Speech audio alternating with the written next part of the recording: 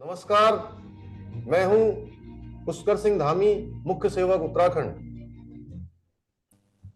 आज समूचे विश्व में आपदाएं कई रूपों में दिखाई देती हैं। विशेष रूप से उत्तराखंड जैसे भौगोलिक क्षेत्रों में इनके प्रभाव गंभीर होते हैं। उत्तराखंड जैसे हिमालयी राज्यों के निवासियों का आपदाओं से संबंध चोली दामन का है और इसलिए समग्रता में हम आपदा प्रबंधन का वैज्ञानिक समाधान खोजने के लिए सदैव तत्पर रहे हैं। इसी भावना से इस वर्ष का विश्व आपदा प्रबंधन सम्मेलन world congress on disaster management देवभूमि उत्तराखंड देहरादून में 28 नवंबर से 1 दिसंबर 2023 तक आयोजित किया जा रहा है। पूरे देश दुनिया भर से आने वाले प्रतिनिधियों का हम सुंदर सुरक्षित उत्तराखंड में बहुत बहुत स्वागत करते हैं। उत्तराखंड है तैयार, आपदा प्रबंधन और नवाचार। बहुत बहुत धन्यवाद।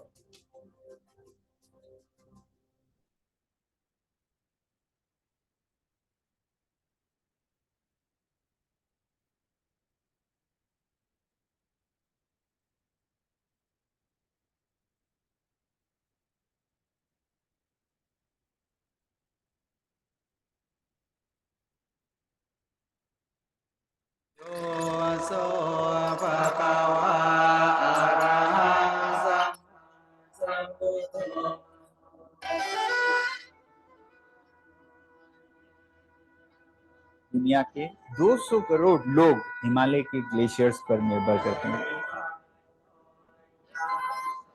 सदी के अंत होते होते 2/3 ग्लेशियर्स खत्म हो जाएंगे। हिमालय में कैसे तेजी से तमाम ग्लेशियर्स जो है वो पिघल रहे हैं। Climate change, Devastating changes, glaciers are melting all over the world. Rising sea levels. Delhi की हवा सबसे ज्यादा प्रदूषित है। वो ग्लेशियर खत्म हो जाएगा तो इंडिया भी जितना भी ये भी रिवर बेसिन होता है वो भी खत्म हो जाएंगे सर। जब आर्टिकल 370 खत्म हुआ तो जम्मू कश्मीर तो एक यूटी बन गया विद लेजिस्लेचर। मोदी है तो मुमकिन है सही में। लद्दाख वो यूटी बना जो लेजिस्लेचर के बिना है। भारत के संविधान में ये 6 शेड्यूल है जिसमें लद्दाख बिल्कुल सही बैठता है। हेलो आ रही है चैनल वहां से ग्रुप और चैनल दोनों माइक से बोलो। तैयारी तुम्हारी माइक।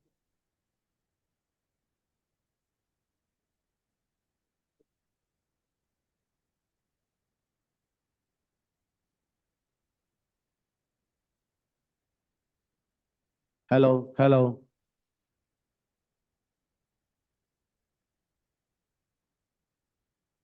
हेलो हेलो मेरी तो आ रही होगी तुम्हें नहीं। ठीक ठीक हेलो हेलो हेलो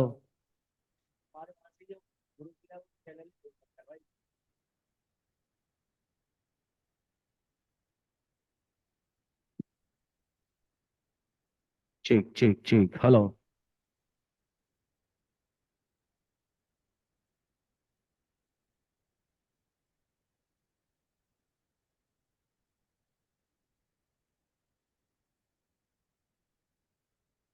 हेलो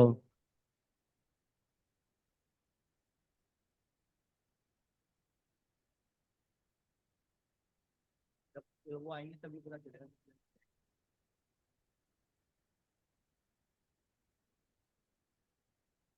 ठीक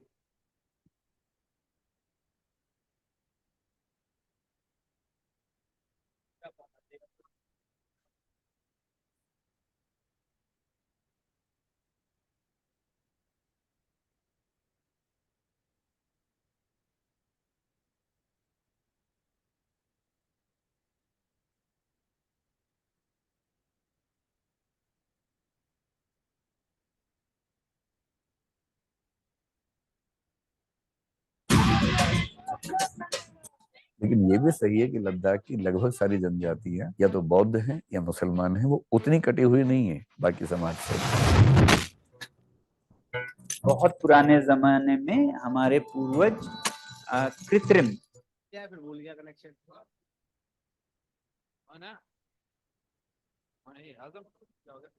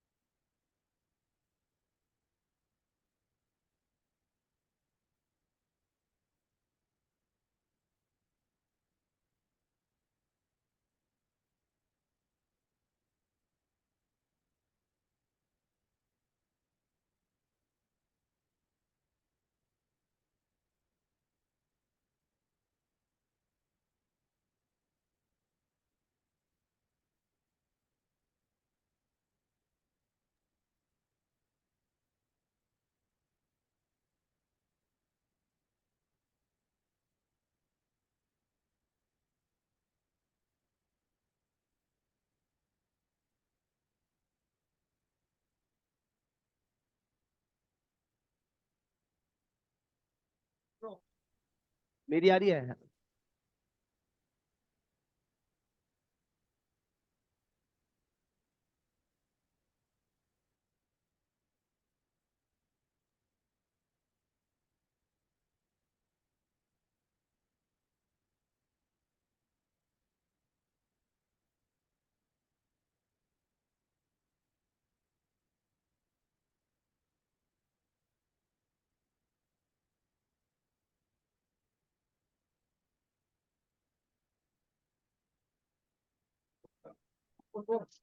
मेरी आवाज आ रही है?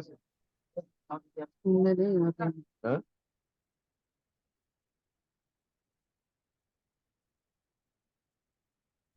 हेलो आजम अपना ये म्यूट तो हटाओ तुम पहले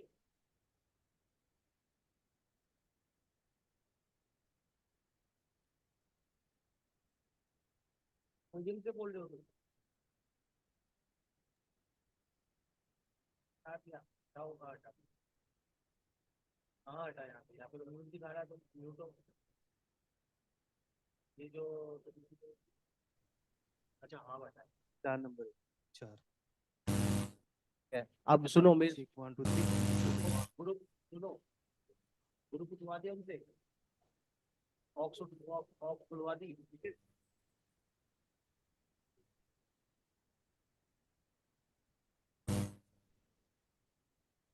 ऑक्स उनको बोलो भैया हमारी ऑक्स खोल के रखो रुक जा मैं आ रहा हूँ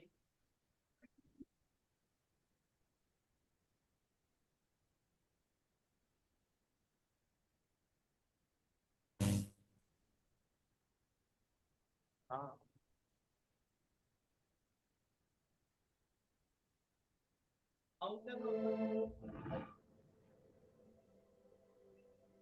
हस्तोत्तरस्यां दिशि देवात्मा हिमालयो नाम नगाधिराजः पूर्वापरो तोय निधि विग्रह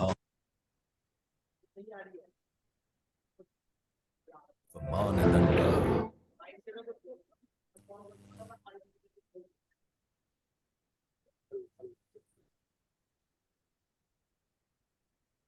हेलो ये कभी कभी ये आता है, देखना।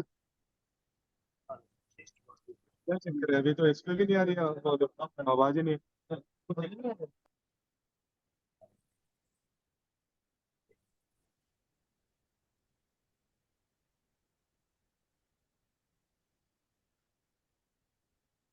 थ्रू स्पीकर मेरे पास तो आना चाहिए ना, जब हमने दोनों ज्वाइन कर रखते हैं तो यहाँ तो मुझे सुनाई देना चाहिए इनकी। सर एक बार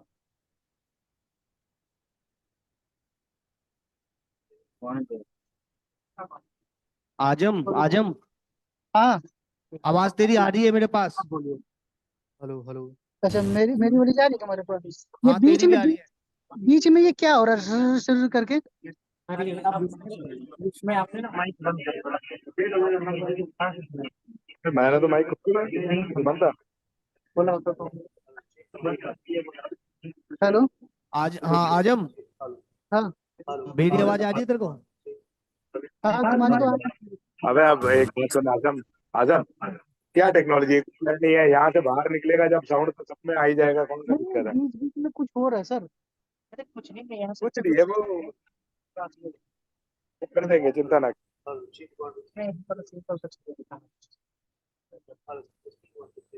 विश्व को एक मंच पर एक साथ आना होगा, नए तरीकों इस पर तरीके से कुछ हो बात रहा करनी होगी, अपने है। अनुभव साझे करने होंगे। और ये सब करने के लिए हिमालय की गोद से यही आ रहा है अच्छी जो मैं दे रहा जगह हूँ। और क्या होगी, क्योंकि सदियों से खड़े ये अडिग हिमालय ही तो हैं जो विश्व को धर्म का ज्ञान, अध्यात्म और योग का पाठ पढ़ाते हैं। एंट्री करो, उसका तो रीजन ये आइए है। 6 world congress on disaster management में कोई ट्रैफिक नहीं सम्मिलित आएगा, हों पैसा करेगा और तो आपदा आएगा ही। प्रबंधन में तो भागीदार गाड़ी बने। कंट्रोल में धन्यवाद। आप ऐसा करो, अपना म्यूट एक सेटिंग। हेलो हाँ हेलो वो तो है, चेक 1 2 जो भी 3। पर्सन आएगा वो म्यूटेड आएगा।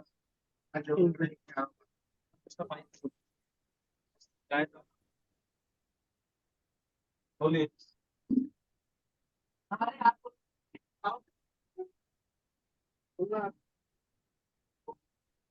होने वाला नहीं। चलो जाएंगे। ठीक है 11-12 बंद कर रहे हैं, आप बैठ करो, मैं बस बोलो।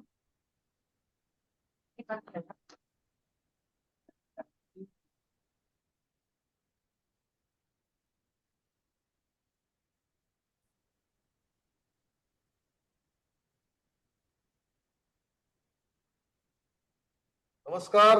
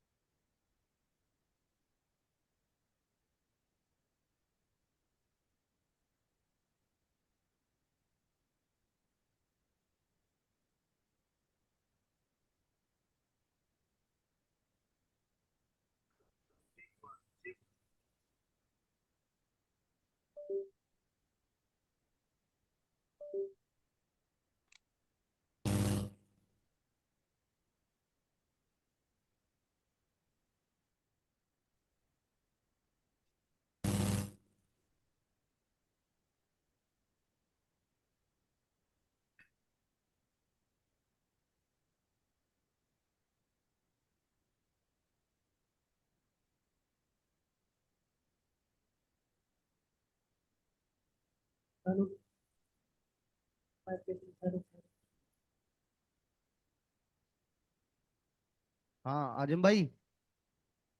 हेलो। हेलो आसिफ। हाँ जी। आसिफ। हाँ बोलो। Hello hello hello hello.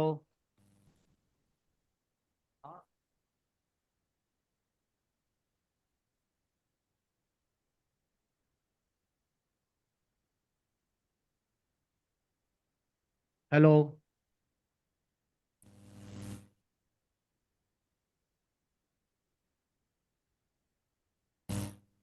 Hello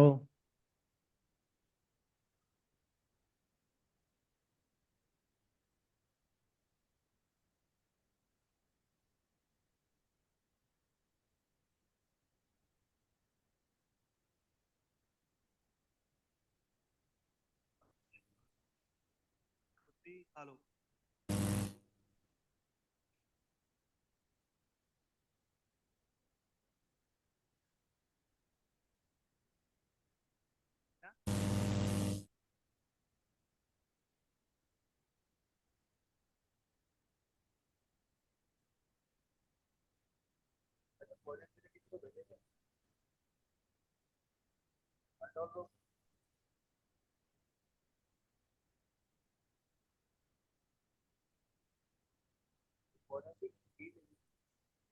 hello hello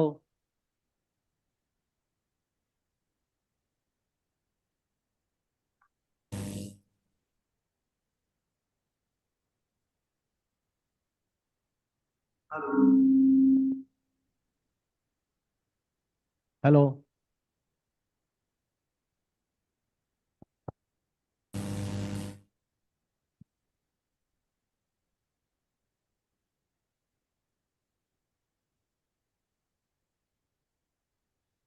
hello hello हाँ जी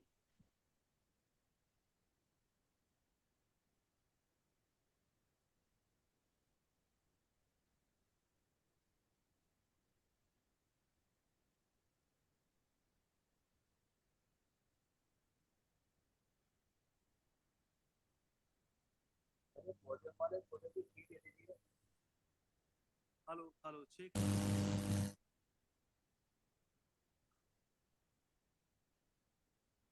तो सारे देखिए माइक है ना सब ऑफ बोल दे तुम्हारे ग्रुप की जो तुमने ग्रुप लगवा रखा है या ऑडियो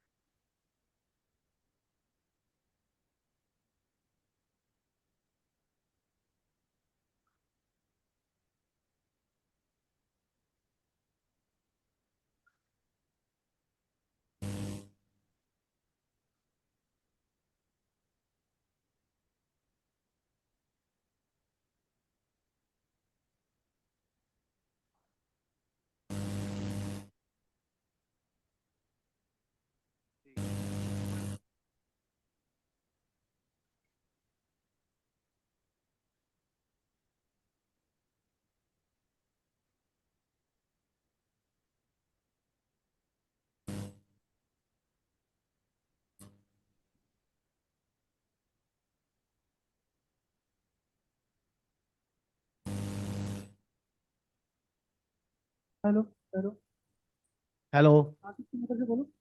हेलो हेलो हेलो आ रहा है आसिफ मेरी आवाज आ हाँ रही है? तुम्हारी आ रही है मेरे पास आवाज प्रॉपर आ रही है? हम्म थोड़ा साउंड देना यार। थोड़ी कम है आवाज साउंड दो। तुम्हारी ग्रुप बढ़वाओ हेलो हाँ ठीक है अब इधर से मेरी हाँ वो ठीक है इधर मेरी से आवाज आ रही है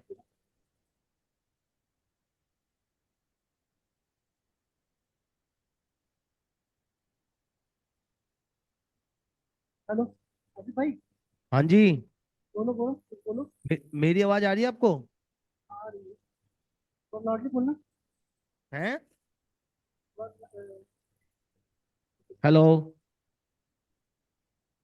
एक आसिफ भाई लाइन पे रुको।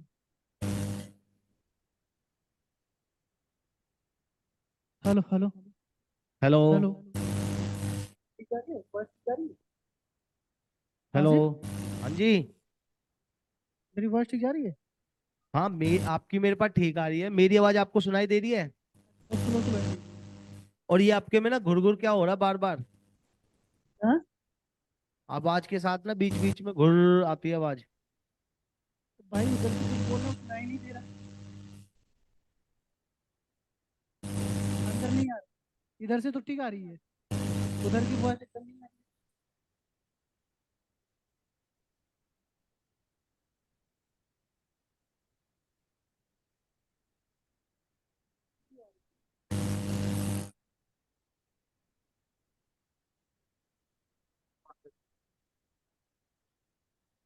हेलो। ठीक ठीक ठीक।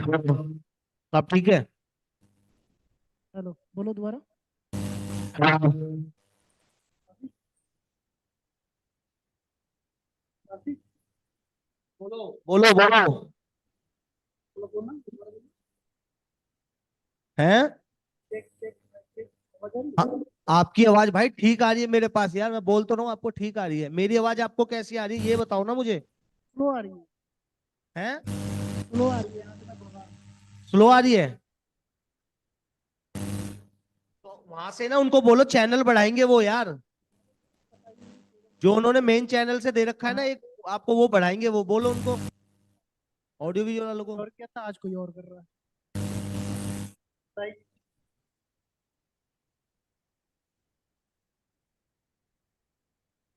भाई उधर से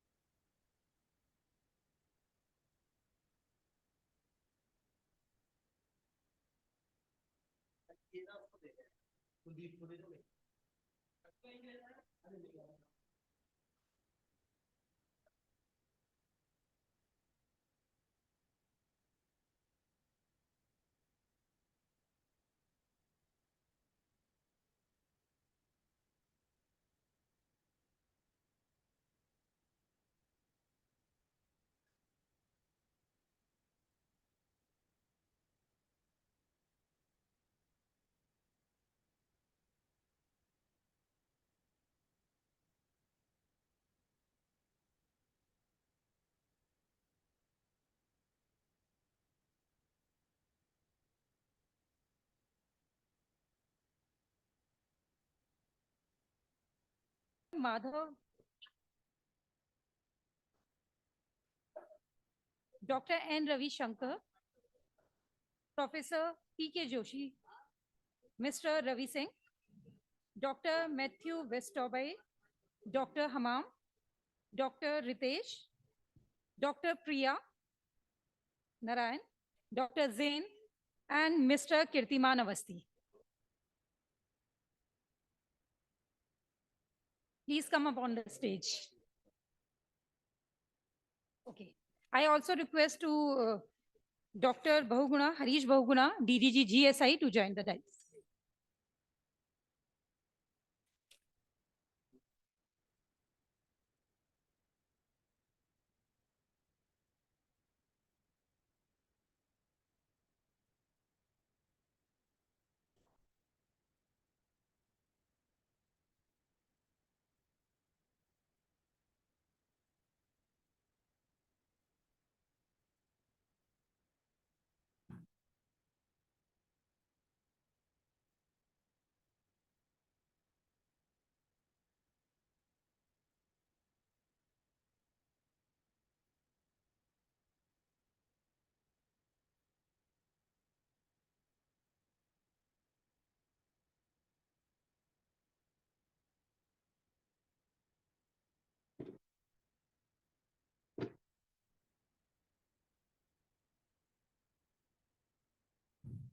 Good morning, ladies and gentlemen.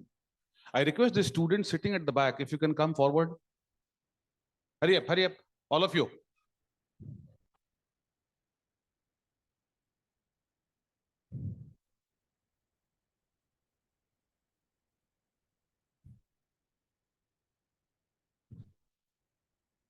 There are two very important concepts of life. One is that is called FMA. One is the fast movers advantage, and second is first movers advantage. So please take a seat. Take a seat on the front. Hurry up.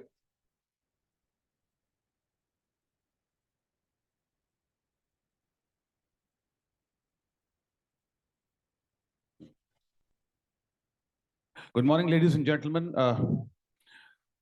With a very, very broad smile, broad shoulders, and of course, very, very open heart, we welcome you all to this second day of the 6th World Congress on Disaster Management. Yesterday, it was a wonderful day for all of us. And then the evening was even more beautiful when our stranded labor colleagues, they were excavated out of the tunnel at Silkyara, Uttarkashi. What a day for us. I believe it was a kind of prophetic and pious day for us. Wish that we would have started day before yesterday. They would have come out day before yesterday. The team from NDRF, SDRF, we welcome the commandant. Sir, hats off to you and your team. Ladies and gentlemen, I extend a very warm welcome to all of you to the second day of this wonderfully organized Congress. I take this as a matter of personal privilege and opportunity to extend a very warm welcome to Dr. N. Ravi Shankar, the former Chief Secretary of the state of Uttarakhand. Gentlemen, he was involved since inception in the formation of the administrative setup of the state, former Principal Secretary Higher Education, and then finally rose up to the level of the Chief Secretary of State. Sir, on behalf of the organizing committee, on behalf of Graphic Fraternity, on behalf of WCDM, we extend a very warm welcome to you. A similar welcome to all learned fraternity colleagues on the dais and off the dais. We wish you a wonderful plenary session. Thank you.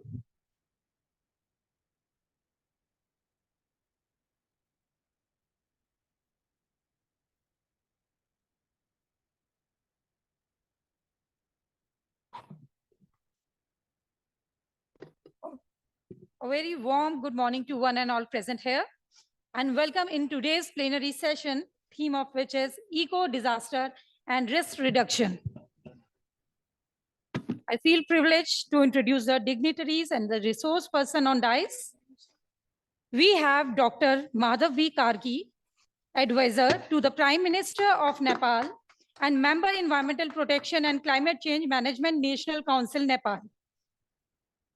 We also have Dr. N. Ravi Shankar, former Chief Secretary, Uttarakhand, and Chancellor DIT University.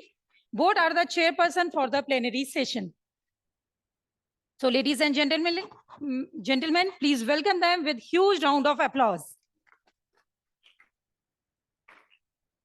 Next, we have Professor P.K. Joshi, School of Environmental Science and Special Center for Disaster Research, JNU, New Delhi, as co-chair of this session, and Mr. Ravi Singh, Secretary General and CEO, WWF India, as keynote speaker. We have 6, even 7 panelists on dais. Dr. Matthew from University of Plymouth, UK. Dr. Hamam from Cameroon. Dr. Harish Bhoguna, DDG, Geological Survey of India. Dr. Ritesh Kumar, Director, International South Asia. I think he's not present, I'm sorry. Dr. Priya Narayan from Urban Development, WRI. Dr. Zain from Kenya Forest Research Institute. He's also not there, sorry. And Mr. Kirtiman Avasi, Advisor, Indo-German Biodiversity Program. Sir, ma'am, we are pleased to have you on stage. Now I am hand over the session to our chairperson. Sir, please chair the session.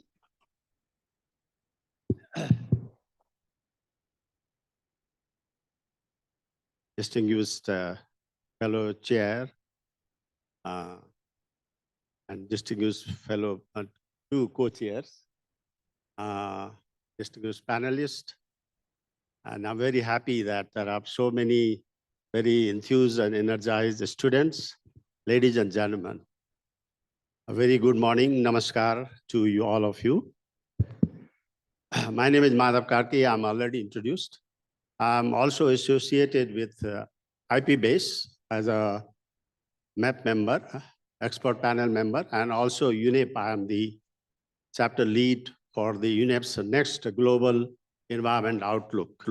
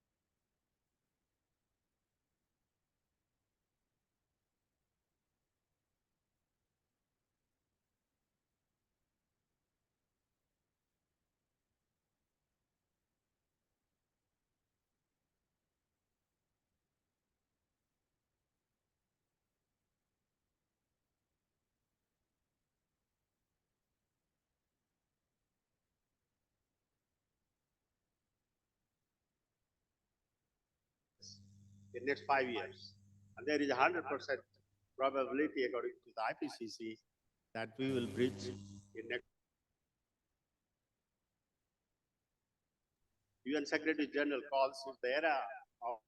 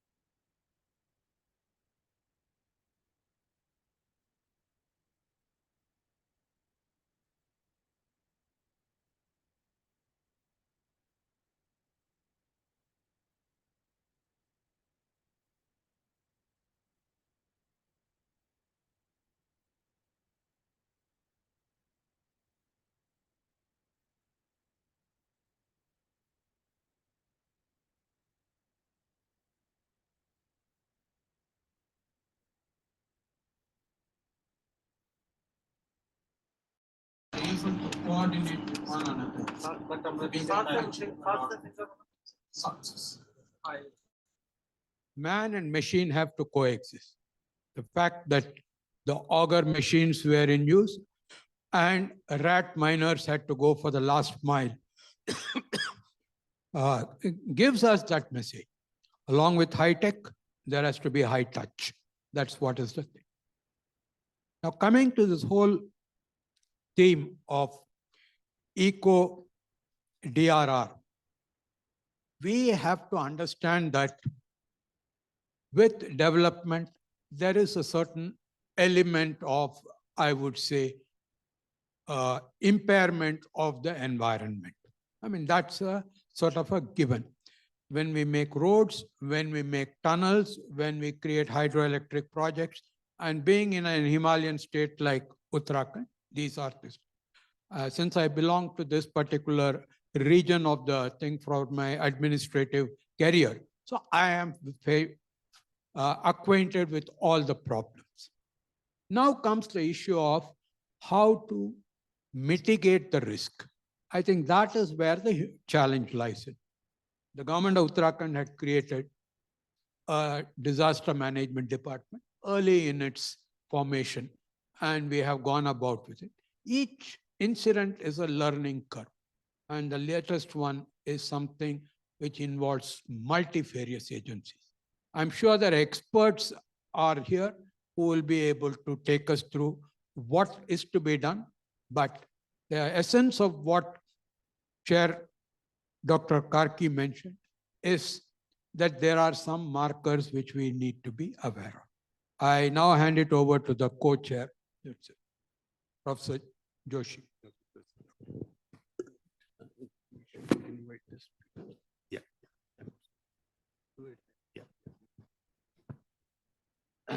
So according to our program and just to manage our time best, I will request the two distinguished co-chairs to provide the summary of the panel discussion. So without further ado, we are very fortunate to have Mr. Ravi Singh, the Secretary General of WWF of India, to give us a keynote speech. And as you said, his motto is to work for others to make a better future. So with the floor is yours, Mr. Ravi. Yeah.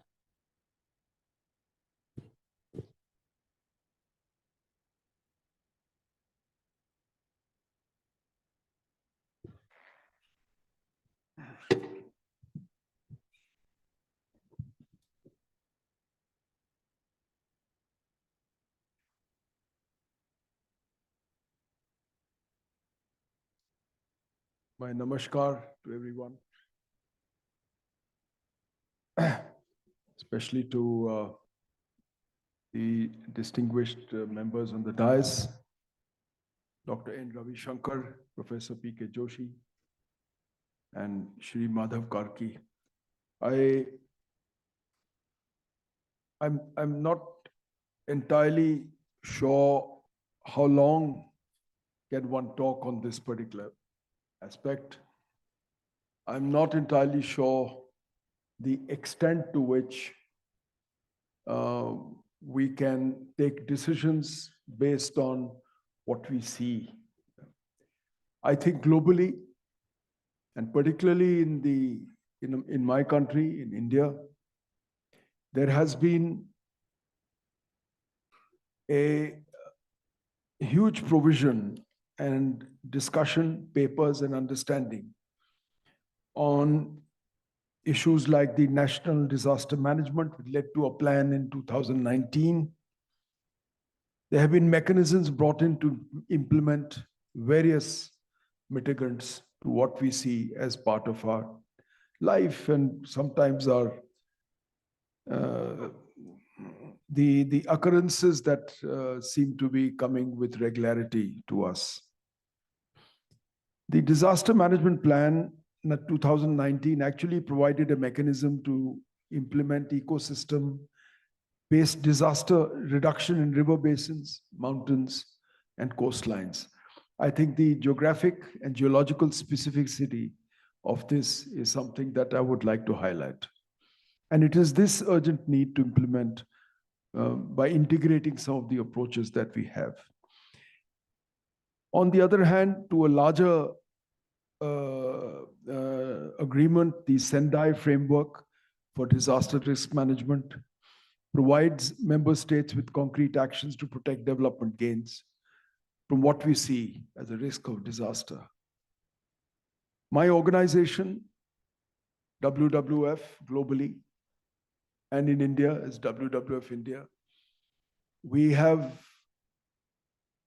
some understanding. We can't say we have an entire understanding, but we have some understanding of the ecological changes that are coming and are evident to us. Some years ago, we were not permitted to talk about severe or extreme weather events to connect them to climate change. The reason was, if you recall some of the discussions that were happening 15 years ago, that scientifically it was difficult to match the two. Today, the regularity of these extreme events, incidents, is actually pointing to a certain index, very similar to, if you study zoonotic diseases, is that the regular occurrences of these issues is actually forming the way we should try and understand our future and to mitigate against all the issues that come ahead of us. And it is in this regard that we see increasing degradation of our ecosystems, the following declining living planet index, and issues relating to aspects such as the pandemic. WWF publishes a living planet index every 2 years, which we have been studying and publishing since the mid-60s. The populations of wildlife, fish, birds, mammals, amphibians, and reptiles over this period of time have fallen by an average of 69%, well, in less than 50 years. The Freshwater Living Planet Index shows that our freshwater biodiversity is declining faster than what is happening in the oceans or forests, with a record 83% decline in freshwater species in the period of indexing, which is 1970 to 2018, which basically means an equivalent of 4% decline per year since 1970. Some of these are not necessarily related to aspects of natural disasters. Some of these are not related to some subjects that we are enjoined with and discussing. But if you take a larger view of it, this is part of what is happening. And this establishes the report that, which the latest one establishes, the report was in 2022. It establishes and confirms that the planet is in the midst of a global emergency. The interlinked emergencies of climate change and loss of biodiversity hold the key to our actions. We must stop treating these emergencies as two separate issues, because neither can be dealt with effectively. Now, this is the basis of what I'd like to talk about. That what we are dealing with is a much larger issue. Some of it is, there's a line that says that perhaps it's out of our control, but we believe, and we believe together with a large number of organizations across the world, that positively we can make a difference, we can contribute, we can make a change to some of the indexes that we see. Nature is essential to regulating climate change and reducing disaster risk, providing food, water, and other vital resources, and avoiding the emergence and spread of diseases. Nature, as we see it, is also a source of solutions. And therefore, one aspect I'd like to talk about is that the nature should be seen as an ally for disaster risk reduction and climate resilience. These aspects, the power of nature for enhancing our planet's resilience, is recognized by the 2030 Agenda for Sustainable Development, the Paris Agreement on Climate Change, the Sendai Framework on Disaster Risk Management, as well as the UN Convention to Combat Desertification, the Convention on Biodiversity, the Ramsar Convention on Wetlands. Now, all these commitments are enjoining us to look at our planet in a particular way. We now need to translate these commitments into action. Well-managed ecosystems, such as wetlands, forests, and coastal ecosystems, act as natural infrastructure, reducing physical exposure in many hazards and increasing the socio-dynamic resilience of people and communities by sustainable local livelihoods. Some of these issues we have seen, these examples, the bulwark of mangroves on our coastal areas, in the Sundarbans, the protection by these ecosystems to prevent induction of both the the cyclonic effects, as well as salination into some of our coastal areas. And these are well-known aspects. And these, in a way, contribute to some of the issues that we can easily form through public action, through government action as bulwarks to prevent some of the disasters from taking place. Ecosystem disaster-related can be combined with hard infrastructure approaches and actually looking at aspects such as dikes and approaches for what I have earlier mentioned. There are some suggestions I have in this regard, that disaster risk reduction and climate change adaptation could make optimal use of the services provided by ecosystems. While this ecosystem management approach has been reflected in all relevant global frameworks, the translation of such commitments to national and local levels faces institutional and other barriers. These are not difficult to overcome.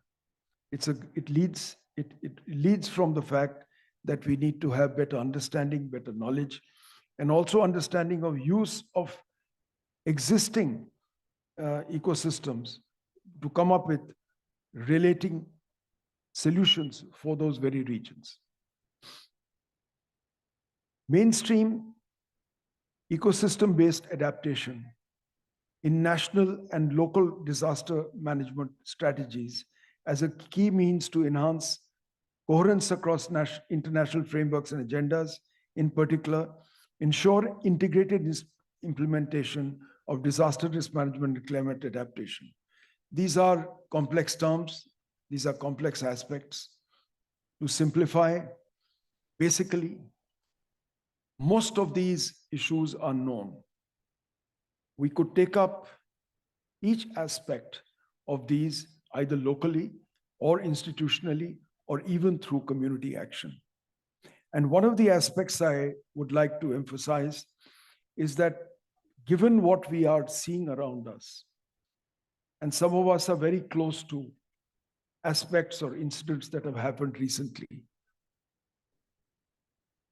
Himachal Pradesh, the inundation, rainfall, the issues of what we faced in Sikkim, the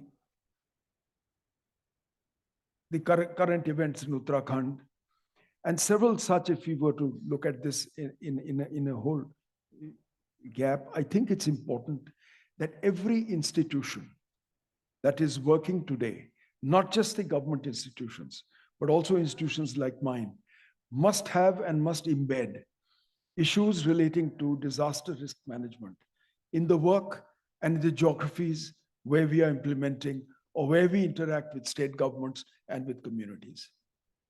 Because sometimes it is very, very difficult to respond within the period of 24 and 48 hours without having the wherewithal or the rehearsals or the discipline to be able to respond when these kind of aspects happen. And there are long-term issues that take place. I'll take one example. My organization works in the Sundarbans, and we have been integrating our work in that area for over 30 years, perhaps even more in specificity. When we see the after effects of cyclones, it is not just the fact that there has been immediate destruction. There is saline water induction deep into the areas which affect the rice growing capability of those areas.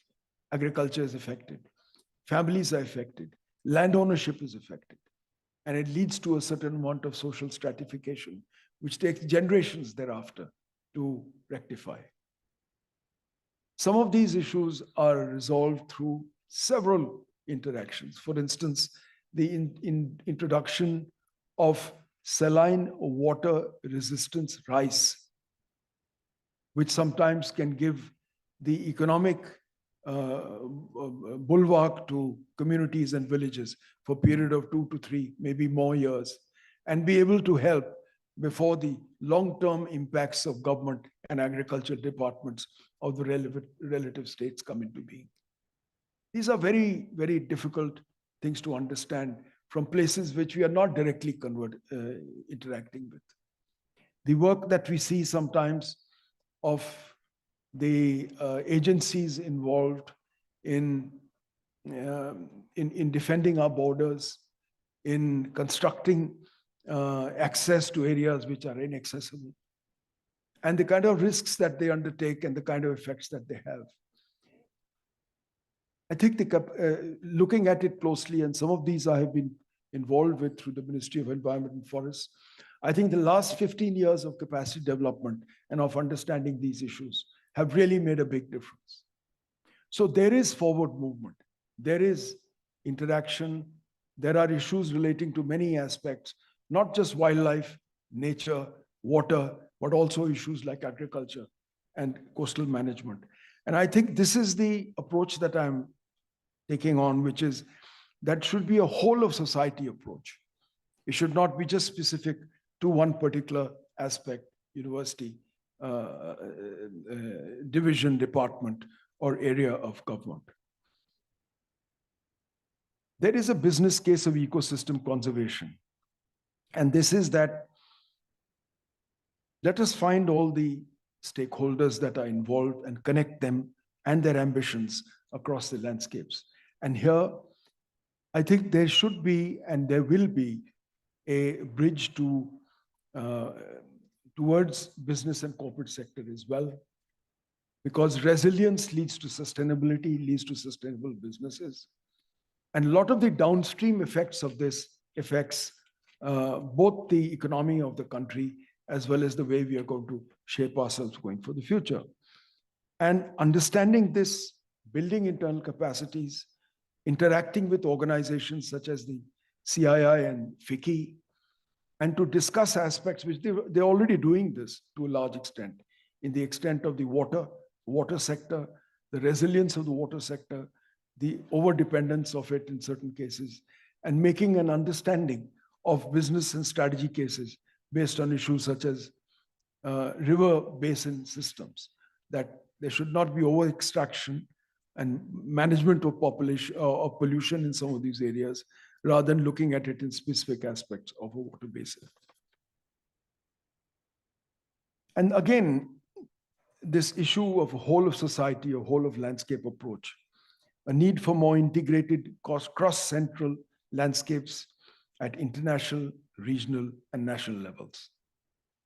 And therefore, there needs to be a paradigm shift required towards integrated solutions where biodiversity conservation and ecosystem services are incentivized and enhanced through sectoral policies and investments. I think many of us, and I think organizations such as WRI as well, others who are represented here, IEMS, also talked about issues of ecosystem services approach to many of these aspects. And therefore, a greater understanding of this, a greater discussion around these issues needs to be done, is being done to some extent, and I think we need to bring a few solutions to board at this point of time. I'll give you a solution attempted not so far away from where we are, to be able to revive the dead tributary of the Ganga by creating certain solutions for both the irrigation department as well as the agriculture, the agriculturists and kashkars who are using that area, and to revive this river, leading to a better management of water tables in that area, and as well as a great pride in the fact that we have revived something that was probably lying dead for 100 years or so. These issues, small aspects, could be taken on in different parts of India as being looked at in several aspects by different organizations. My organization is working in a series of cascading lakes in Karnataka near Bangalore in a place called Bashithalli, where revival of wetlands through a systematic understanding of the flows and seeing what are the flows that need to be stopped, what are to be gained, and what is the downward aspect that will benefit all the communities and villages on it, ultimately increasing the catchment and the flow into the Kaveri. You hear a lot about this with regard to Bangalore by itself, or the wetlands and the lakes that are polluted and stopped, etc. That is one aspect. That's a smaller aspect to it. But the actual flow, which needs to be revived, can be done and entirely sometimes by village panchayat and citizen action. And this is a proven area. Maybe it's a small example, but there are several such examples can be taken on all through. There's a need for reformulation and paradigm shift from single hazard and single sector perspective to a multi-hazard, multi-sectoral, and systemic risk perspective. I think I've spoken a bit about this, and I'd say that this twin tact resilience strategy can be built on knowledge, can be built on warning systems, science, and also practical knowledge. My request to all of you, in your own way, is to look at knowledge and capacity building.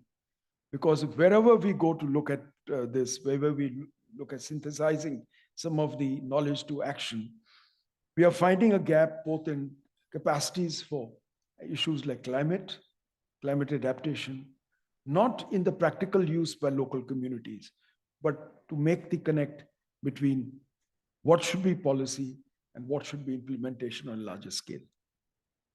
So this aspect of development is important. And I think capacity building is something that organizations where we are standing today are actually conducting. I would bring about the issue of reducing agricultural vulnerability of agricultural communities in different parts of India by deploying agri-tech tools to help them alert on weather vulnerabilities and improving economic resilience. Sometimes simple application of apps which are able to show the areas where water may be accumulated, even looking at maps of single fields, agricultural fields, to see where water could be extracted or what leveling could be done to improve production. These things are available today. It's science that's available. It's available through Government of India's agencies and can be applied all across India. And these make a huge difference to the confidence of the agriculturist and those who work in these areas. And some of these things we have seen ourselves. I've had examples from Jalna in Maharashtra, Chhindwara in Madhya Pradesh, Aurangabad in Maharashtra again, and some other parts of Gujarat near Nal Sarovar, and one or two areas, others that I could show. But these are examples that we could have, which are not necessarily only related to the areas we are close to here, which are the mountainous areas and the Himalayas of India. Sometimes where we stand makes a difference of our understanding. In Delhi, it is very difficult to sometimes make people understand the challenges of coastal systems and marine systems.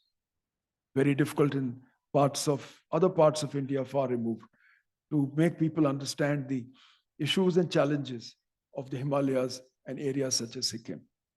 And these are issues that are important.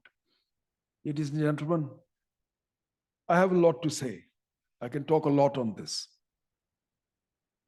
I would remind you of many incidents. Maybe I'll take one example. It is documented by explorers of the Himalayas. I'm part of one such institutions who looked at the Sikkim Himalaya, and they found, documented one stream that went in something close to less than 10 miles, coming vertically from near Arctic conditions to tropical conditions. In less than 10 miles. What it means to an ecologist, what it means to a person who is a conservationist, person who cares for India, is that these kind of ecosystems are very difficult to see and replicate. There are colleagues, there are guests here from Africa, from Kenya, from Cameroon. They know they understand and come from this kind of a cultural heritage. Now, we have to stand that we do not lose these things, that we don't lose them right up there and don't lose them downstream. Because these cannot be replicated anywhere in the world, are unique, and are actually national and international monuments to this great planet. Thank you. I hope I could talk a bit about what really is committed to me. I would just say that some of these issues that we discuss here today, let us take them into action. Let us take personal responsibilities and commitments, what we could take ahead as individuals, as members of institutions, as leaders. And on issues such as, which are difficult to work on, wetlands, high altitude wetlands, on areas of, on the coastal aspects and mangroves and all. Wherever my organization can take this on, we'll take the commitment. Wherever we can work with partners, we can take that on separately. Thank you. Thank you very much. Namaskar.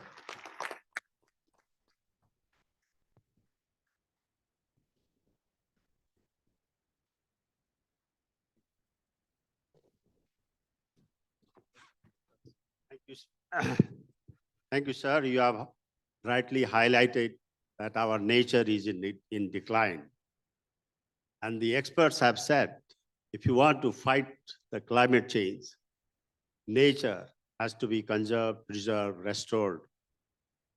But our nature is currently declining. Therefore, he has rightly pointed out that it is affecting the purpose of eco-DRR. The purpose of eco-DRR is buffering the nature's capacity to fight climate change, supplying ecosystem services, and also improving its supporting services. So he has also pointed out a way forward. I think that he has pointed out that we have to restore degraded ecosystem, degraded nature, degraded river system, and we have to mainstream DRR into our main policies. We have to implement in a collaborative manner. We have to work together and we have to work harder. And I think he has also pointed out that we have to also do advocacy, and his organization, WWF, is an excellent example. Without further ado, now I would like to call upon our speakers, and I would like to request our speakers to limit their presentation within 7 to 10 minutes so that we could have some time for Q&A. I would like to apologize to one of our speakers who will be providing her speech through video, that her video will be played last. So first, let me call upon Dr. Matthew Westboy. I hope, and he comes from University of Plymouth, and he is a geomorphologist by training. Matthew, the floor is yours.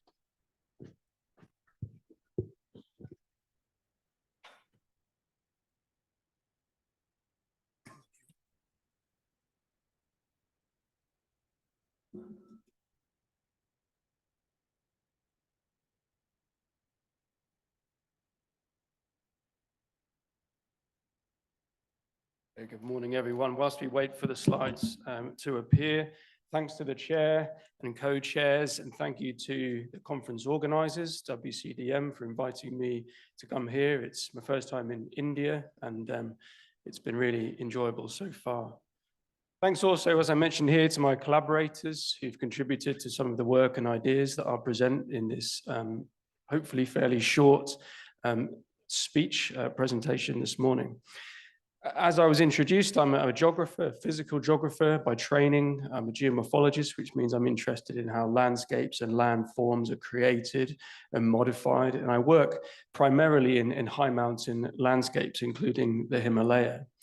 And when I was putting these slides together, I was trying to reflect on how I can communicate or talk about what I do through the lens of eco-DRR, which isn't a concept I must admit I was too familiar with initially, but the more I researched it, I realized that actually there are a few things that I could probably talk about and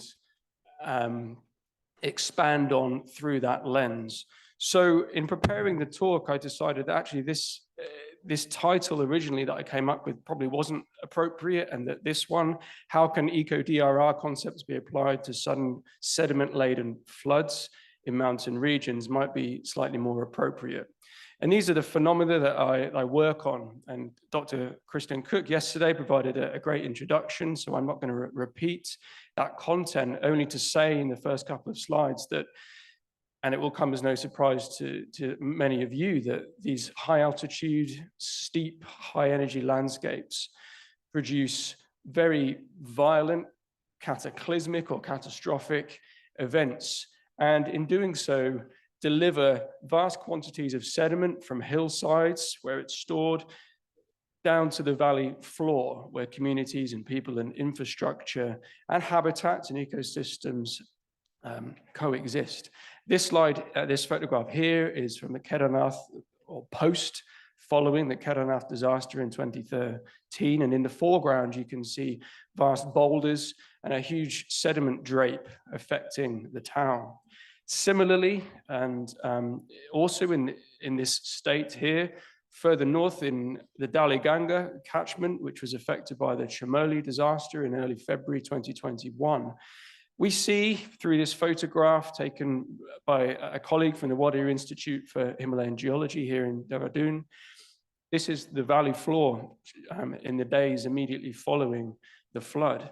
What we can see is that the river is still there, but it's had to carve its way through these new flood deposits. And many of those you can see here, if you can see my cursor, on the valley side, slightly above the river, is a new sediment drape. And this is material which, until a few days previously, had been perched on the hillsides fairly happily. Now it's in the valley floor, and the river system, the fluvial system, is going to try and evacuate that sediment. And it's generally fairly effective at doing this. And this has implications downstream for the management of water and sediment and ecosystems.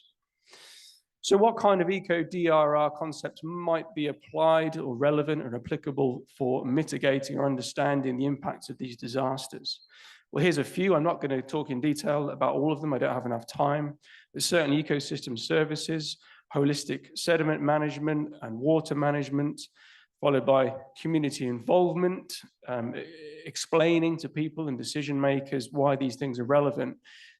Certainly from a recovery perspective, and that's something that I'm quite interested in, is not just mitigating the initial short, sharp shock of a landslide or an avalanche or an outburst flood, but actually considering what happens in the years or decades following these big disturbances to these systems. And that's something that I think, in my opinion, has not been investigated in nearly as much detail as we need to. So a longer term perspective is important. Some examples then, I suppose, if we're thinking about events which deliver vast quantities of material to valley floors, then land use planning and considering the role of ecosystem services becomes important. Afforestation, the restoration of these ecosystem services through the planting of trees and careful land management is important, certainly in the foothills and middle Himalaya, where we have heavily forested slopes, which can perhaps be useful for mitigating slope instability and the long-term delivery of sediment to the valley floors, and landslides, which deliver sediment very quickly. Fine sediment is really important. It's important for sustaining ecosystems. It's very important for nourishing floodplains much further downstream in these catchments. Immediately after the 2021 Chamoli disaster here in Uttarakhand, about 24 hours later, these kinds of stories were emerging on the news. And bear in mind that New Delhi is hundreds of kilometers away from the source of this flood. But elevated suspended sediment yields in the canals which serve Delhi and the agricultural land surrounding it, there was a lot of disruption, and water treatment plants were overwhelmed because This elevated sediment load following this disaster was something which hadn't been considered adequately by practitioners, hydrologists, and water management professionals.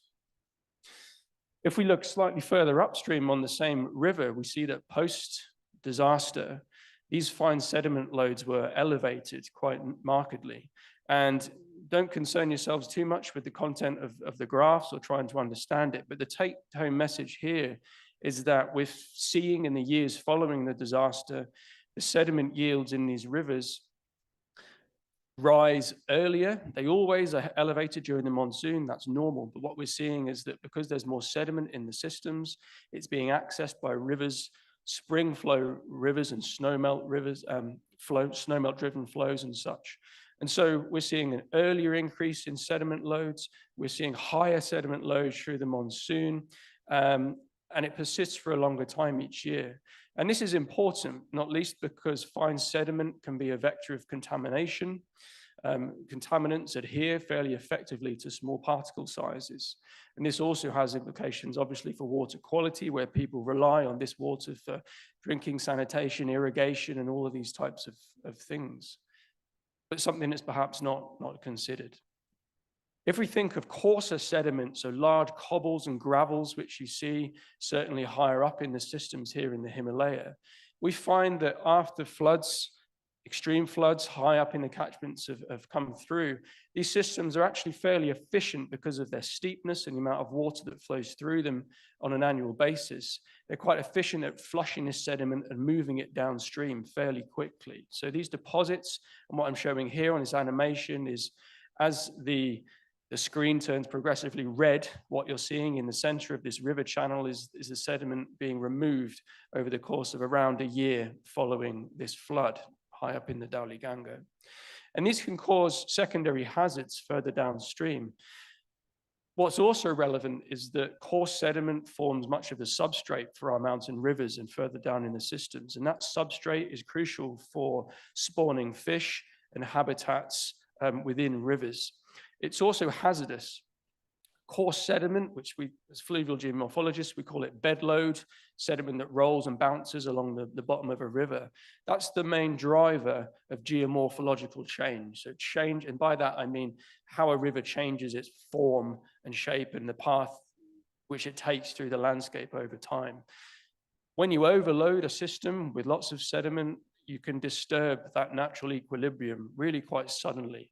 This photograph on the right-hand side is a picture from the UK, where I'm from, and it's an example of a very old bridge which has been destabilized and ultimately collapsed because of a perturbation, a sudden change in the sediment flow in that river, which has caused riverbank instability, with the upshot being that the bridge has ultimately become unstable.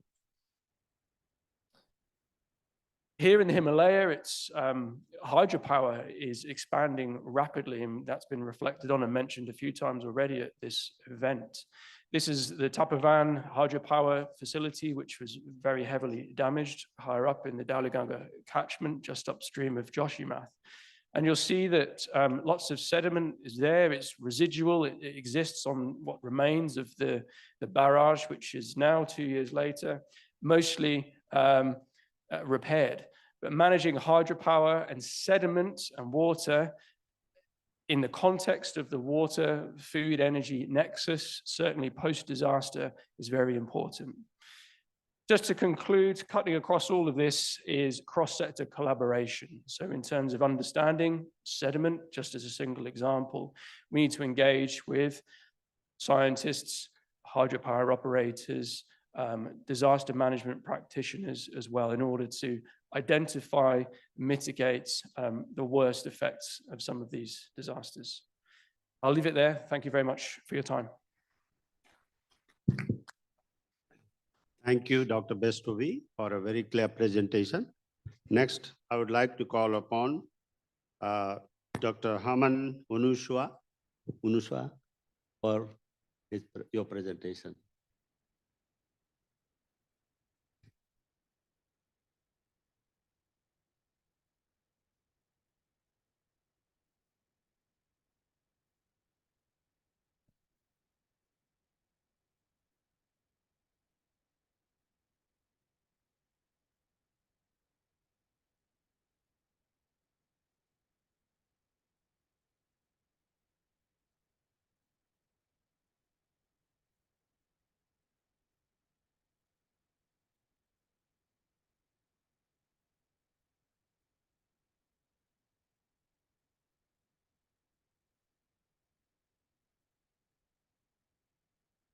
since Dr. Haman has to upload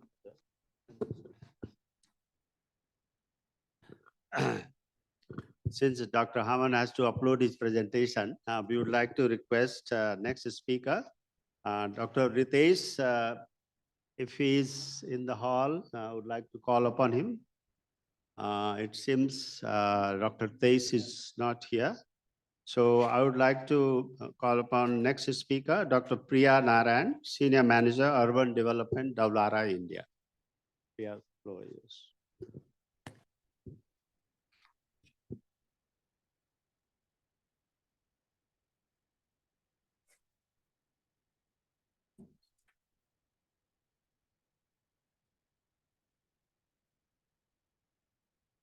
Good morning, everyone. So the presenter before me talked a fair bit on the geomorphology and the context for what I'm going to jump deeper into.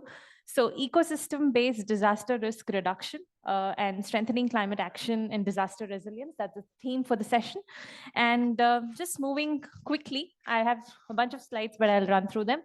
So the impact of climate change in India itself. So these statistics are alarming. Everybody knows it. India is the third most disaster-prone country in the world, 2% of GDP loss due to natural disaster alone. And almost 160 million people of India would be water stressed by 2030. So these are some alarming statistics, and this is across India, not specific to any state. And what are we doing? The cost of inaction is on infrastructure, health, lives, livelihoods, and there are majority of examples through the course of this year where our infrastructure damages has been humongous on our economy. And then there's health, lives, and livelihoods. But there's one thing that I want to bring and I want to highlight to really the younger generation. We are sitting in a university, that there is vast opportunity because 75% of India's infrastructure is yet to be built. I mean, by the 2050 infrastructure, we are still building on it.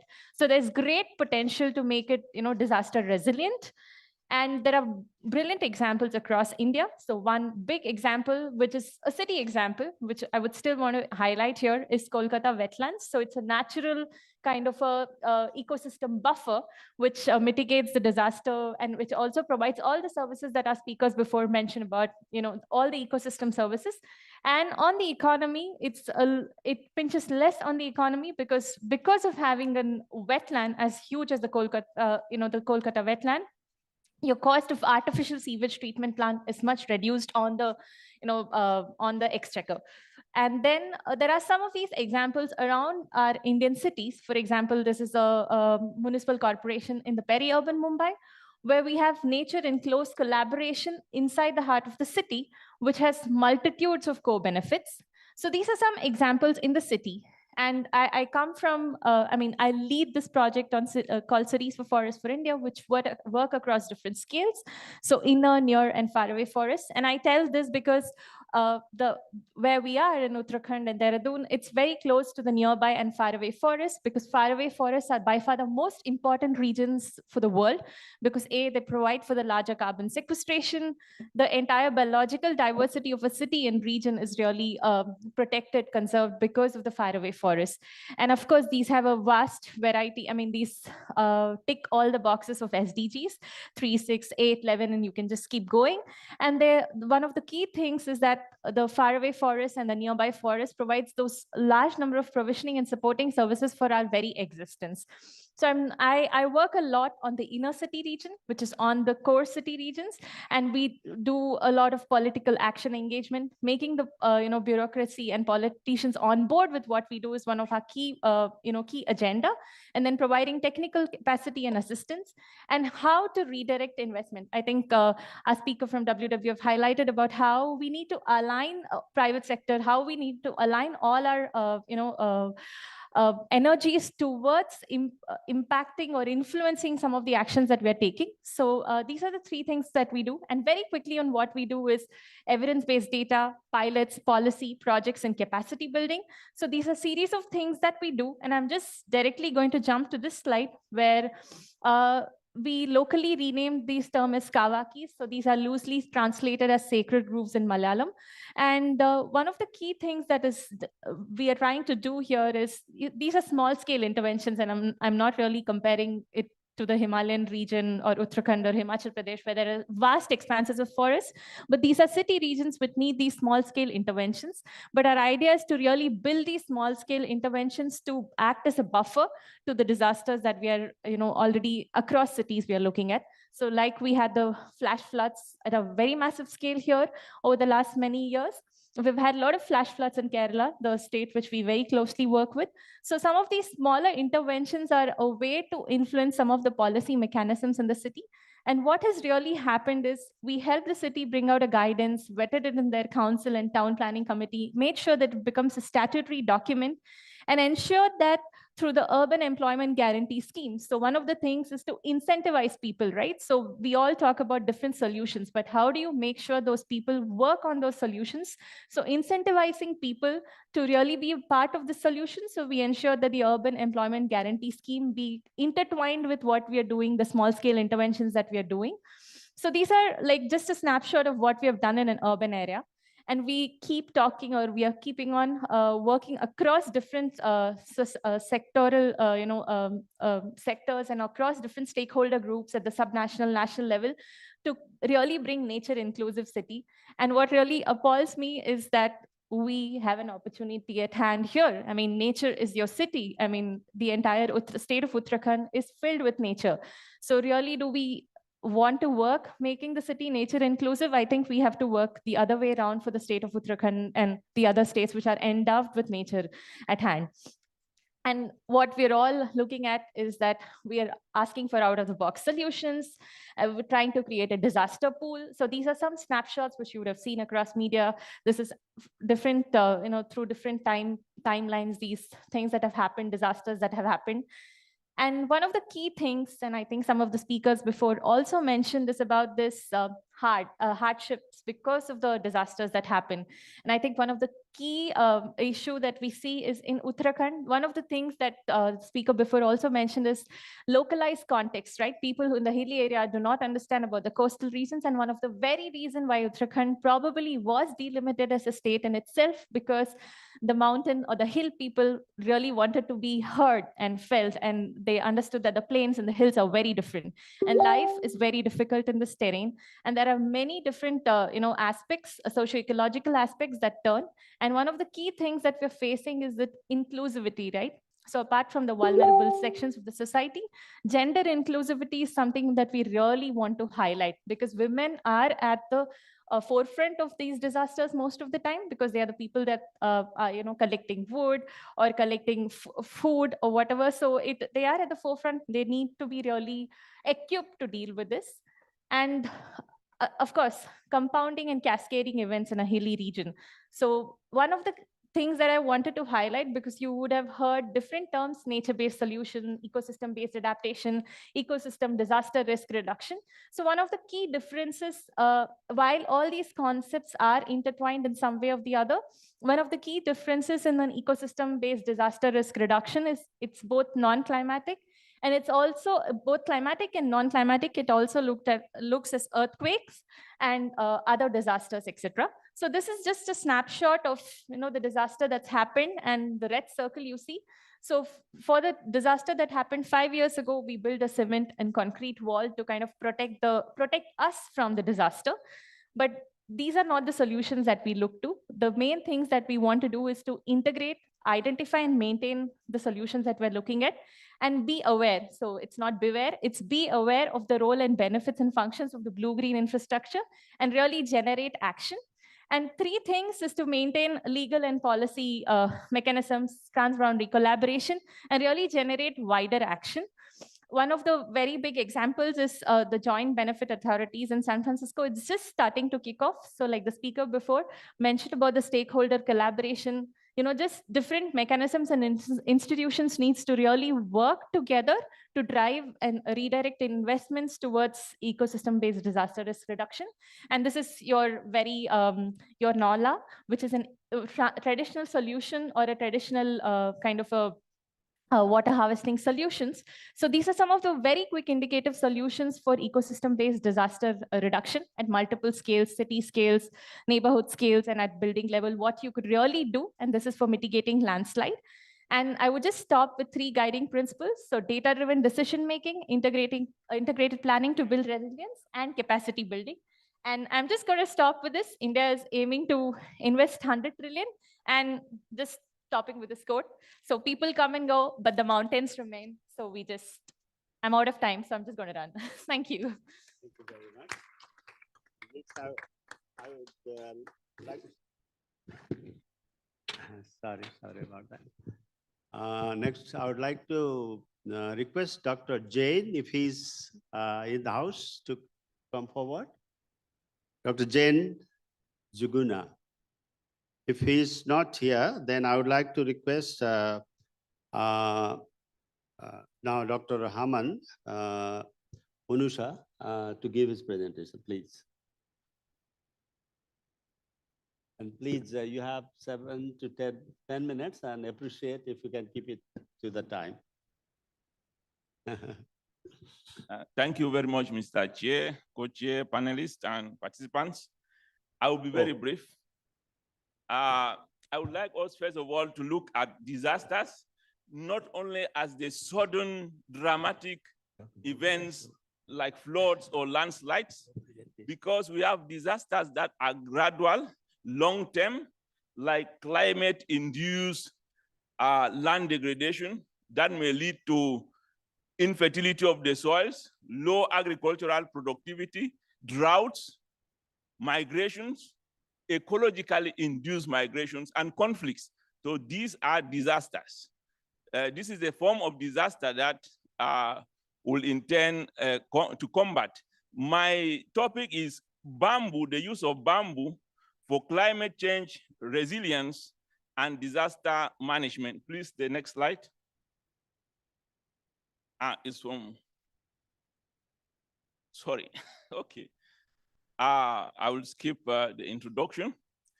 Now, when you look at that map, at the northern part of Cameroon, the Sudan or Sahelian region, we have a dam that we call the Lagdo Dam.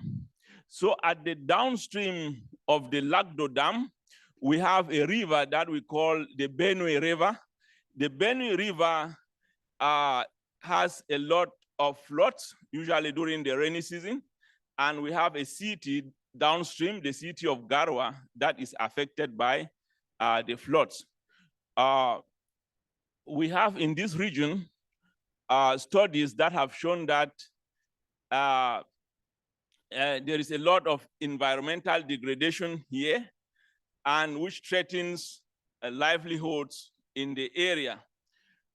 We have a program which we call a restoration initiative, in which we use bamboo to restore some of these degraded land. So the program is run by the Ministry of Environment, Ministry of Forestry, IUCN, and the International Bamboo and Rattan Organization, the INBA.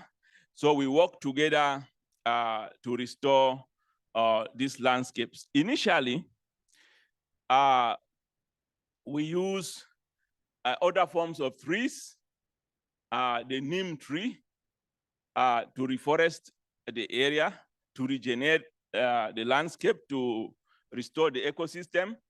But we later saw that the use of bamboo can do a better job, because I don't need to overemphasize that bamboo, the root system is very dense. It can hold firmly on loose soils, and it grows very fast even after being cut. So we introduced bamboo to local farmers, to do restoration of degraded landscapes within that area. So this is the problem that we were trying to solve. I already said that in the northern part that we have the Lagdo Dam. So at the downstream of the Lagdo Dam, you can see what is happening there. There is the erosion of the river banks, and damages are caused. You find a tree down sapping of the river banks. The trees, they're easily they fall down, and the banks were not stabilized. So we look for an alternative. At first, I said we use the neem tree. The neem tree is a big tree, and sometimes when it's on the banks, it may not really stabilize the banks as we needed. So now we resorted to the use of bamboo. How do we do this? We use many approaches. I don't need to overemphasize on that also, but the main idea is that we use bamboo to prevent soil erosion, to restore the soils, and then to prevent the collapse of the banks of the rivers, and to increase, to prevent the increase of silting, the river silting. So here we use these small canoes to transport the bamboo, and along the banks of the river, we can be able to even plant bamboo at the slopes of the banks of the river to stabilize it. You know, bamboo is very light wood, and it can grow firmly along the banks of the river, as well as on the slopes and the floodplain. So there, we plant the bamboo here, and you find it grows well. We have the nursery, the transplanting, and that's the fresh shoots of the bamboo near the river, on the river banks. And we succeeded actually in stabilizing the river banks from collapsing and causing silting and, you know, causing floods in the area. So this is the last slide, Mr. Chair. We'll encourage the use of bamboo because we have experience with this program of using bamboo to restore the landscape. So it helps the soils to bind well. The root system is very dense, and it holds grip on the soil. So it can even regenerate some rivers. So we try to plant bamboos on watersheds. In the watersheds, it encourages infiltration, and the flow of rivers can be increased as a result of the growth of bamboo on the drainage basin. So, Mr. Chair, I think I will end here to say that we can be able to prevent natural disasters by the use of bamboo, especially in the coastal areas, to restore and to prevent the collapse of slopes and the collapse of riverbanks, just by the use of bamboo. So this is my simple and short presentation. Thank you very much for your kind attention.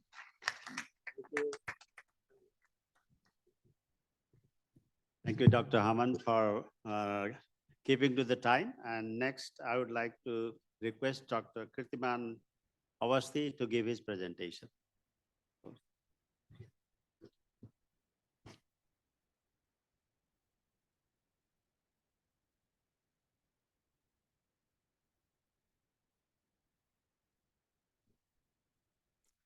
Thank you, Chair. I do not have presentations. I will just have a few points to share. Good morning, everyone. A wonderful audience. And thank you, Mr. Ravi, for your inspiring keynote address in the morning. And I picked few terms from there, especially translating commitments with action, the global commitments with action. And a lot has been talked about the ecosystem-based approaches. The concept exists, it's proven, it has been demonstrated. But what are the key success factors for translating this concept, which allows global commitments translated into action? What are the key success factors that will allow the scaling of such effort, which promotes ecosystem-based approaches for disaster risk reduction or climate action as well, climate adaptation as well as climate mitigation? what are the success factors which will allow mobilizing financing, which is important for scaling up the effort, which promotes ecosystem-based approaches. What are the success factors which will promote, and the speakers have talked about, the community participation, which also supports the community livelihood, along with promoting conservation of the biodiversity of the natural ecosystems in region. What are the success factors that will allow integration of these approaches, the ecosystem-based approaches, into the development planning process at different level of governance and also in different sectors? And it's also important because Mr. Ravi Singh also talked about integrated approach, integrated solutions. And to have integrated solutions, it's important to mainstream integrate this particular approach in different sectors so that they can come together to provide integrated solution at different level of governance. What will be the success factor that will allow different actors to come together to support integrated solutions, because their involvement and engagement will also be important in scaling up the whole effort. And this is what at GIZ, as part of the Indo-German Technical Cooperation, we have been looking at how do we support some of these success factors by engaging with the government partners, with non-government partners, with community-based organizations, with Panchayati Raj institutions. And the learning so far that we have in terms of scaling up such efforts, to our understanding, there can be multiple approaches, multiple entry points.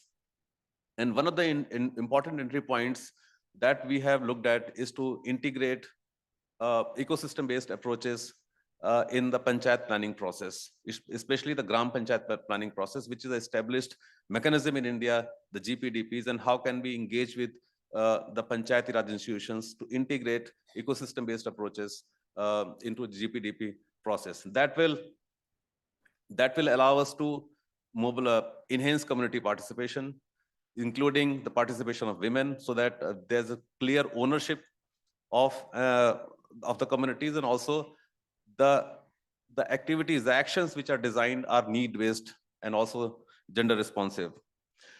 That also allows to extent address the challenge of the financing, panchayats from their own resources and also through sectoral departments able to mobilize financing for action on ground.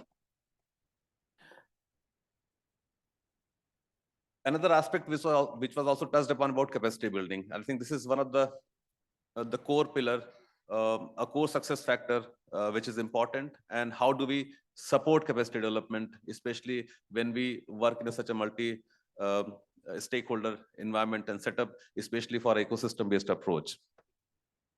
And one of the intervention that we have looked at to engage with the State Institute for Rural Development, the Panchayati Raj training institutions, and how do we look at engaging with the Panchayati Raj functionaries and representatives in strengthening the capacities so that the ecosystem-based approaches are integrated into the planning process. Specifically on the wetlands, we also have our colleagues sitting here. We can interact further. We are trying to demonstrate, conceptualize and demonstrate approaches, ecosystem-based approaches, which revolves around wetlands, and also integrates the principles of regenerative agriculture, the principles of climate co-benefit to develop initiatives which integrates ecosystem-based approaches, engages with Panchayati Raj institutions, and demonstrate the clear benefits in terms of climate co-benefit and biodiversity conservation. We'll be happy to also engage with and discuss the opportunities with organizations like WWF, WRI, and other organizations who are sitting here, and also off the dais to take this approach forward, and also looking at the possibility of joining hands to find solution for integrated approach. Thank you so much. Thank you, Dr. Awasthi, for a very clear presentation and also keeping to the time.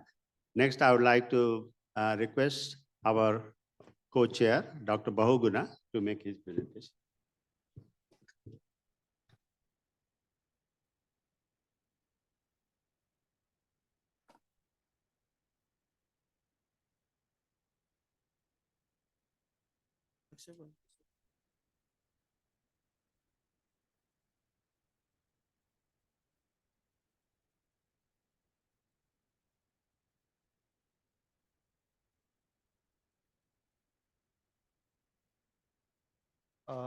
Namaskar and very good morning to all the dignitaries on the dais and off the dais. I'm Harish Bahuguna, representing Geological Survey of India, an attached department to Ministry of Mines, Government of India, which is also happens to be the nodal agency from Government of India side for studying the landslides in India. And secondly, as you know that we are sitting in Uttarakhand, which is part of the northwestern Himalayas. So I thought that it will be befitting to present before you the studies that the nodal agency of Government of India is carrying out, not only in India, but also in northwestern Himalayas. And so that we and all other stakeholders can plan their DRR strategies based on the results. So my endeavor would be to briefly present with the hard scientific facts, the results of the studies that GSI has carried out in India in landslides, and what need to be done in this country towards DRR, what has been done by GSI, and what is being done in GSI towards the DRR strategies. So with these, this is all known to everyone that landslides are one of the important disasters, natural disasters.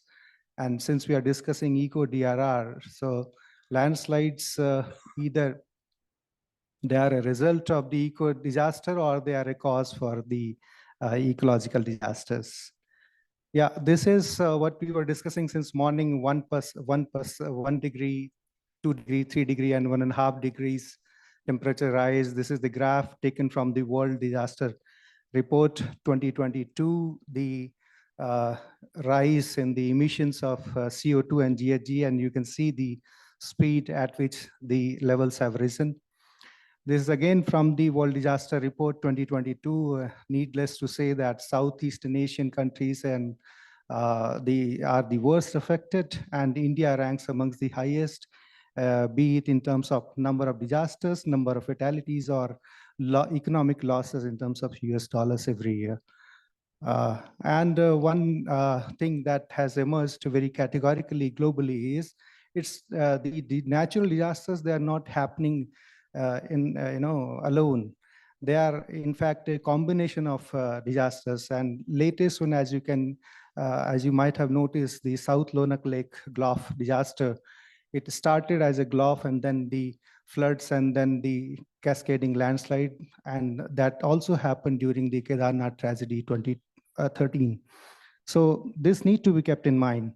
And India, GSI has covered the entire country through its susceptibility mapping, and we have recorded more than 87,000 of landslide incidences across the country. And just look at the task at hand with GSI, that even if 20% or 25% of these incidences, they get reactivated every monsoon, you can see the quantum of work in hand.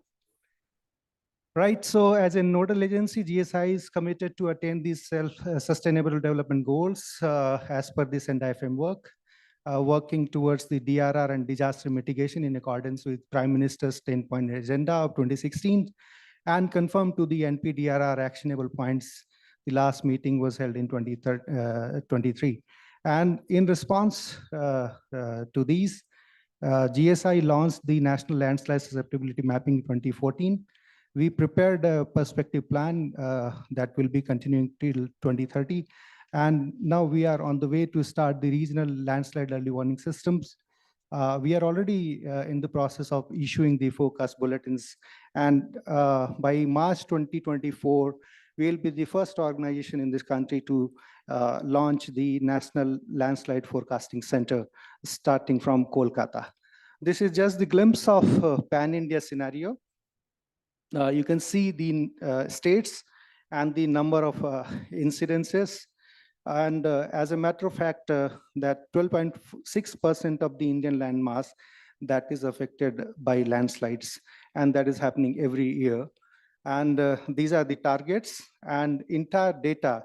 This is the point which I want to emphasize here for the research scholars, for the institutions, for all these stakeholders who are working in this domain, that please use these data which is available for free from this portal of GSI that is called Bhukosh portal, and the link is given. So entire data along with the reports and maps on GIS platform, they are available for you for free download. So instead of repeating the same exercise, utilize these products so that we can move ahead for planning these strategies for DRR. Yeah, this is again state-wise distribution of the landslide incidences across India. And this is the susceptibility scenario across India. The bars show you the high susceptibility percentage in every state and with respect to the number of landslide incidences. Just giving a very quick recap of the Northwestern Himalayas, starting from Jammu and Kashmir.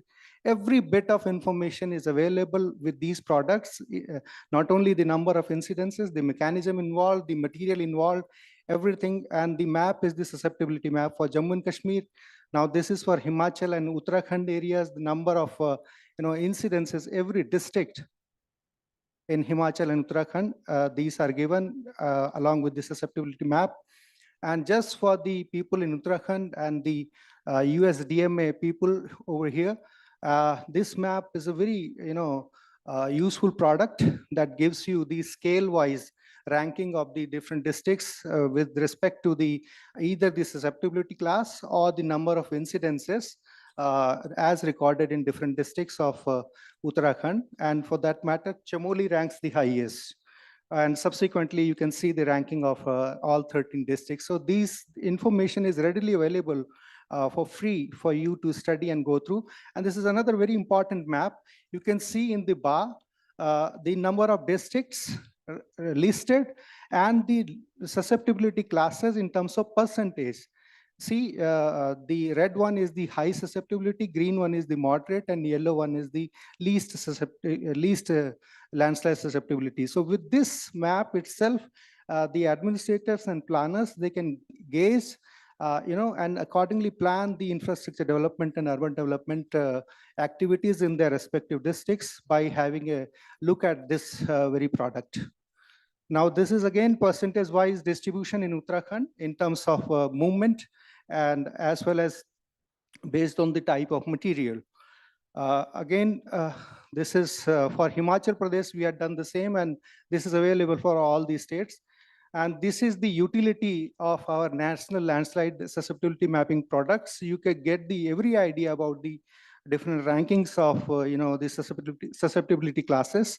And the most vital component, most vital use of this product is that it forms the base map for moving towards the regional landslide early warning system. Yeah, so, and this is how to approach the Bhukosh portal from the website, right? And then we have upscaled also. We have gone to different sectors, road corridors. Like this, we have prepared the susceptibility maps along the road corridors. Yeah, and this is one important product. You see, after carrying out everything, what we provide is a disaster management plan that which particular area along this sector is, what level of susceptibility, what are the hazard scenario, and what the authorities need to do at a particular place. Like this, different failure domains also. I'll quickly move through with the information that I have received the slip to wrap up the presentation. Upscaling, we have done site-specific, we are doing already, and along with the mitigation products also that we are providing. this is how we are doing the monitoring. These are the reports, as I was mentioning, for free download available along with all this information. And just quickly, last 1 minute for the landslide early warning. It started with this landslip consortium that is already over by 2022, and we have started issuing the forecast bulletin with the prototype regional landslide early warning system. This is the landscape dynamics, and this is the scheme of the early warning system. And on the right side, you see the glimpse of the bulletin that is already being issued for Rudraprayag district in Uttarakhand, that we are already issuing. And this is our approach, the top down and bottom up. In the top down approach, what we are doing is we are issuing the warning and then transmitting it to the people through the administration. On the contrary, we have the bottom up approach, that we are training the local communities, telling them how to observe the rain gauges, and with the given threshold, at what level they should be feeling alarmed about, and in turn they will communicate with the authorities that with this particular rainfall, now landslide is expected in our area. So do the needful with the mitigation strategies. These are the community participation awareness, and this is just the schema. With 26 onwards, we will be in a position, as I said, next year we are going to kickstart the National Landslide Forecasting Center. And with these schemes, we are going to issue the warnings in 11 states. And this, I must tell you, that it is in accordance with the best global practices that are being followed across the globe. This is just to wrap up that, again, that all these things that have already been done on different scale, right up to the site specific, please do consult these products of GSI. Do not repeat them just to save the time, in order to move ahead with the strategies for risk reduction and resilience. Thank you so much for the patient hearing.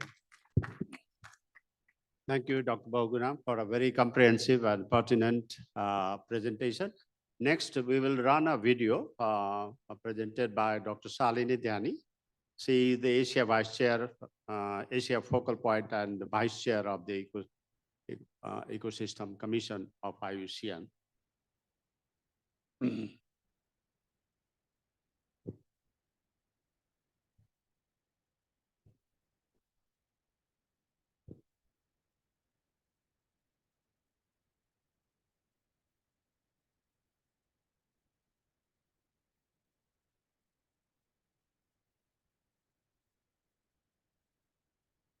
Sound.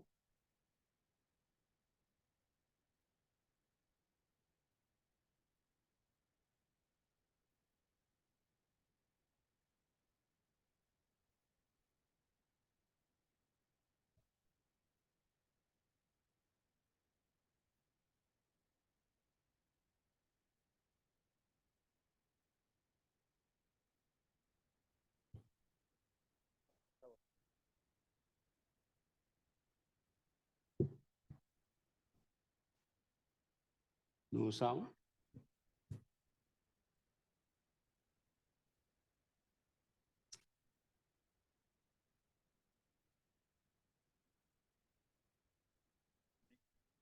It was there. Let's go.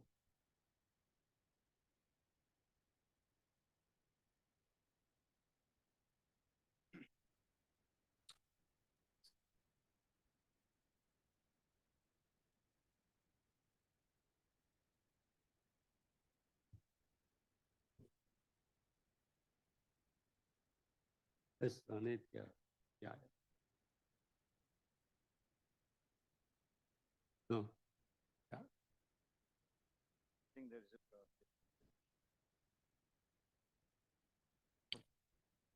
Yeah, we are very sorry if there is no sound, but please run the video without sound so that we can see the slides.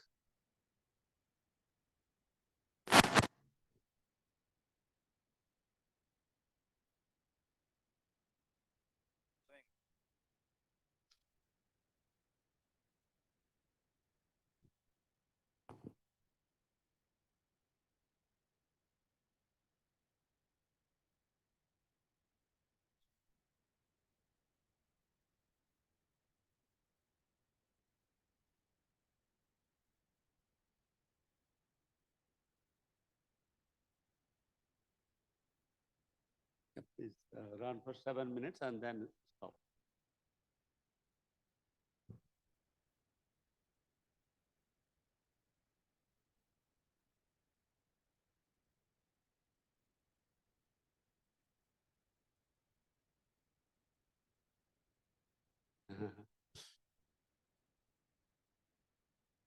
Okay, now I think we can stop. Huh? The pioneers in having these kind of projects. This 5 minutes. and a very good afternoon to all of you for this session on ecosystem-based disaster risk reduction. And it's my pleasure to be part of this World Conference on Disaster Management organized by Uttarakhand State. I take this opportunity to thank Dr. Anil Gupta and Dr. Madhav Karki to be the organizers and chair of this session and giving me this opportunity to present my presentation and also share my views. I think it's an apt opportunity being in Uttarakhand and organizing this conference that is so relevant for Himalayas to talk about, are we actually facing collapse of Himalayan ecosystem some way? So my presentation will be talking about assessing the drivers for reducing disaster risk in Uttarakhand and the larger part of Himalayas, and also what can be the best approaches that we can implement to scale up people-centric approaches using ecosystem-based disaster risk.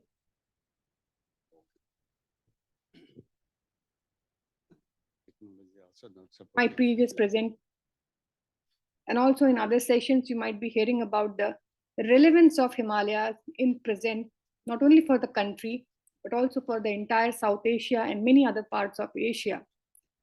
Himalayas are one of the most important drivers of strongest monsoon system in the world, source of 10 important river systems. It's the third pole on this earth, biodiversity hotspots, and home to diverse cultural and traditional knowledge systems. Of late, what we have observed, and this is not something, this is hidden, this kind of evidences are now again and again repeated and shared by some of the international agencies. Apart from what researchers at local level, at regional level are producing in terms of their research and academic work. The Hindu Kush Himalayan Monitoring and Assessment Program by EC-Mode were the first to talk about why there is a relevance of talking about monitoring and assessing Hindu Kush Himalayas, because a slight increase, a 2-degree increase in global temperature is going to melt half of the glaciers in Hindu Kush Himalayas, destabilizing Asia's river and support system for the larger upstream and downstream communities, food, agriculture, and so on and so forth. Now, this was not the only report. There was this IPCC special report, the climate change report on impact, adaptation, and vulnerability, that included this very special chapter on mountains. This was CCP5 chapter, and also said that the climate change impact on mountains are increased in last few decades. There are about 84% of endemic species that are at the risk of extinction. And at the same time, with the current pace, depth, and scope of adaptation, we are in insufficient preparedness to address the future risks that are going to hit mountain regions across the world, and especially Hindu Kush Himalayas. Now, there are many drivers of ecosystem and biodiversity loss across Himalayan ecosystems.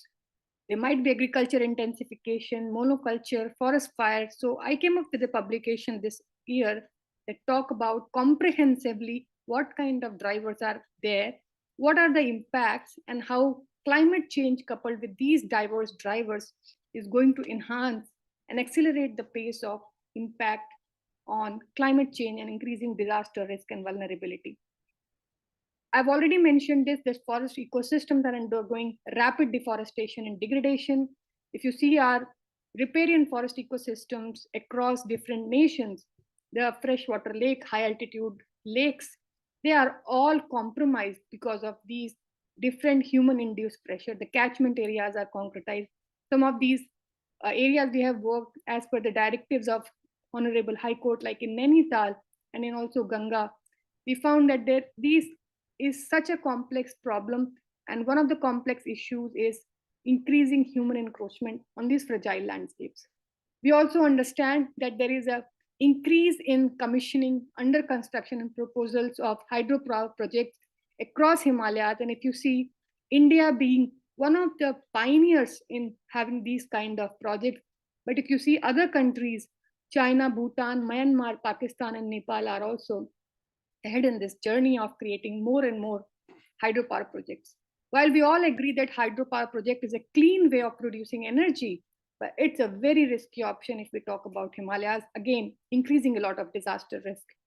And this increasing disaster risk is going to affect and is affecting ecosystem resilience and climate regulation potential, increasing land use changes, agriculture intensification, cash cropping is also going to destabilize climate regulation potential of this important Himalayan ecosystem.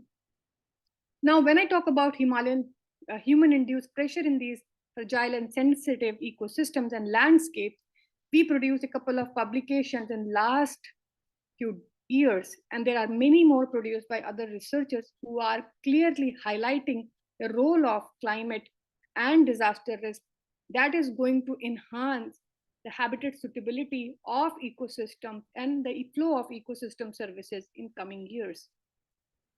It's very clear after 2013 flood happened, also called as Himalayan tsunami, there has been always increasing frequency of landslide incidences, forest fires, and many parts of Himalayas are one of the topmost hotspots of landslide incidences. We are also highlighted as hotspot of forest fire globally, and the recent Joshimath sinking was an eye-opener. And this is not going to reduce these kinds of incidences are going to. So thank you, Dr. Salini. I think in the rest of the presentation, you are stressing the role of improving ecosystem health. And for that, we need multi-stakeholder approach. We also need very context-based, local context-based, ecosystem-based approaches. And C, being associated with IUC and CEM, C has given how nature-based solutions with its 8 global standards, which focuses on scalability, sustainability, inclusiveness, and also transparency, and in overall how it is equitably balancing development and environment. So thank you very much for a very stimulating presentation. Colleagues, now and friends, we will now have a quick wrap up by the co-chair, and the chairs will take privilege to reflect on. Then we will have first, apologies.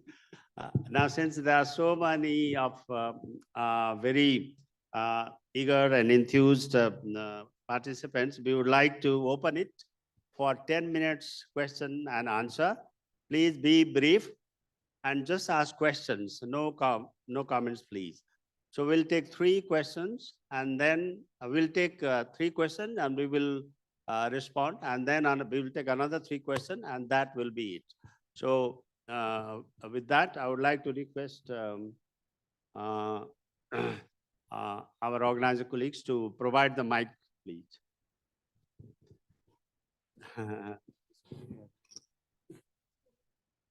So please limit your question to 1 minute or 30 seconds. Yeah, please use this.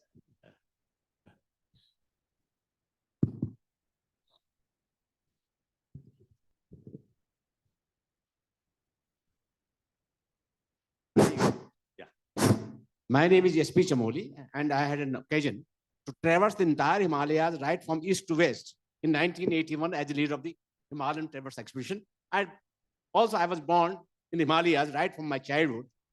Since 1950, I'm seeing the Himalayas right from. So can you give a question, please? Yeah. Now the questions are, what has happened is we are all, mostly our approaches are theoretical. We are not going to the ground-based things, because I could see the whole thing. I could say in Sikkim, Nepal, India, and all those. But the locals, the local traditions, the older traditions, which were that strength has not been used. They are just copying the other things, but not using them. Just like say ecology. Ecology was first being produced by people. So that was one thing which I want to ask that please kindly take into consideration. Okay. Now there are certain practical things, like say it was suggested about the bamboos. Now this is a very practical thing. In Himalayas, we have we call it ringal, which goes right from the base, from right up to the top, which easily can be planted, it can be used. Similarly, about the ecosystem, the disaster management, we have got now, we have talked about the landslides. How they are having. They are having. We will do that. We'll do that. Thanks. There are certain regions. Like say, we are not talking about the technological players, how they are moving, how this thing cannot be stopped to certain extent. But how the local can help themselves, that is what the practical thing has to be done on the ground. So my request is only, we have to go for educational base combined with the local this thing. We have to do a skill development. Like say, disaster and I was talking about the search and rescue, which is a very, very important thing about the local training. So these things can be combined on the small scales. We are running it since 1994, talking about the search and rescue for the disaster, which is very practical. Hardly people talk about it. Thank you, sir. So this is for education and also skill development is one of the major things that has to be done practically on the, combining both Western as well as Indian culture and tradition, local people, especially in terms of Himalayas, I'm talking. And providing very practical solutions. With the practical solutions, not the theoretical, theoretically. Thank you, sir.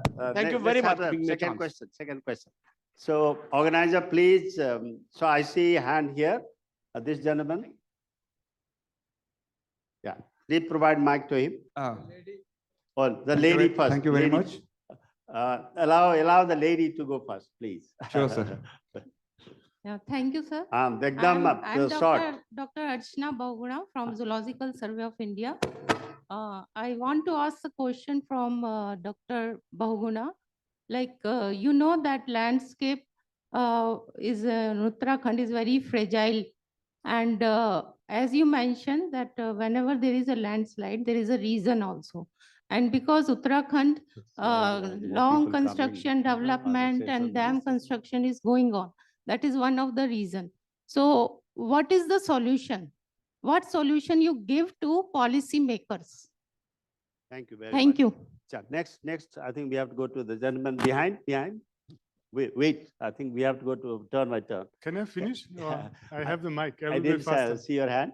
Sorry. I had my hand up, yeah. Okay, please. Last Band, former Chief of Emergency, UNICEF India. Okay. Thank you for the excellent presentations and this opportunity to re-dive into these problems. I'm wondering, I see a lot of vested interests when it comes to the management of the Himalayas. And actually, all these discussions we saw around the tunnel revealed a lot of these things. Thanks for this opportunity.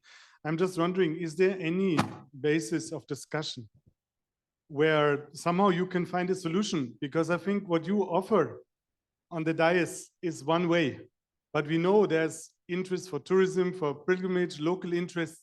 Is there one forum where you can come to a conclusion? Because these interests have to be managed. Thank you. We will reflect on that. Next, please.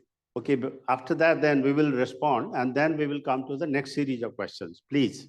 Yes, thank you very much for this opportunity. My question is there any Indian smart city project which could be an example for other cities? I mean, as a pilot project, as Mrs. Said, Kalkara is maybe in India an example city, sustainable and resilient city. So is there any government project which could be implemented in any cities of the India or not? Thank you very much. Thank you. So we will respond, and then we'll go to next 3 or 4 questions. The first question related to how we can use traditional best practices or local knowledge, traditional knowledge, right? And traditional practices to provide solutions and also what role education can play. And I presume that you are referring to both formal and informal education. So yeah. What I think we have a. I'll take the response, the query of Dr. Chamoli first. Education and skill development. Yes, the National Educational Policy 2020 has outlined a number of options to go in both at the primary and secondary level, entwining vocational education and also rooting it to local knowledge. I think the key is in Kerala doing what fits for Kerala and Uttarakhand doing what fits for Uttarakhand. So I think that's one thing. I'll also take up the question regarding tourism and other things that had been. Yes, the right forum would be the state government and its planning body, which is now called the SETU, State Empowerment, Transformation of Uttarakhand. So that sort of thing. It's the state component of the Niti Aayog, if I can put it. Now, we have to balance between development and environment. The key word these days is ESG, environment, sustainability, governance. I think we have covered a lot of ground, and I think that takes care of one of the questions asked behind by that lady with regard to the problems of Uttarakhand per se. And I would think, yes, power projects are economic development activity, but we'll have to balance it with, let's say, environment impact analysis. Tourism is the mainstay, and we'll have to see to it that sustainability is a factor. Governance comes as the key issue, and that's where from grassroots level governance right up to, let's say, state level, national level governance, we'll have to see that we entwine E, S, and G. That's it. Thank you. Thank you very much. I think next question, I will request Dr. Bahuguna to respond, please. Thank you so much. At the very outset, I would say that it largely based on the misconceptions, whether dam projects and hydro projects and power projects are leading to landslides. To the lady, to the madam, I would like her attention if she knows about a village called Bhankoli or Agoda or Bhainsiya China in Kumaon. Bhankoli, Agoda are in Bhagirathi Valley. Agoda was the epicenter of Uttarkashi earthquake, right? These are the locations located very remotely in the far upstream stretches of Asiganga, Bhankoli. Then Bhainsiya China is towards the Kumaon, Lohaghat area. No road is there. No hydropower project is there. Still huge landslides are there, right? And the data that I had also presented, if you have a look at this, you will come to know that there is no direct one-to-one relation with the location of the power projects with the landslides, one. Secondly, if we talk about hard scientific facts, please do share with me a single example of excavation in the hydropower project resulting in huge landslides. Please come out with the hard facts.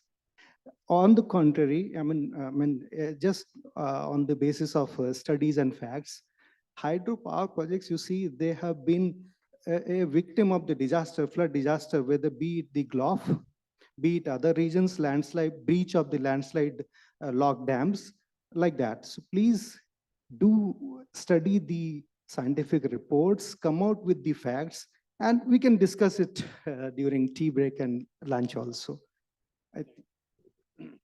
Thank you very much.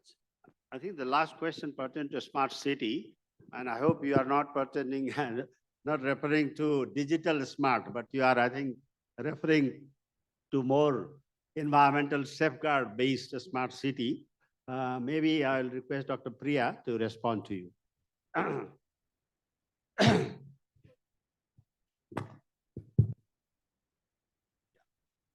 Okay. While Kolkata is one of the examples that we mentioned, of course, there are many examples across Indian cities, and some of the traditional practices that he mentioned, we are reviving them to restore and conserve. So in terms of there is no straight answer to your question. These practices needs to be intertwined into your regulatory, mechanisms. That is something that we really need to do to ensure that you safeguard or use your eco DRR or walk the talk literally. So yeah, that's one quick answer, and we can maybe speak after this. But there are many examples in India itself. So just specifically, there are 4 cities I can talk about right now: Indore, Nasik, Surat, and Pune. Each one of them have segments which could be utilized for other examples in rest of the country, also rest of the. Kolkata is one. And I hope that in the next 4 to 5 years, even Dehradun could be another. Thank you. So thank you. Thank you very much. So dear colleagues and friends, now please interact with the presenters during tea break and lunch break. Unfortunately, we do not have any more time for question and answer. Now I'd like to request our co-chair, Dr. Joshi, to summarize in 2 minutes. 2 minutes. Okay, so I must thank chair and all the panelists here for making this a wonderful event. And we had a great start with Dr. Ravi Singh. I must say we couldn't have anybody better than you, sir, for speaking on those lines. Though you did mention that we people have some understanding about ecosystems, and there is more is needed to be appreciated and to be applied. And you have actually come with the options also, wherein you say society approach, business cases, and also integral solutions. So all the panelists, they touched upon the eco DRR in their own ways. Like Dr. Matthew, he was more into sediment-laden floods and talking about how ecological approaches can help us. Then we had Priya, she talking about data integration and capacity building while taking examples from cities for forest. So that was again something very interesting. Hamam has, he has basically shown the beauty of bamboo and its integration for of coastal areas per se. And in mountains, we call it ringal, and we do appreciate the kind of services we get out of that. Kirtiman, he was reflecting on how GIZ is contributing to this, and therein he talked about finance, support, and how different strata of governance could be brought into picture so that ecosystem approaches, they actually get down to the communities and people are able to take it further. And wherein his closing remarks, he did mention about wetlands and the initiatives which they are taking. And finally, we had Dr. Bahuguna, wherein he talked about GSI, the kind of contribution which they are doing, and the strengths of Bhukosh and the landslide early warning system. And very pleasantly, he kept it open for all the researchers so that they can use such databases and information for carrying out their studies. And without any doubt, Dr. Ravi Shankar and Dr. Bharki, they brought a lot of strength with their experiences and all, so that they can wrap all these panelists together in a same voice. So many thanks to all the participants and for your interactive sessions. And most of the time, these panel discussions, they run short of time. But we do have tea breaks, lunches, and dinner so that you can enter. So thank you very much, Chair. Please. Thank you, Dr. Joshi. Now we chairs will take 2 minutes to reflect on all the entire proceeding. So, dear colleagues and friends, as you know, this conference is focused on mountain ecosystems. And mountain ecosystems are unique in that they have what we call mountain specificities. They have very specific characteristics and challenges. First, the challenges, mountain have accessibility challenges, so they are inaccessible. Similarly, mountain people are marginalized, so we have marginality challenges. And then the next also be mountains are fragile. 2 years back, I was associated as an advisor to a UN publication which said Making Peace with Nature. I think we have to adapt to the challenges which mountains are facing, and we have to make peace with mountains. And this session, as our keynote speakers also pointed out, we have to not work against nature, we have to work with nature.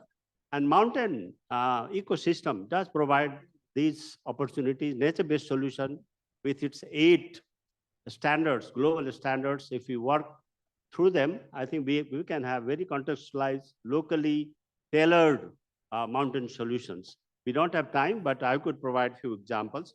But I would say mountain has certain characteristics which we can build on. The first, I think mountains have diversity. We have biodiversity, very rich agrobiodiversity, very rich natural biodiversity. And then we have a very rich cultural biodiversity, diversity. I think all nature-based tourism, I think depend on this cultural or biocultural diversity, which we have to build on. So the first was, let's build on the diversities mountain ecosystem has. And the second, mountain has certain niche. For example, we are in Devbhoomi. This Devbhoomi, we not only have nature-based tourism, we have the possibilities for religious tourism, health tourism, which Uttarakhand actually is thriving with its harnessing of medicinal and aromatic plants and all the Ayurvedic Ayush knowledge system. And then the third mountain, I would say the characteristic which help us, mountain people are very adaptive. They have been living in this very harsh ecosystem through generation. So through generation, they have learned how to live with mountain.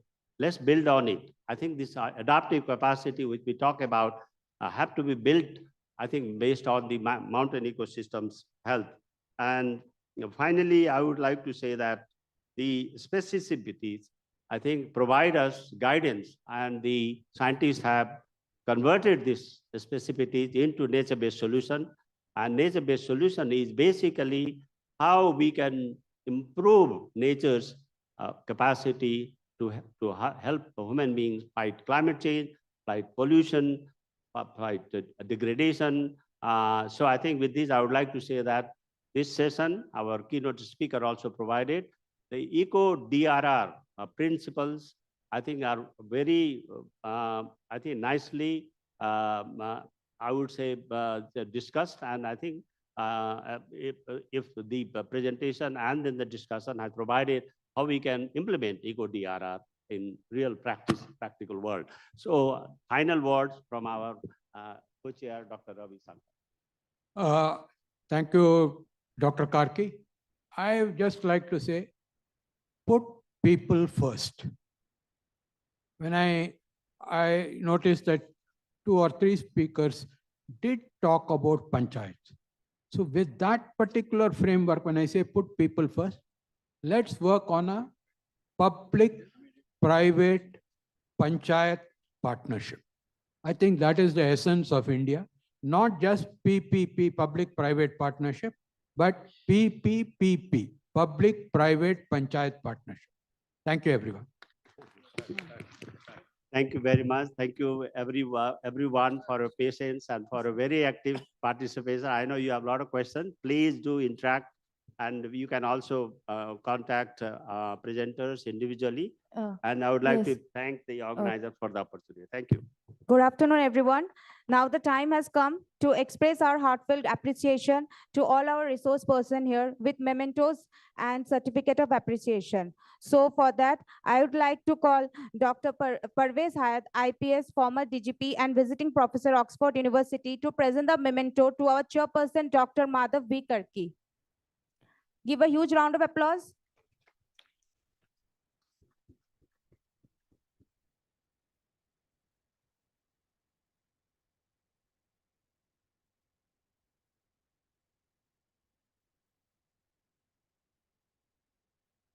Moving on, I would like to call Mr. Lars Ben UNICEF to present the memento to our next chairperson, Dr. N. Ravi Shankar.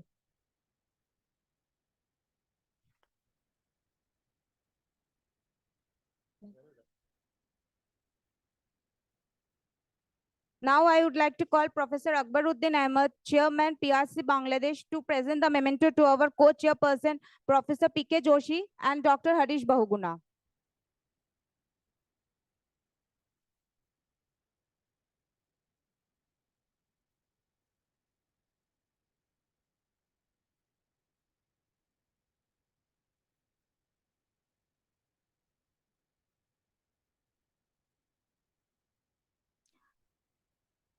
Professor Akbaruddin Ahmed, Chairman, please present the memento to Dr. Harish Bahuguna, our co-chairperson.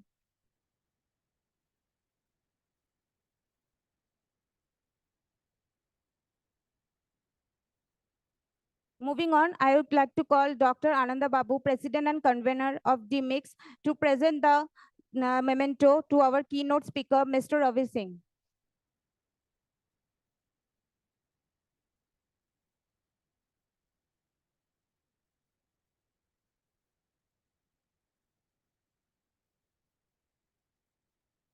I would also request Dr. Ananda Babu to present the mementos to our panelists, starting with Dr. Matthew Westboy.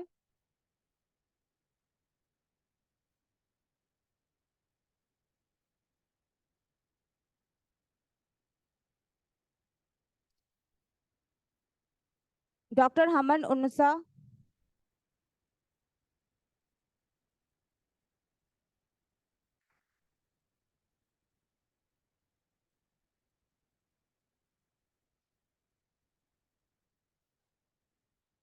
Dr. Priya Narayan.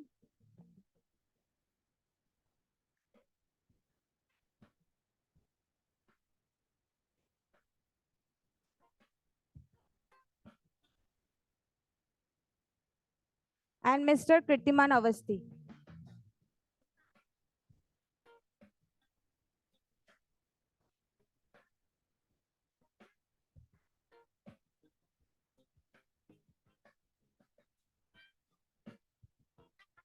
Thank you, everyone. Good morning to every one of you. Let's give a big round of applause to all the, important experts of this plenary. We've got the world's best here. Sir, they would like to take a photo of all the team here. After that, I think there is a media team waiting to capture your short bites. So please help them out. Now to all of you, I have one request. We should have sent you for tea break half an hour ago. Apologies for the delay. Now the team is trying to see whether on the side they can get some tea ready for you. I can see the next plenary people waiting. So what is the house saying? Shall we give you 10 minutes for a toilet break, a quick phone call, and if you get some water to drink and then come back? Can I request you for 10 minutes break? Okay, everybody, please don't go away. The next plenary is very important. Come back in 10 minutes, exactly 10 minutes.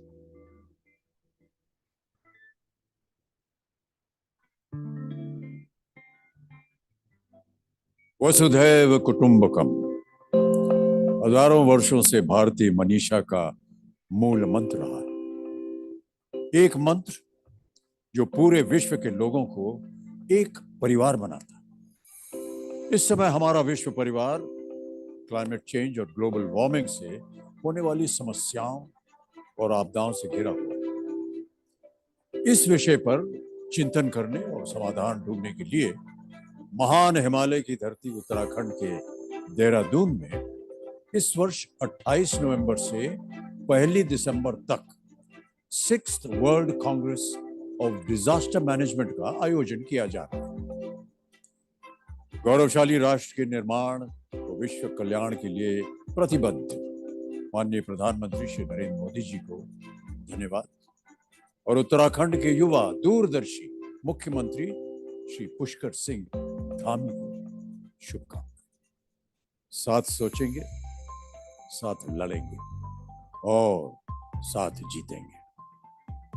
धन्यवाद।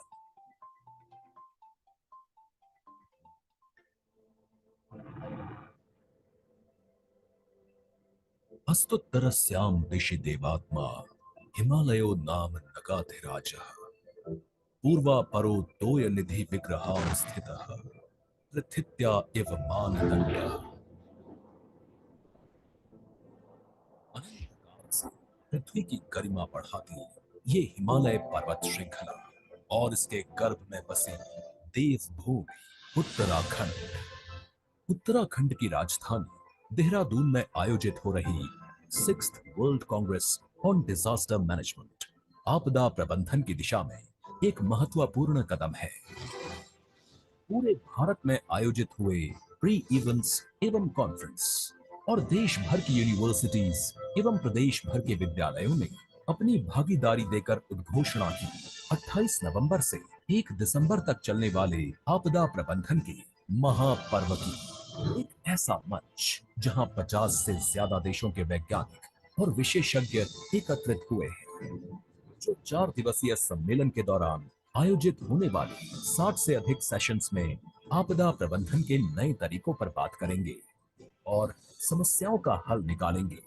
गौरवशाली राष्ट्र के निर्माण व विश्व कल्याण के लिए प्रतिबद्ध माननीय प्रधानमंत्री श्री नरेंद्र मोदी जी को धन्यवाद और उत्तराखंड के युवा दूरदर्शी मुख्यमंत्री श्री पुष्कर सिंह धामी को शुभकामनाएं। साथ सोचेंगे, साथ लड़ेंगे और साथ जीतेंगे।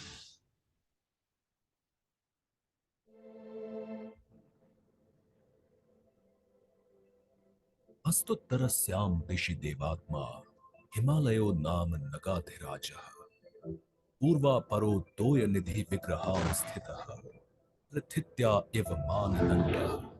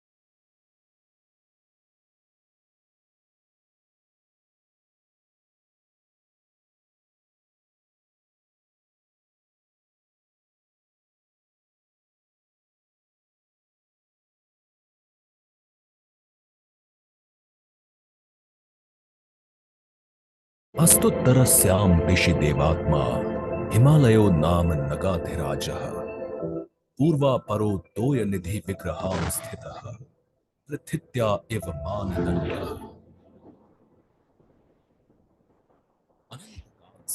पृथ्वी की गरिमा बढ़ाती ये हिमालय पर्वत श्रृंखला और इसके गर्भ में बसी देवभूमि उत्तराखंड।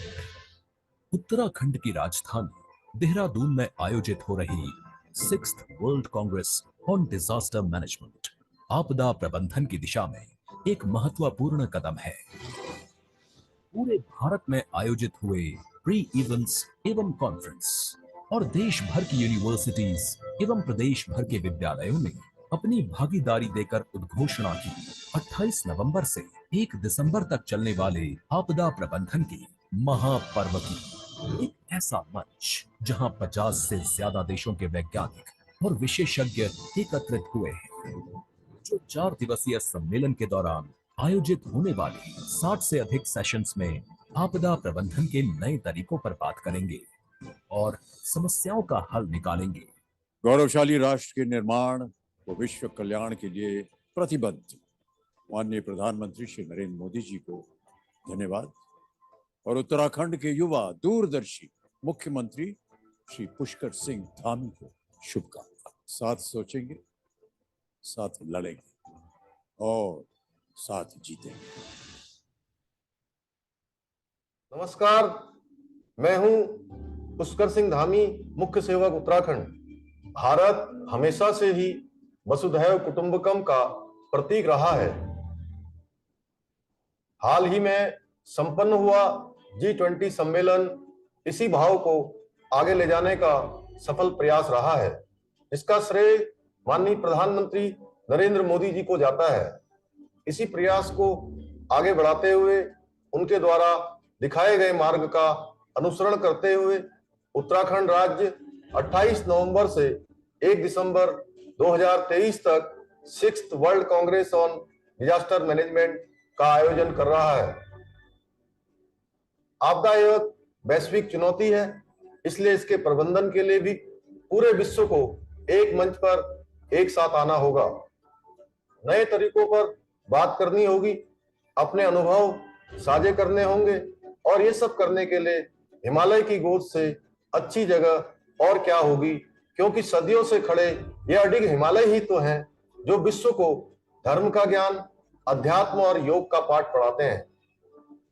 तो आइए और 6th world congress on disaster management में सम्मिलित हों और आपदा प्रबंधन में भागीदार बने। धन्यवाद।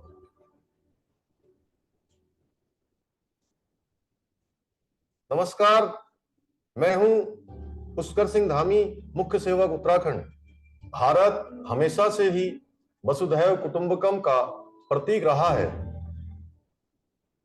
हाल ही में संपन्न हुआ G20 सम्मेलन इसी भाव को आगे ले जाने का सफल प्रयास रहा है। इसका श्रेय माननीय प्रधानमंत्री नरेंद्र मोदी जी को जाता है। इसी प्रयास को आगे बढ़ाते हुए उनके द्वारा दिखाए गए मार्ग का अनुसरण करते हुए उत्तराखंड राज्य 28 नवंबर से 1 दिसंबर 2023 तक 6th world congress on disaster management का आयोजन कर रहा है। आपदा एक वैश्विक चुनौती है, इसलिए इसके प्रबंधन के लिए भी पूरे विश्व को एक मंच पर एक साथ आना होगा, नए तरीकों पर बात करनी होगी, अपने अनुभव साझे करने होंगे और ये सब करने के लिए हिमालय की गोद से अच्छी जगह और क्या होगी, क्योंकि सदियों से खड़े ये अडिग हिमालय ही तो हैं जो विश्व को धर्म का ज्ञान, अध्यात्म और योग का पाठ पढ़ाते हैं। तो आइए और 6th world congress on disaster management में सम्मिलित हों और आपदा प्रबंधन में भागीदार बने। धन्यवाद।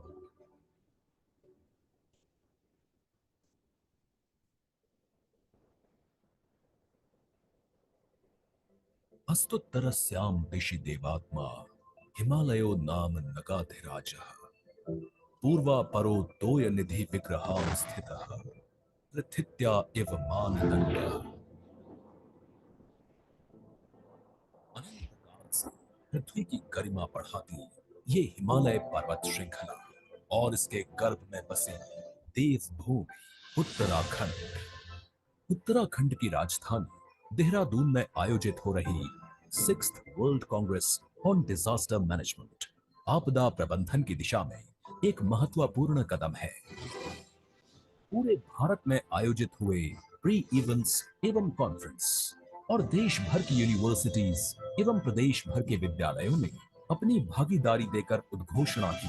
28 नवंबर से 1 दिसंबर तक चलने वाले आपदा प्रबंधन के महापर्व की एक ऐसा मंच जहां 50 से ज्यादा देशों के वैज्ञानिक और विशेषज्ञ एकत्रित हुए हैं, जो 4 दिवसीय सम्मेलन के दौरान आयोजित होने वाले 60 से अधिक सेशंस में आपदा प्रबंधन के नए तरीकों पर बात करेंगे और समस्याओं का हल निकालेंगे। गौरवशाली राष्ट्र के निर्माण व विश्व कल्याण के लिए प्रतिबद्ध माननीय प्रधानमंत्री श्री नरेंद्र मोदी जी को धन्यवाद और उत्तराखंड के युवा दूरदर्शी मुख्यमंत्री Shri Pushkar Singh. Don't take so long. Please come forward. 30 seconds. You should all be coming forward, please. No more back benches. Come and take the front. Leave the first 2 rows and the rest you should occupy. Those of you still sitting there, can you hear me? Still sitting people, can you hear me?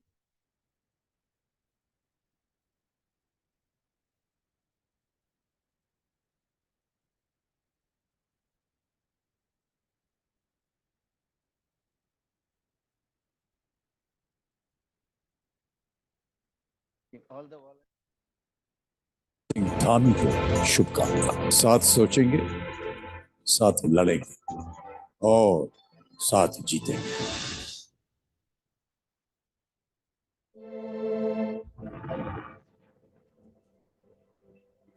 अस्तुत्तरस्यां दिशि देवात्मा हिमालयो नाम नगाधिराजः पूर्वापरो तोय निधि विग्रहां स्थितः पृथित्या इव मानदण्डः।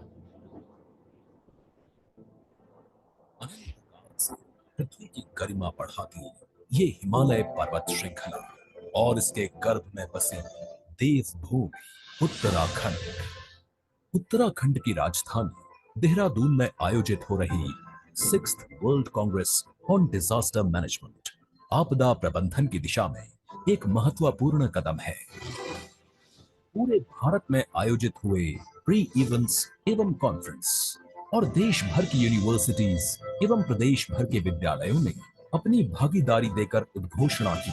28 नवंबर से 1 दिसंबर तक चलने वाले आपदा प्रबंधन के महापर्व की एक ऐसा मंच जहां 50 से ज्यादा देशों के वैज्ञानिक और विशेषज्ञ एकत्रित हुए हैं, जो 4 दिवसीय सम्मेलन के दौरान आयोजित होने वाले 60 से अधिक सेशंस में आपदा प्रबंधन के नए तरीकों पर बात करेंगे और समस्याओं का हल निकालेंगे।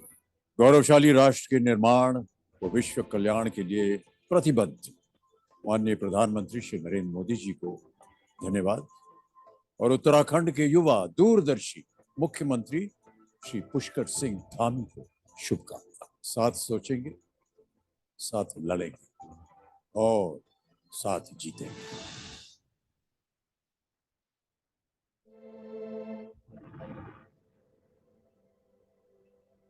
अस्तुत्तरस्यां दिशि देवात्मा हिमालयो नाम नगाधिराज। Please come to the front, back. Please listen, please listen. Hello, my dear students, get up and come.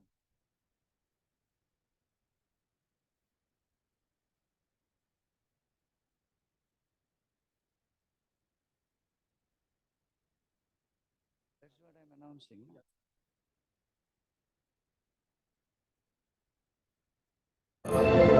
पूर्वापरो तोय निधि विग्रहां स्थितः। Hello.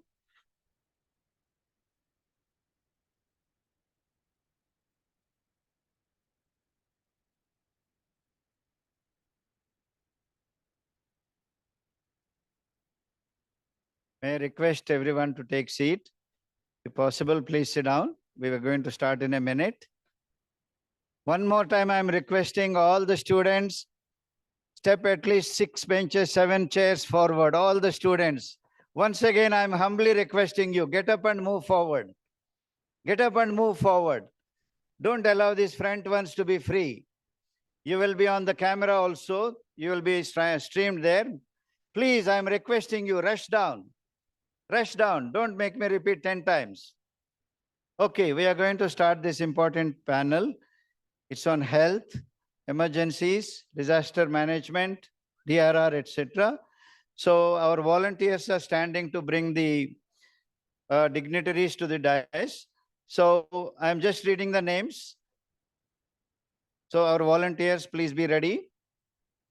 I would like to request the chair, Shri Rajendra Ratnuji, IAS, the ED of NIDM. Can you please bring sir up? One of the volunteers, please accompany him. I would like to request Dr. Meghna Desai online. Okay. May I also request Professor Vinod Chandra Menon to come up, please?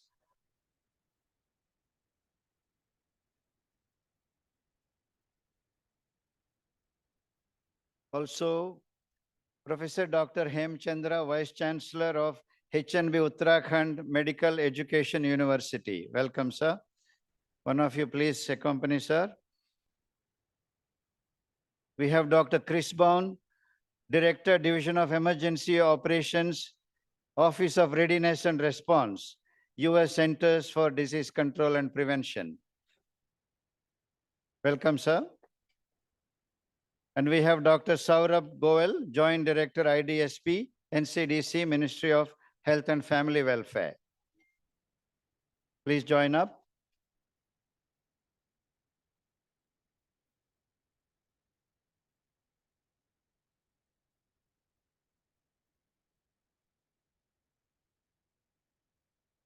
Mr. Anilji, is that fine? Anyone else to be called up from the plenaries? That's it? I know there are 2 joining online virtually.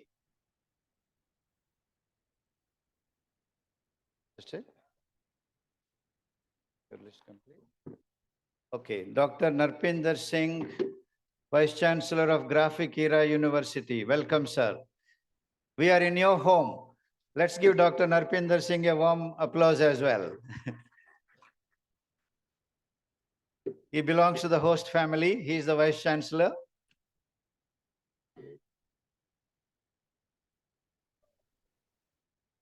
That's it.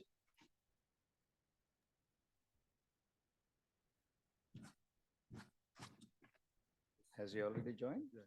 Okay. What about Meghna Desai ji? Also joined? Okay. In this plenary, we have 2 who are joining us virtually. We have Dr. Meghna Desai, Director of CDC in India. And we have Major General Atul Kotwal. He's also joining online. So this is our eminent panel. So I would like to hand the mic to our chair, Dr. Shri Rajendra Ratnuji, IAS, ED of NIDM, National Institute of Disaster Management. Prior to that, let's give them a big warm applause. Thank you.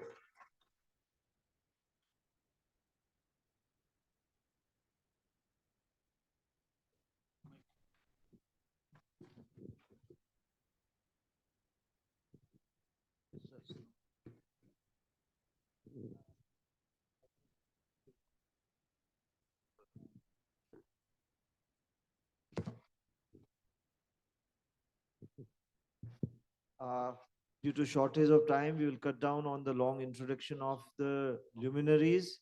I think they are all well-known people, so I'll request them to, I'll briefly introduce them, but they can introduce themselves if I'm missing out on anything. Today's session is on strengthened national and global public health emergency and disaster response system, develop, build, and sustain resilient workforce infrastructure systems and partnerships. So the focus is on resilient workforce, infrastructure, systems, and partnerships. And sitting together of so many organizations together and in this very prestigious forum is reflective of the, this commitment on partnership. Before coming to, the individual sessions and to inviting the co-chair, Dr. Meghna Desai, who has joined us through online. She's Director, US Center for Disease Control and Prevention, CDC, Country Office, India. And also will be displaying a video message by Ambassador Eric Garcetti, US Embassy of India. And then we'll start the panel discussion. My request, I'll be again coming back to the panelists to stick to the time schedule so that we can cover up some of the lost time in the previous session.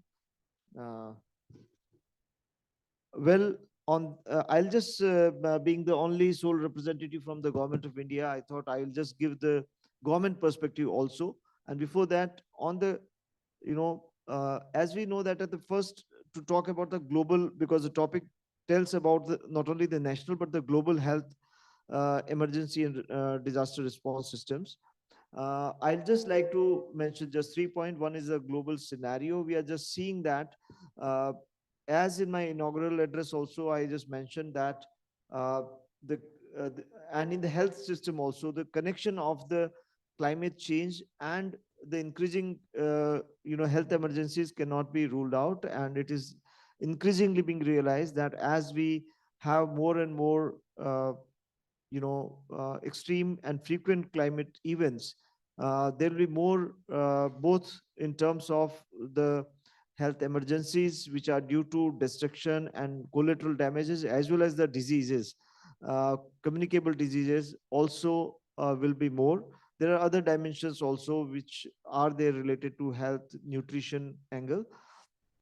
And this is unfortunately the countries that have done the least impact on the climate are bearing the largest, impact of the climate change, and also in terms of the disease burden and out-of-pocket expenditure, which becomes very, very difficult for the large population, and particularly the sections that are on the margins of the society.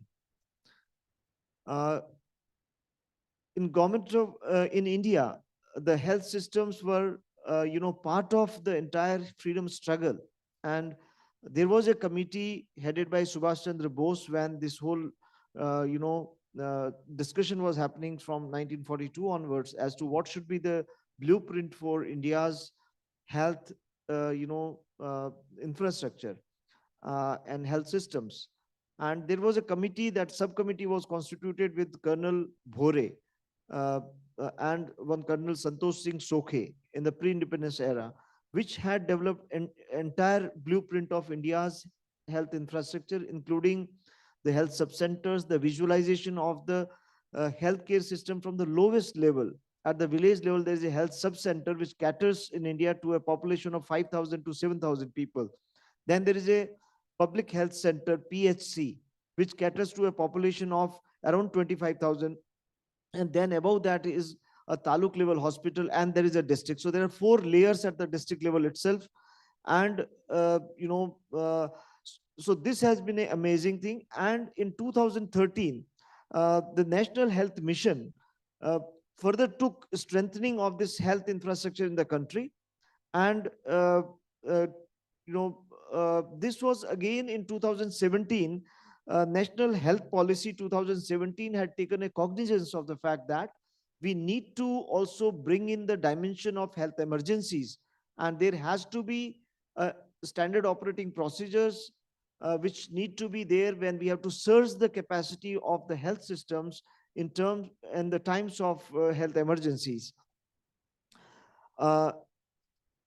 Integrated disease surveillance program was also one of a very, very good initiative and a good example of partnership by Government of India, where a very, very a systematic surveillance as well as containment strategies are there for the communicable diseases. So in context of the disaster, I think the response surge capacities and the kind of response that will be required will be varying depending upon the kind of health emergency or the kind of disaster or hazard we are talking about. We have learned many lessons from pandemic, and I'm very happy to share to this August forum that National Institute of Disaster Management, working with Ministry of Health and Family Welfare, National Center for Disease Control, as well as CDC, we have formulated 5-tier module for disaster, emergency health and health in public health in emergencies and disaster management. And this brings the whole dimension of how our infrastructure as well as our staff that is manning, how to bring their capacity, how to bring more role clarity into that. And I'm happy to share that one of the pilots for this program was made in Uttarakhand, if I'm not wrong. And also this has been already rolled out in 3 states, in Rajasthan, in Gujarat, and I think 3rd state also, I think it has been CDC, where has been the 3rd state? And in Tamil Nadu. How can I forget my cardinal state? Okay, thank you for informing, updating. So this is a very good example of which is reflecting upon Indian Prime Minister's 10-point agenda, where he says that we have to learn from the past disasters, document them, and see that how we institutionalize those learning into our systems. So we learned from COVID. We learned that how it's important to make the health system resilient to any health emergency, and that has been institutionalized in form of this 5-tier module. And we are asking state also to give their state dimension. It is not that it's a fixed kind of program. This also has a element of flexibility. So now in any disaster scenario, it will depend upon a kind of, this is my last point, and then I'll just start the panel discussion, that it will depend upon a hazard specific, that what kind of health preparedness will be needed, what kind of health response will be needed, what kind of resilience of infrastructure will be needed, and what kind of systems have to be in place, and what kind of collaborations are needed. Taking a scenario, India is a very country which believes in God, and I do also. So I'm not, I'm praying that such a scenario does not happen. But if there is a scenario of a earthquake, of a heavy magnitude, and we have fault lines in many places. So in such a scenario, suddenly in urban areas, what will be required? There'll be a huge surge required in the orthopedic, division, because there may be large number of people who may get injuries because of the collateral damage while escaping, or because of falling off the built environment which affects them. And there'll be large number of bone injuries, and we need to have suddenly surge the capacity of our system to respond to this kind of scenario. Another scenario that may emerge is the fire scenario, that our the gas systems which are there may be. So what I'm trying to say is that when we are visualizing, there is no one single stop solution. It will be depending upon the kind of hazard we are talking about. If it is a hydrogeological or a dam burst or a flash flood or GLOF, it may be different. If it is an earthquake, it will be different. It is a CBRN, it will be different. So I think the session will not provide that much of window to deliberate on each of the hazard specific thing, but surely the session brings together the very, very prominent speakers to bring this wisdom on the systems, how to build the resilience in the systems, in the manpower, in the infrastructure, and how to have better collaboration. So without standing between you and today's prominent speakers, may I now invite the co-chair of today's session, Dr. Meghna Desai, to please, who's again, let me introduce, she's Director of the US Center for Disease Control and Prevention, CDC, Country Office, India. She has joined us online. I'll request other prominent speakers and panelists to restrict their address to around 7 minutes. And I will be reminding you, before that. So over to Dr. Meghna Desai. We are missing you physically, but I'm sure you will bring a lot of wisdom even online. Thank you. Thank you. Namaste, delegates, ladies and gentlemen. I really first want to extend my sincere apologies for not being there with you, joining you in person today at the 6th World Congress for Disaster Management. We are not able to listen. Please unmute yourself, or the sound output has to be checked. Dr. Meghna Desai, we are not able to hear. Okay. Can I somebody am see unmuted. here whether the sound output, computer से sound output है ठीक? Control room, please check. Can you hear me?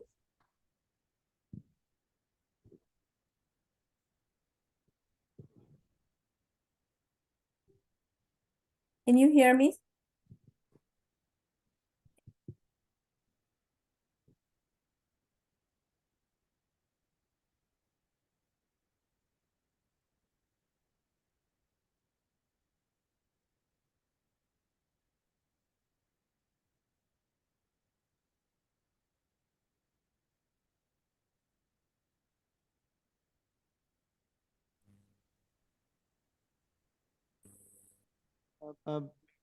She was there already. Meghna, can you try again your audio check? Yeah, can you hear me now? No, sorry, I think sound output. Hmm. Not sure why we can't. Give a sound check.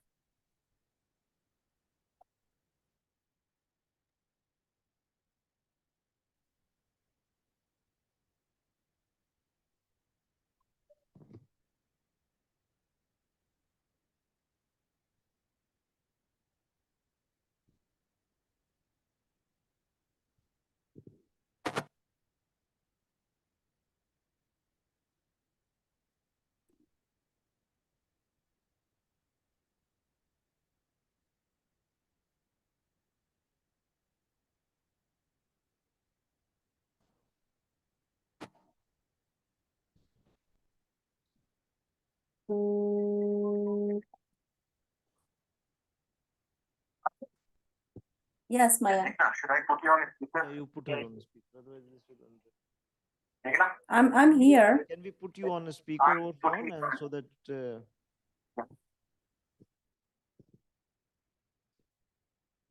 should I proceed? Yes, please. Okay, all right. I'm so sorry about that technical glitch. And I think now you may be getting some. Are you getting an echo? Can you still hear me? Okay.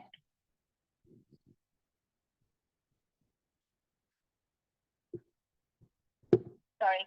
Can I get a confirmation that you can still hear me? Yes. Yes, we can hear you. Okay. So again, apologies for that. I do want to extend my sincere apologies for not being able to join you in person at this Congress due to a family emergency this week. But I do want to assure you that my dedicated team that's there with you from both the country office and headquarters is present to provide PDC's unwavering support. I'm delighted to receive the positive news on the inaugural day of this Congress, a moment we have keenly been waiting for many days. I was thrilled today to hear that all 41 workers that were trapped in the Silkyara tunnel have been successfully evacuated, showcasing really a commendable joint effort by the government of Uttarakhand and the government of India. It is a great honor really for me to co-chair this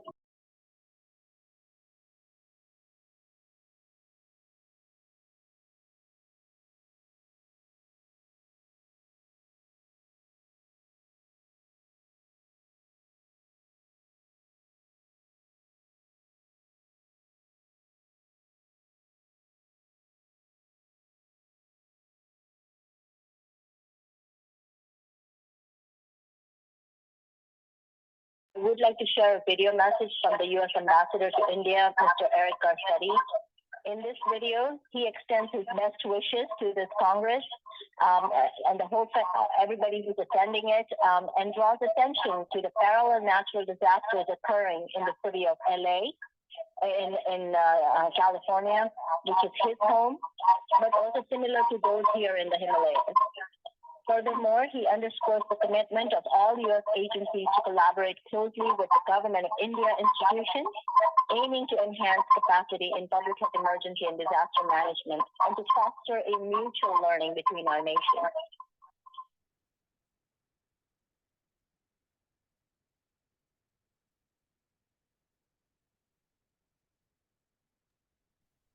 Good afternoon, everyone. I'm Eric Garcetti, the U.S. Ambassador to India, and it's an honor to address the attendees of the 6th World Congress on Disaster Management.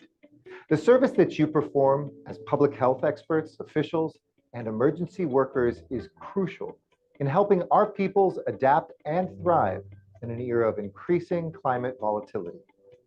In recent years, we've seen a dramatic increase in the frequency and intensity of public health emergencies and disasters across the globe.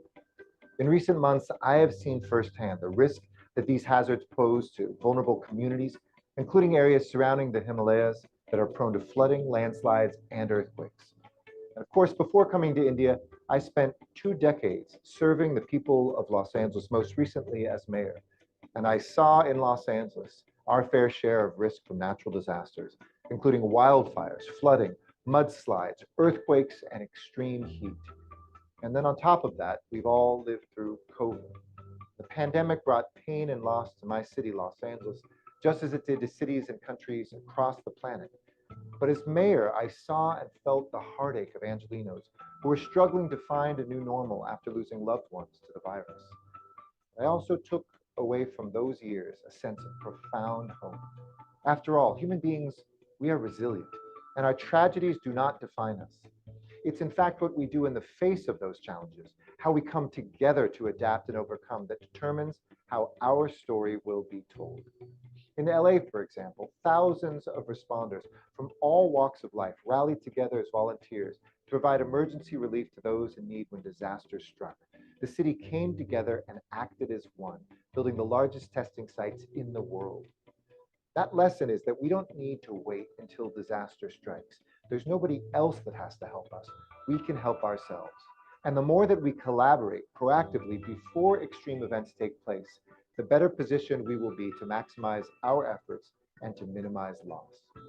See, emergencies often overwhelm existing response systems, but we can build capacity in advance through a comprehensive and sustainable approach across all levels of responders. That's what global health security is all about. Together, we can build strong and resilient public health systems that can prevent, detect, and respond to infectious disease threats wherever they occur in the world.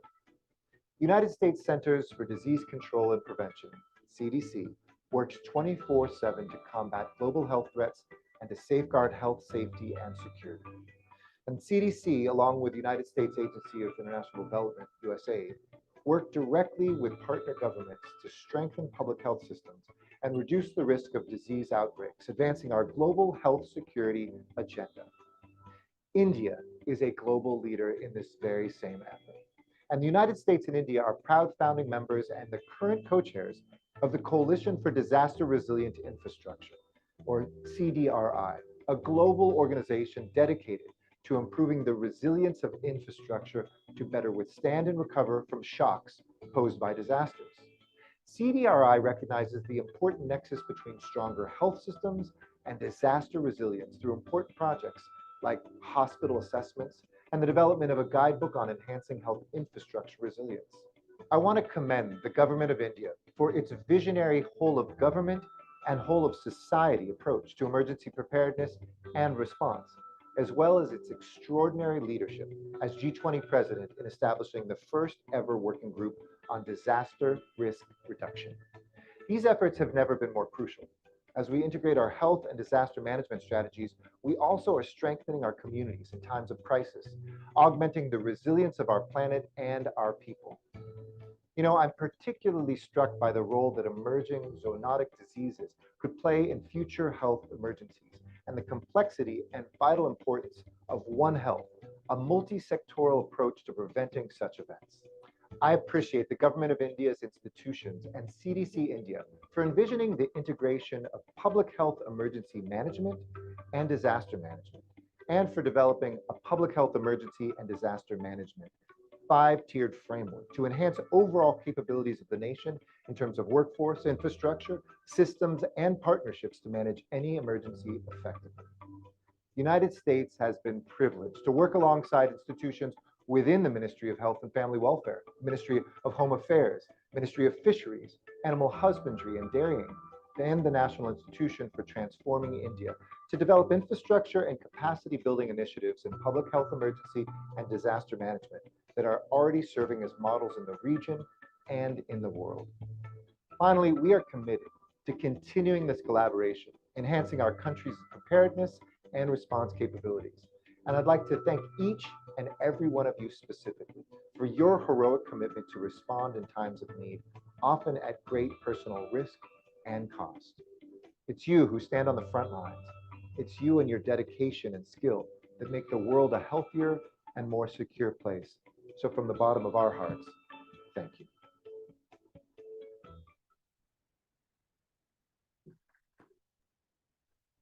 So appreciate your attentive viewing of the video.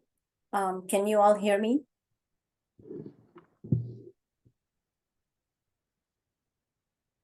Okay, I'm gonna assume you can hear me.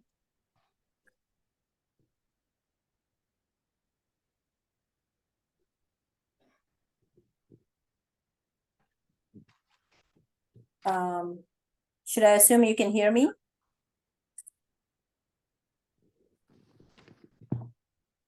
Okay, can you all hear me now? Okay. Sorry, I'm back on the phone, but I would like to now just very briefly share my thoughts on this subject. So first, on global interconnectivity and health security. The COVID pandemic has underscored the reality that emerging biological threats pose a significant risk to global health, security, economies, as well as societies. And in our very interconnected world, diseases transcend borders rapidly, emphasizing that an infectious threat anywhere is a threat everywhere. Secondly, on the global health security agenda that the ambassador also just Ambassador Garcetti just alluded to, which is really a crucial multilateral initiative uniting over 70 countries and organizations to enhance compliance with our international health regulations.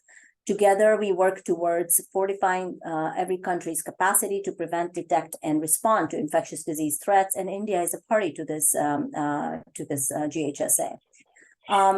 Third, I also wanted to just quickly comment on the G20 Health Ministerial that was held back in August of this year, which really highlighted strategies to address common challenges, including pandemic response, universal health coverage, and the impact of the climate crisis on health. Global health offers really unique opportunities for all of society to commit to preventing the next health emergency. Also, just to highlight briefly the Indo-US partnership. This is a collaboration also between President Biden and Prime Minister Modi, which emphasizes joint efforts across health sectors, particularly in pandemic preparedness. In fact, we just recently concluded the 5th India-US Health Dialogue, which identified key areas for future cooperation, showcasing the importance of multilateral efforts in pandemic preparedness and response. India has been a very great global health leader. Its role in developing and distributing vaccines during the COVID-19 pandemic demonstrates its leadership in global health. India's commitment to inclusive health solutions, collaboration, and innovation positions it as a beacon of hope in the global health landscape. Also, again, as was just briefly mentioned by on the video, the partnership with the government of India and the especially CDC's partnership with the government of India in public health emergency and disaster management has really enjoyed a very successful technical collaboration for many decades. And the collaborative efforts currently that are ongoing with the National Institute for Disaster Management, as well as the National Centers for Disease Control, have resulted really in this 5-tiered FEM framework that you'll hear a bit more about. So what are today's session objectives and topics? You have a distinguished panel in front of you, which will explore topics such as building resilient infrastructure for surveillance and response, community engagement, strengthening global health security, and system strengthening for public health emergency and disaster management. Our objective is to develop a robust and enduring framework that will significantly influence policy, implementation, and investment, improving preparedness and response measures globally. A couple of our anticipated outcomes include that we really would like to be able to generate insightful and actionable recommendations that will shape policy decisions and investments at various levels. Also, the goal is to contribute to a more resilient future by enhancing preparedness and response measures for public health emergencies and disasters. So in conclusion, I just want to look forward to the enriching discussions that you all will have in this panel and constructive outcomes that will emerge from this session. May our collective efforts lead to a more resilient and secure future. So back over to you, Mr. Ratnu. Thank you. Thank you, Dr. Meghna Desai, for a very precise, very brief address and emphasizing on the collaboration, which is also a pillar of today's panel discussion. With that, thanking you again, we move on to today's panelist. I also express my thanks to His Excellency, the Ambassador Eric Garcetti, through you, to convey thanks on my behalf of this panel and organizers of this International Congress, for his very overarching speech covering all aspects of India and investment on DRR, including acknowledging India's leadership in G20, CDI, and other initiatives and engagements with various ministries by CDC. Thank you once again. And let us move on to our today's panel discussion. And we have the first panelist is a very, very eminent scholar, a visionary, and architect of India's, one of the architects of India's disaster institutional framework, Professor Vinod Menon, former member, National Disaster Management Authority, Ministry of Home Affairs, who was the founding member of NDMA, and one of the youngest members so far, if I am not wrong. I welcome you, sir. We are really graced to have you on this panel. Over to you.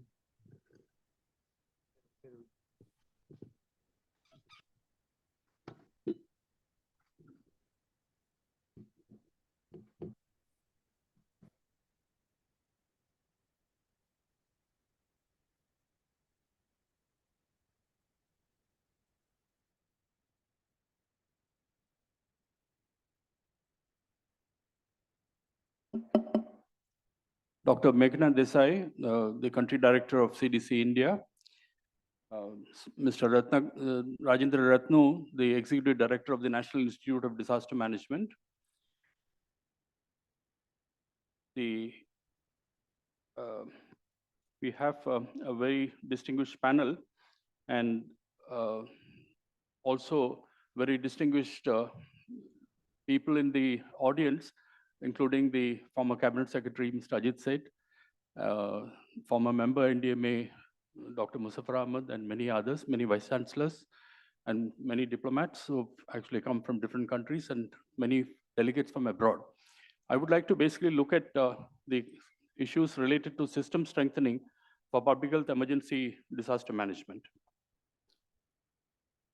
PHEDM is a very comprehensive program that includes the process of anticipating, preventing, preparing for, detecting, responding to, controlling, and recovering from consequences of public health emergencies and disasters to mitigate adverse health and economic impact.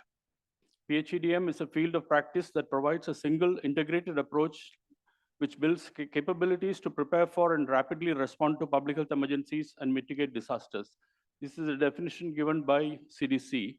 And so we need to also understand the several other definitions from many organizations, including the WHO, PAHO, which is also having the definitions of public health emergency disaster management.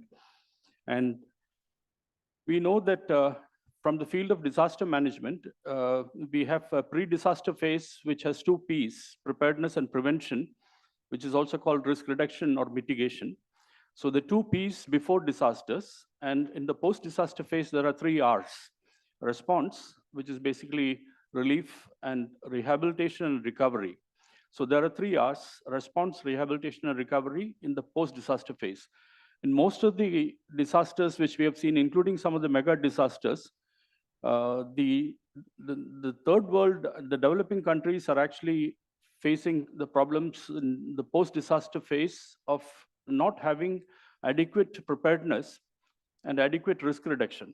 Whereas the advanced countries are actually very strong on the upper half, on the preparedness and prevention, on risk reduction and mitigation.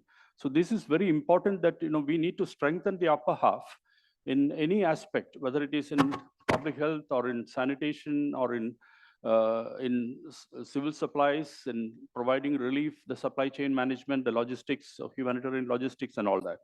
So it's very important that we look at strengthening the upper half. So if you really look at what has been happening in the growth of world population, you see the way in which population has been growing.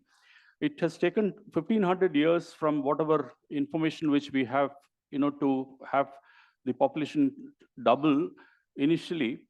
But we see that from 1 billion to 2 billion, actually it took 120 years. But from 2 billion to 4 billion, it took 55 years.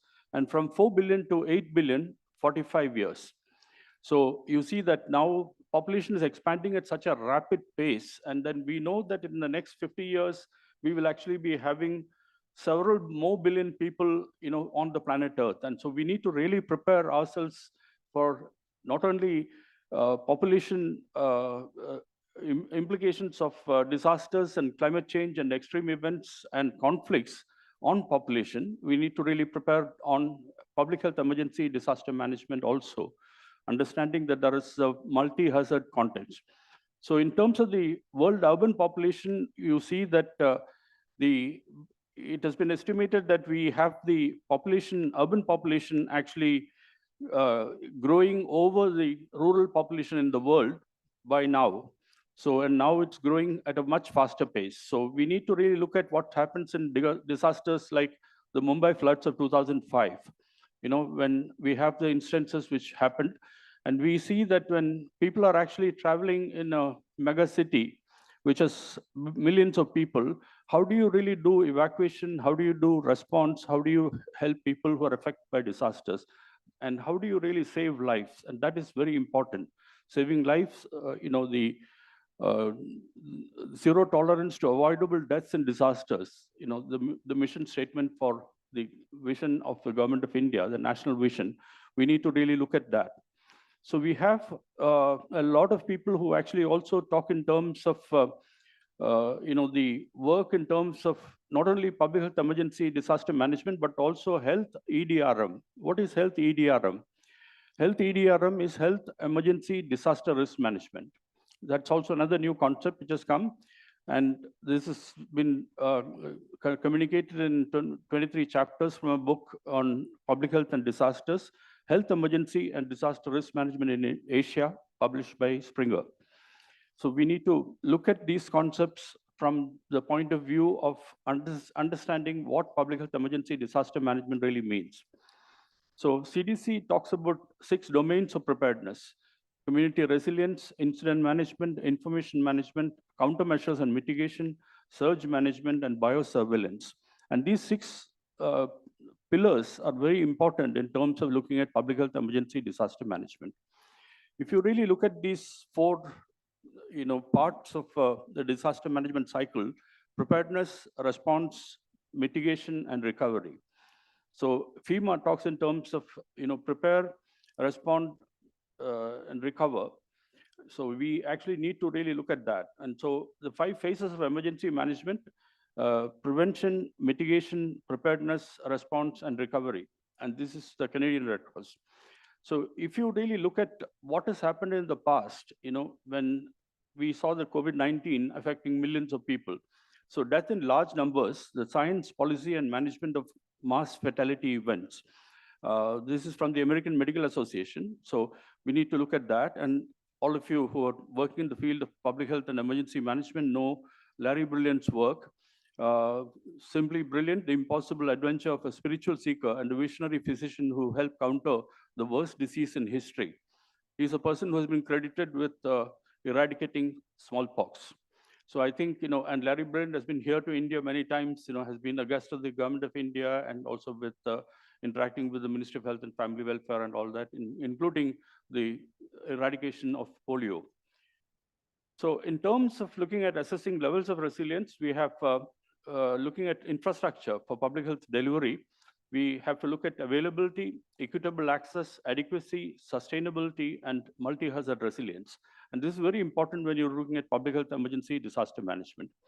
In terms of the progression, it is actually from availability to equitable access to adequacy, sustainability, and multi-hazard resilience, that the public health system is able to respond to all kinds of emergencies, natural disasters, climate change, extreme events, and conflicts. So NIDM Executive Director has mentioned this Public Health Emergency Disaster Management, a professional development program in collaboration with CDC. NIDM has been doing this PHEDM, PDP Tier 2 programs, including the one in Uttarakhand, which is actually conducted by NIDM. So I had the privilege of being invited by the UN Secretary General Ban Ki-moon in April 2015 to be a reviewer of a high-level panel on the global response to the health crisis. The high-level panel was chaired by His Excellency Jakaya Kikwete, the President of Tanzania. And so there were many people who were actually in the panel, which was doing the review. Along with me, we had people like Dr. David Nabarro, all of you know, and many others who are very distinguished epidemiologists and people who have been working in the field of disease control around the world in many, many countries. And these are all the top experts in the field of disease control.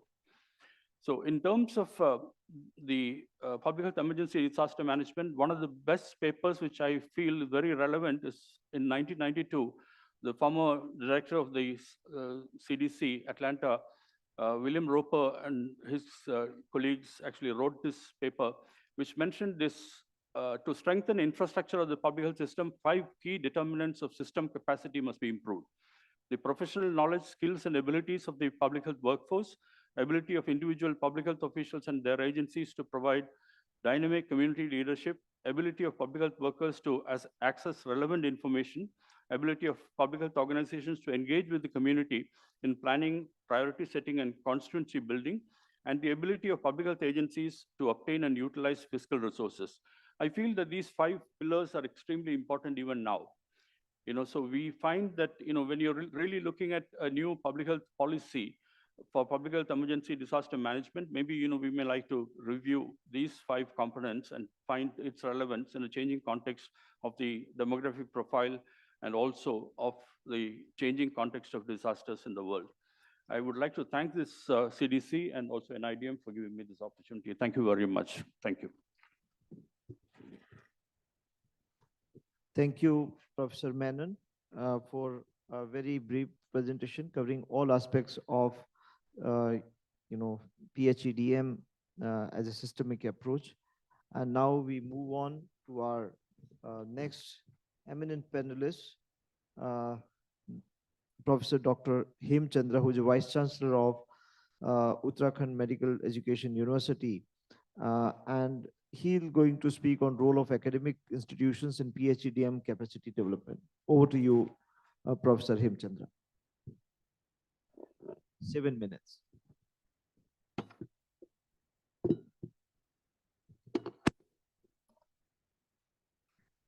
Very good afternoon to all ladies and gentlemen. The Honorable Chair, Bondais, Deputy Chairs, and my dear panelists, respected delegates from the different part of the world, and ladies and gentlemen. The responsibility which has been trusted upon me is to basically the role of the institutions for enhancing or the fortifying the PHEDM programs. The time is very short. I am very thankful for the organizer for having invited me for this discussion today. Detail about the public health emergency, medical services, and the disaster has been covered and will be covered within the coming 2-3. I will be confined to my own subject, that is the medical field basically. If you go into the depth, the worst part of the disaster of the public health emergency is the loss of human life and the disability throughout their life. Now, the job of the hospitals or the healthcare organization starts from two parts. The number one, the transportation of giving the first time or the first line treatment at the place of the occurrence of the emergency or the disaster. And secondly, at the doorstep of the hospital. Let me tell something background about the basic difference in regards to the medical services, the emergency as isolated and the disaster one. But in the hospital, nowadays the emergency built up energy is the essential part of any hospital, may it requires any number of the beds. As a rule of thumb, how many beds should be there in a hospital in an emergency as approximately 10% of the total indoor bed. And usually the emergency is basically the effectiveness and the efficiency is the biggest part, the essence of the emergency services. May it is we going to deal with the disaster or with the public health emergency. At any given time, if it increases, the workload of the emergency increases 10%, that is within the limit of the treatment. But the basic difference lies here with the regular emergencies coming out of from different part to the emergency and the disaster. A disaster is a situation for the medical purpose where a bed capacity or the workload of that particular situation or the structure far exceed with its normal capacity. So that is why we required a management in before. It's not a crisis one, so that crisis cannot be developed at that time. So there is a requirement for the management of the disaster. And the emergency also, disasters, certain areas of the country or the globes are more and more prominent for the disaster purpose. Like in the state of Uttarakhand, it is the earthquake, seismic zones are many at many places, and the landslide or the floods and other situations are also. In regards to the medical emergencies, they are basically the different type of the infections or the communicable disease, like recently we have faced with the COVID-19 adjusting.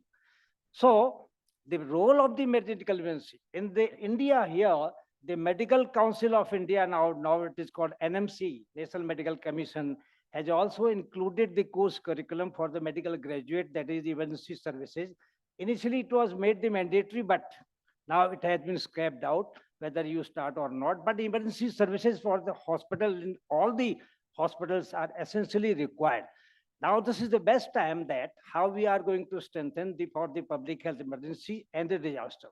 So for that, a course curriculum are already prepared at many places in India also and worldwide, where we can start the courses, a master's degree or the PG diploma in disaster management or the public health emergency. This is the right time.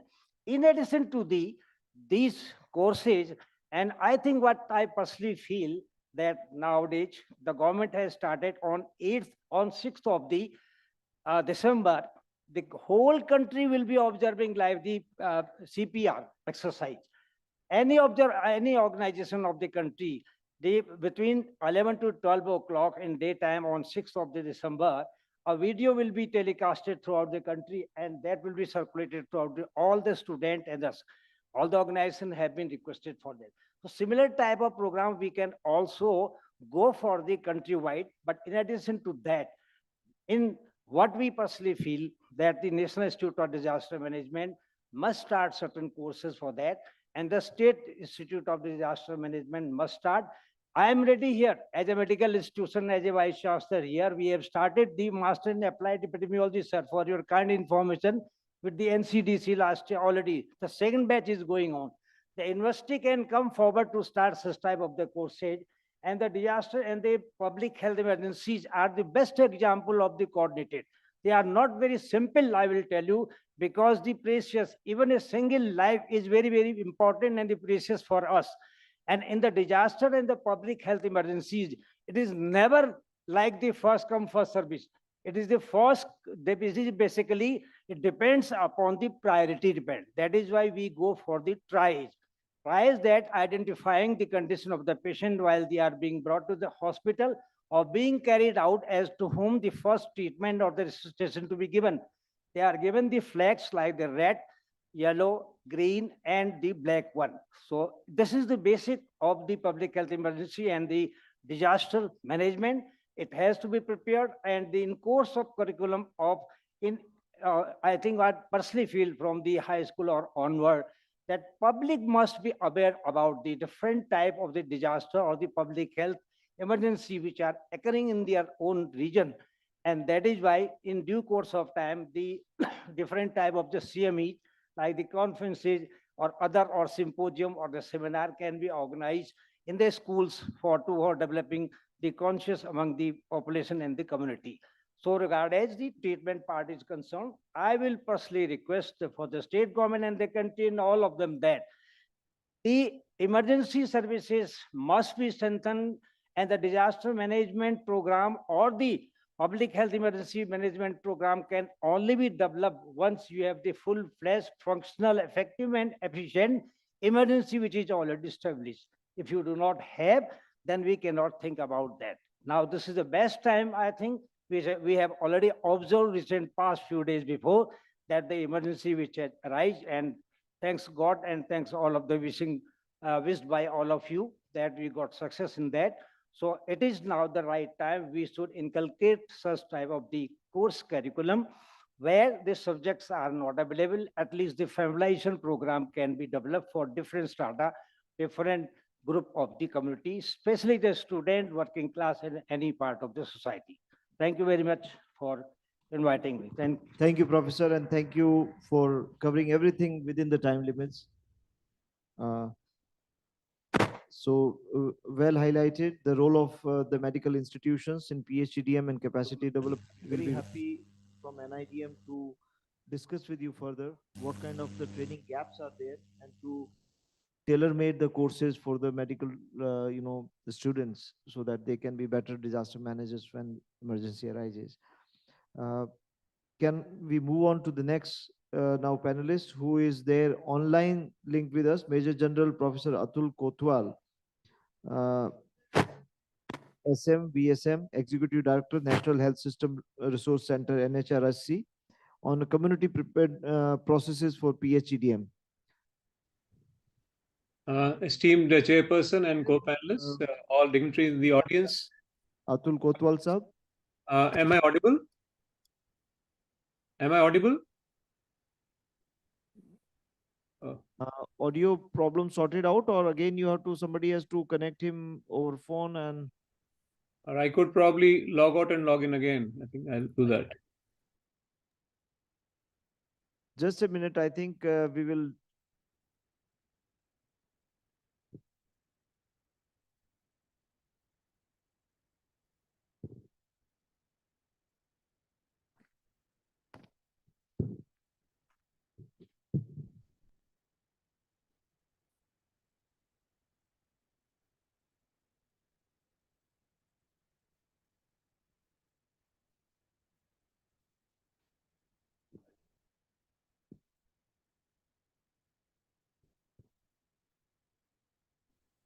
Am I audible now?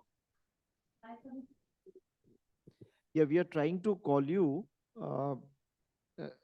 Major General Atul Kotwal. We are just trying to call you over phone. Kindly pick up the call, and we will put it in the speaker mode, so that.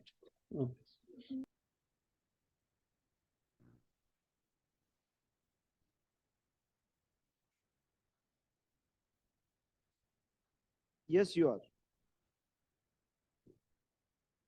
Chairperson and all the dignitaries in the audience and all the participants. A very good afternoon to you.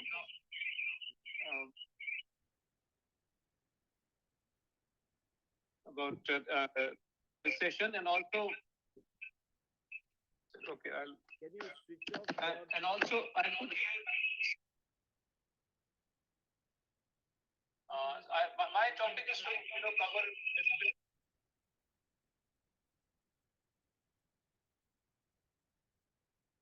system which The emerging scenarios.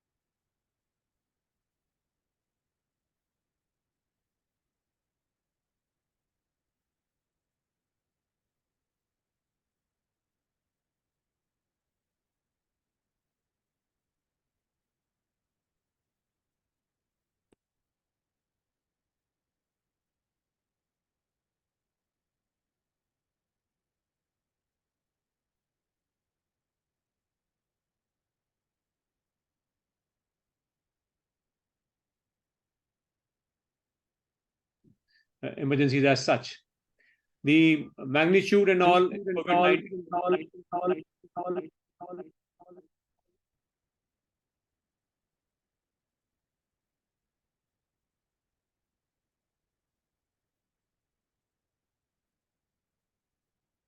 all the building blocks of the health systems.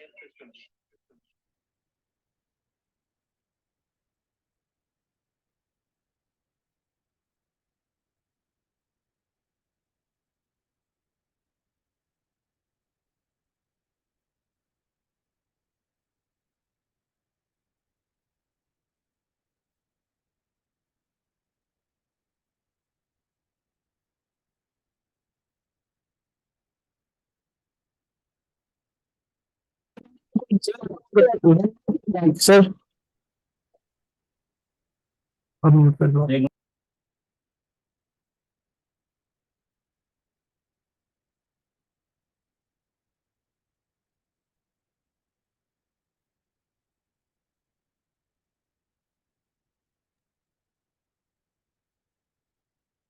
okay, but if I unmute my Zoom, there's an echo.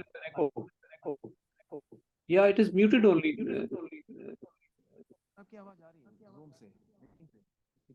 Zoom say, can I'm audible from there?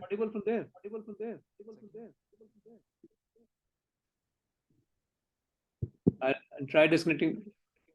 No, sir, from this mic.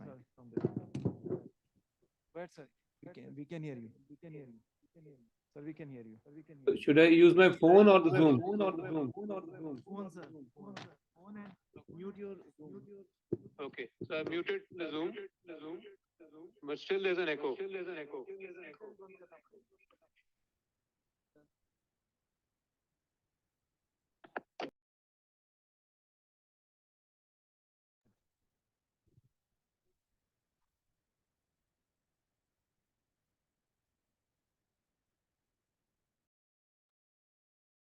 Sir, the speaker is not. So please unmute your mic, sir.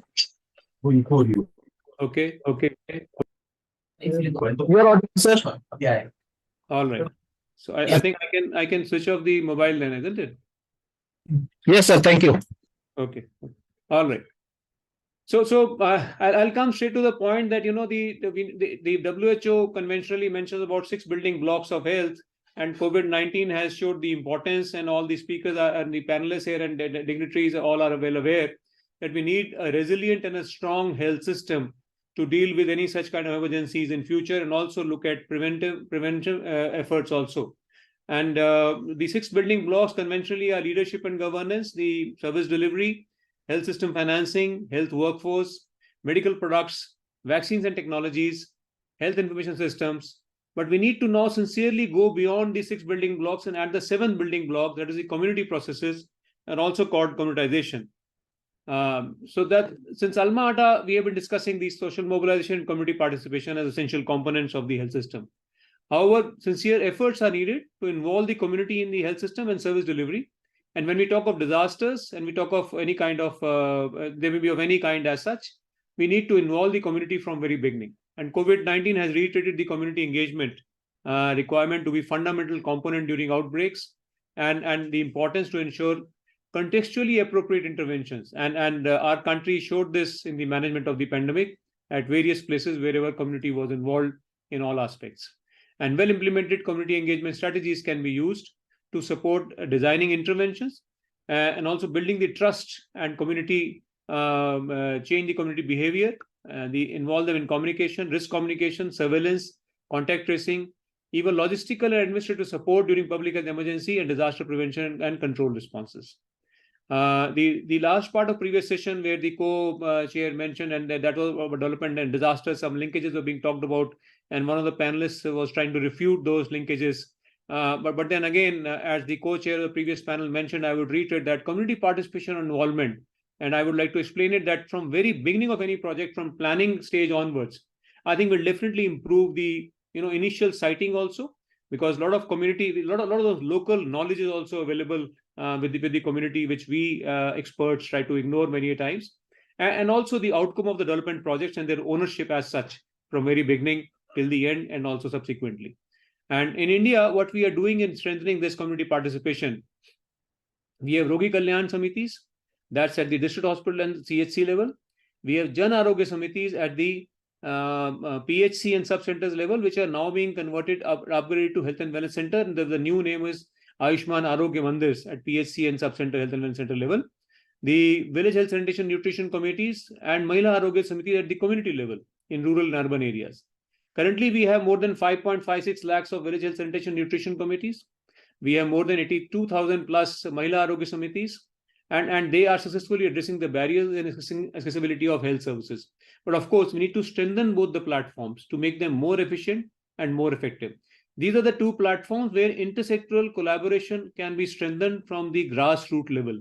And this is what going to help us in addressing not only the health in routine as such, what we say in preventive, promotive, curative, rehabilitative, and palliative services, and providing the comprehensive primary health care with assured linkages, but also addressing the disasters in future from their prevention to the mitigation and also subsequent recovery and strengthening the entire health system.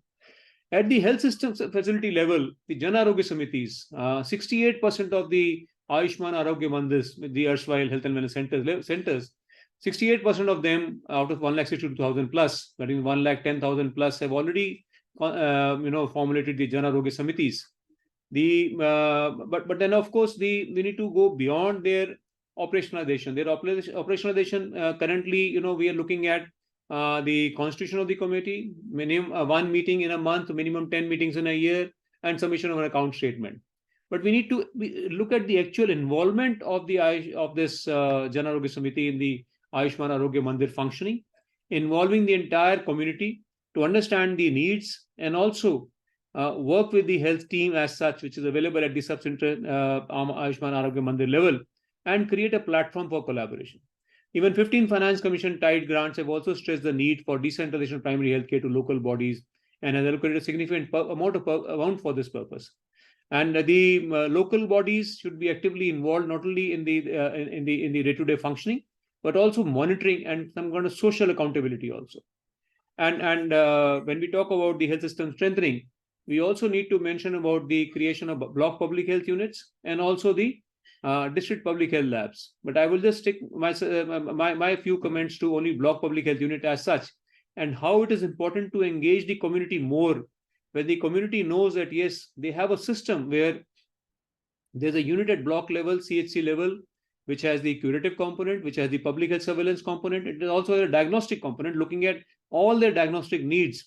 And the moment they visit the nearest health facility, the sample can be transported to the block public health unit, and results could be available within appropriate turnaround time on their phone or on internet or through any other means.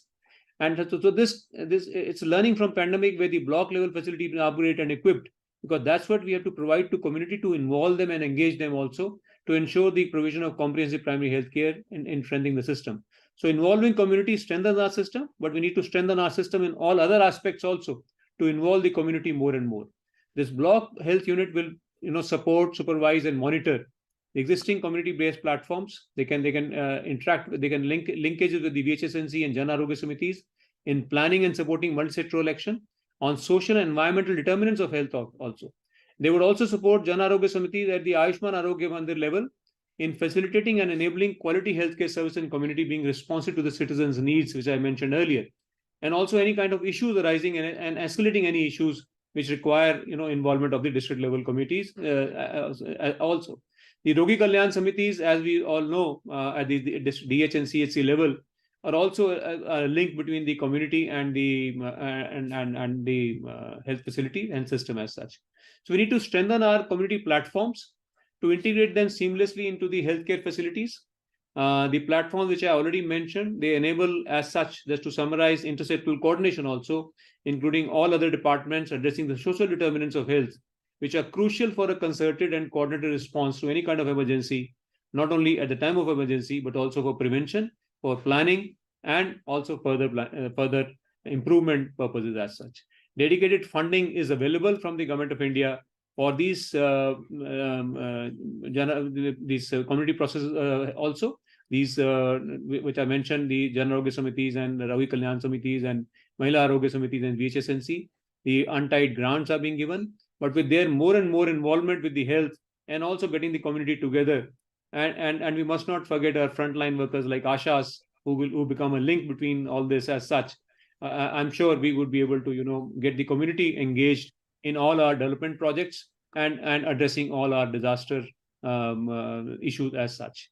I'll stop here, Mr. Chairperson. I'm ready to answer any subsequent questions subsequently. Thank you very much. Thank you, General Kotwal, for that. And we are very sorry that for some issues here in the connectivity and the sound output, which disrupted your session beginning. Thank you very much. We move on to Dr. Chris Brown, the Director Division of Emergency Operations, Office of the Readiness and Response ORR, U.S. Center for Disease Control and Prevention, CDC. Dr. Chris Brown, the dais is yours now. Please try to be a little precise and brief.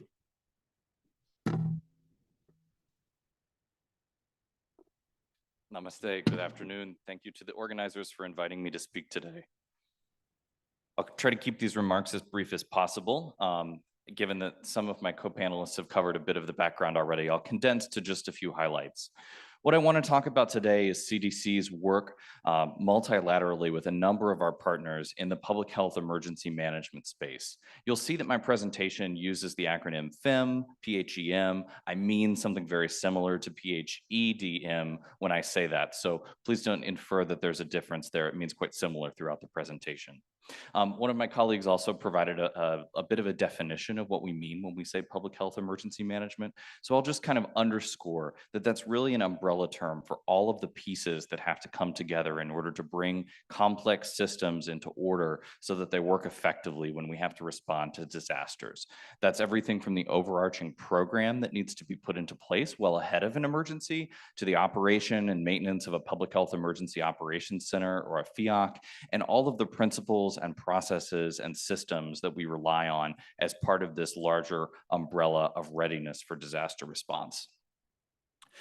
I'll highlight a couple of things that I think are essentials of PHEM programs. And I will say this, CDC in the US has spent the better part of the last 20 years responding to a multitude of emergencies, both domestically in our own country and globally with our partners around the world. That includes everything from infectious disease outbreaks like Zika and Marburg virus and Ebola and influenza, through hurricanes that affect the US Gulf Coast, earthquakes, other types of natural disasters.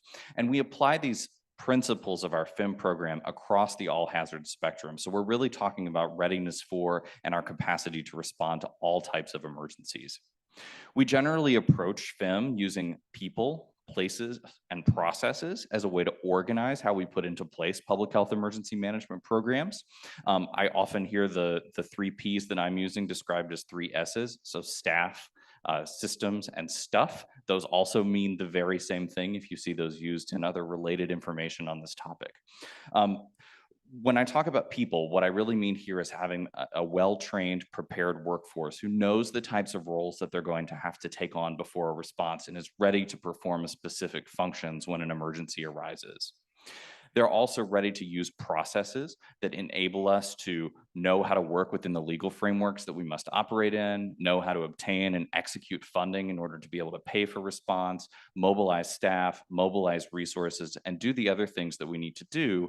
And then getting back to kind of that middle pillar, bringing those all together into place, or the Public Health Emergency Operations Center, the FEOC, and all of its assets and equipment that enable us to kind of coordinate the processes and the people from within it. That brings me to kind of touching on the benefits of having a standing Public Health Emergency Operations Center. And this is one of the things that CDC works with our partners globally. And I'll touch on some examples specifically from India, given where we are for this conference. But we do this work across Asia, Africa, South America, the Caribbean, even Eastern Europe. So this is really a worldwide approach. But having and standing up a Public Health Emergency Operations Center really gives the operator, the organization, often a national public health institute, the ability to have a place where they can readily scale up emergency response needs when a disaster happens. As you all in the room well know, these are often little notice or no notice events, and we need to be able to readily mobilize processes and people from our Emergency Operations Center, facilitate rapid decision-making, and begin communicating so that we're messaging across a response and to partners and to the constituents that we serve. And that's really the reason for the Public Health Emergency Management Program. So how do we do this? CDC's approach generally involves emergency management capacity development that is organized into kind of 4 pillars for capacity building that we focus on in all of our bilateral and multilateral partnerships that we work on. Those touch on workforce development. So again, training and being ready to collaborate among the people who are going to have to implement response actions. Developing systems so that we can work within those legal authorities, understand how to develop and implement risk assessments, be ready with response plans, protocols, and standard operating procedures. The third pillar is infrastructure development. So this is really getting the physical infrastructure into place to be able to establish and operate from a Public Health Emergency Operations Center when an emergency requires. And then lastly, partnerships. And this involves building and maintaining really strong relationships across the entire spectrum of partners who will have to be involved in public health emergency response. And at various levels of organization, so from the smallest local level all the way up to the national and international level, those can look very different, but are equally important up and down the levels of response that some of the other panelists have already touched on just a bit. Just to kind of cover how we go about building capacity with country partners who the US CDC works with, this is really a twofold approach. So on one side, technical assistance, and this kind of describes the work that we do within countries. We often will work with a country partner both during an emergency to help them organize a response, establish a response structure, figure out how to lean on their plans that they may have already developed, and implement objective-based incident action plans to guide response activities. And we'll also provide technical assistance before emergencies happen to help establish those plans, to help train staff, to help figure out how to build up and have ready a public health emergency operations center. That works hand in hand with a fellowship program that CDC also operates. And I'll talk a little bit about the impact of that fellowship on one of the upcoming slides. But really, this is just kind of a program in which we bring staff from all of our global partners who may be interested to Atlanta, where CDC headquarters is, and help them understand and get firsthand experience with how to operate a public health emergency operations center and a public health emergency management program and all of the details that go with it. So over a significant amount of time, 12 weeks, we will spend with fellows teaching them how to manage public health emergency management activities. Generally, our fellows go on to go back to their home ministries of health or other organizations that they come from, and they'll often have significant responsibility in leading future emergency management activities. I mentioned a little bit already about the in-country technical assistance that we provide, but just to make sure that I don't skip over this important piece of this as well, you can see on the slide some examples of some of the types of work that we do in many of the countries where our partners have invited us to come and collaborate with them around building and maintaining capacity for public health emergency preparedness and response. This again includes everything from that core training around incident management systems or incident response systems, all the way through designing and executing tabletop and functional exercises, and helping to share best practices that we've been able to identify and build on in our 2 decades or so of having a robust public health emergency management program, and share that knowledge with partners globally.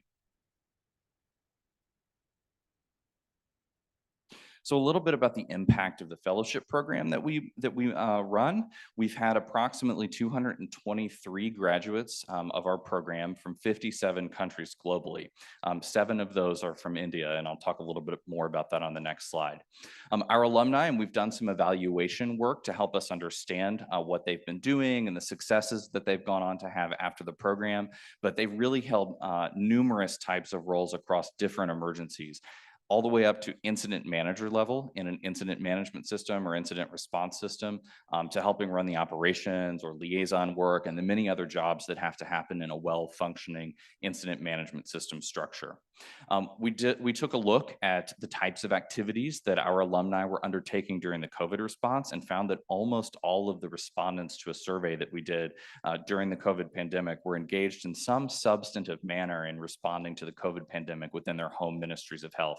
And you can see in the table on the screen that this really spanned a breadth of different types of roles in the incident management systems within their home Ministry of Health or similar organizations. So again, all the way from safety officer, liaison officer, operational work and planning, all the way up to the top of the incident management system structure and serving as the incident manager. So the bottom line here is that this fellowship program is a really valuable tool because it sets staff up to be able to take on these critical roles within their home Ministry of Health incident management system structures when disasters happen. I mentioned that we've had 7 graduates, just to give you an example of some of this coordination with our partners in India. So 7 graduates from the CDC FIM Fellowship Program here in India. We've managed to train staff at all levels of government. So it's not necessarily just at the national level. We've had other levels of government participate. And a number of the alumni were involved in establishing the incident management system for medical operations. For a recent festival, for example, we've had participants involved in COVID-19 activities, work on establishing other strategic health or the Strategic Health Operations Center, and a number of other important things that have happened in the country recently. This has also helped to develop some sub-national capacity. So I mentioned not just at the national level, but through establishing state and union response centers, there's also additional capacity to respond at lower levels of government as we get closer to the local level where disaster responses often start. So that brings me to the end of the presentation. Thank you for the time for the overview. Just wanted to express our appreciation for the invitation.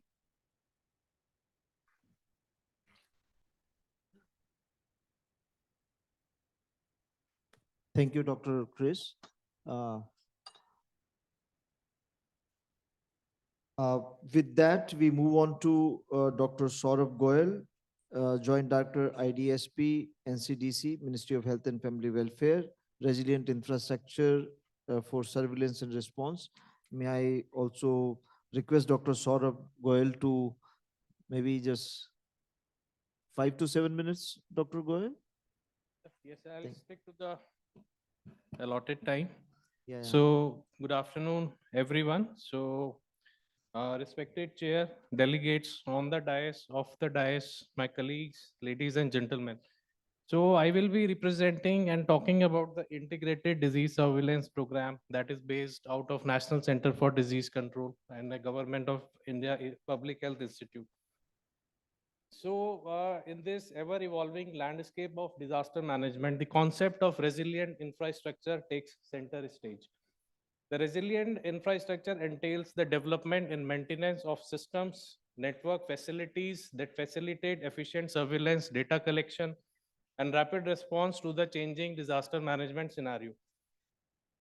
Resilient infrastructure not only encompasses the development of infrastructure, but it also consists of a system that has a surge capacity in proportion to the magnitude of the disaster.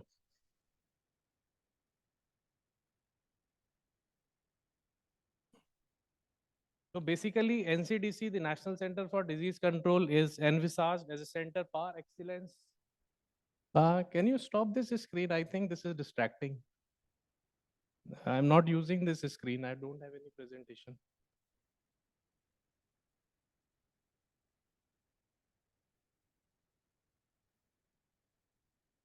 I don't need this screen. I'm just presentation.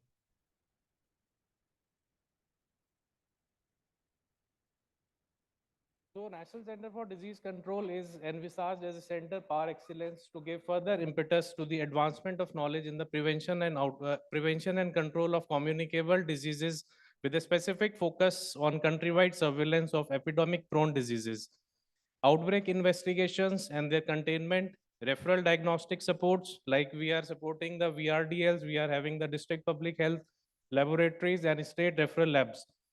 Then training and workforce development, we are releasing the technical advisories that helps states during the various kind of health emergencies, and we are doing applied and operational research. The institute also undertakes the monitoring of outbreaks throughout the country through its integrated disease surveillance program. So basically, integrated disease surveillance program is a real-time disease surveillance mechanism in which we are doing surveillance for 33 plus epidemic-prone diseases. And this system is near real time. All the health facilities, all the laboratories and community can report on this system through the unique user IDs and passwords that have been provided to them. And the first level of administration on this surveillance system is the district surveillance unit. After that, there is a state surveillance unit and a central surveillance unit. And the beauty of the system is that as soon as any data pertaining to any health condition or a health alert is entered by the health personnel, it is immediately available across the entire platform, and all the policymakers and the relevant people can see this data and timely actions can be taken. I can give you an example, like in the recent past, there was a Nipah outbreak in the Kerala. A media alert was picked up by our system through the use of the artificial intelligence. The responsible agencies were alerted and we were able to deploy a rapid response team within 48 hours, and we were able to control this outbreak well in time. So in this ever-shifting landscape, the another concept is the establishment of Public Health Emergency Operations Center. And NCDC is having a Public Health Emergency Operations Centers that is functional within its premises. So again, this center served as a command facility during this Nipah virus outbreak, in which and it offered the emergency response. It offered a systematic and structured approach to managing this disaster response, this outbreak response. So basically, PHEOC is designed to facilitate multi-sectoral, multi-layered, multi-agency coordination in which information sharing and partnership is happening all the times. Such coordination is paramount in the face of myriad stakeholders involved in public health emergency and disaster management. So basically, what we are doing is like we are trying to develop and make this system more robust. So I will request all the participants and all the delegates from the other countries that we can take this discussion forward on how we can strengthen the system, how we can make use of the each and other strength, and we can utilize the system during the times of disaster management. So thank you very much for giving me an opportunity for talking about the surveillance.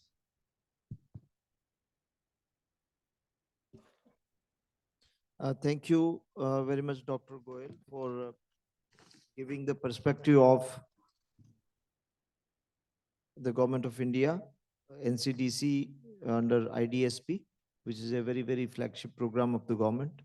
And we have seen how NCDC has done a remarkable work in India during COVID by putting their containment plan into practice. So with that positive note, let us move to our concluding panelist, last panelist, Professor Dr. Narpinder Singh. He's Vice Chancellor of Graphic Era University. Let us give a big hand to him for all the logistics he has supported for this event.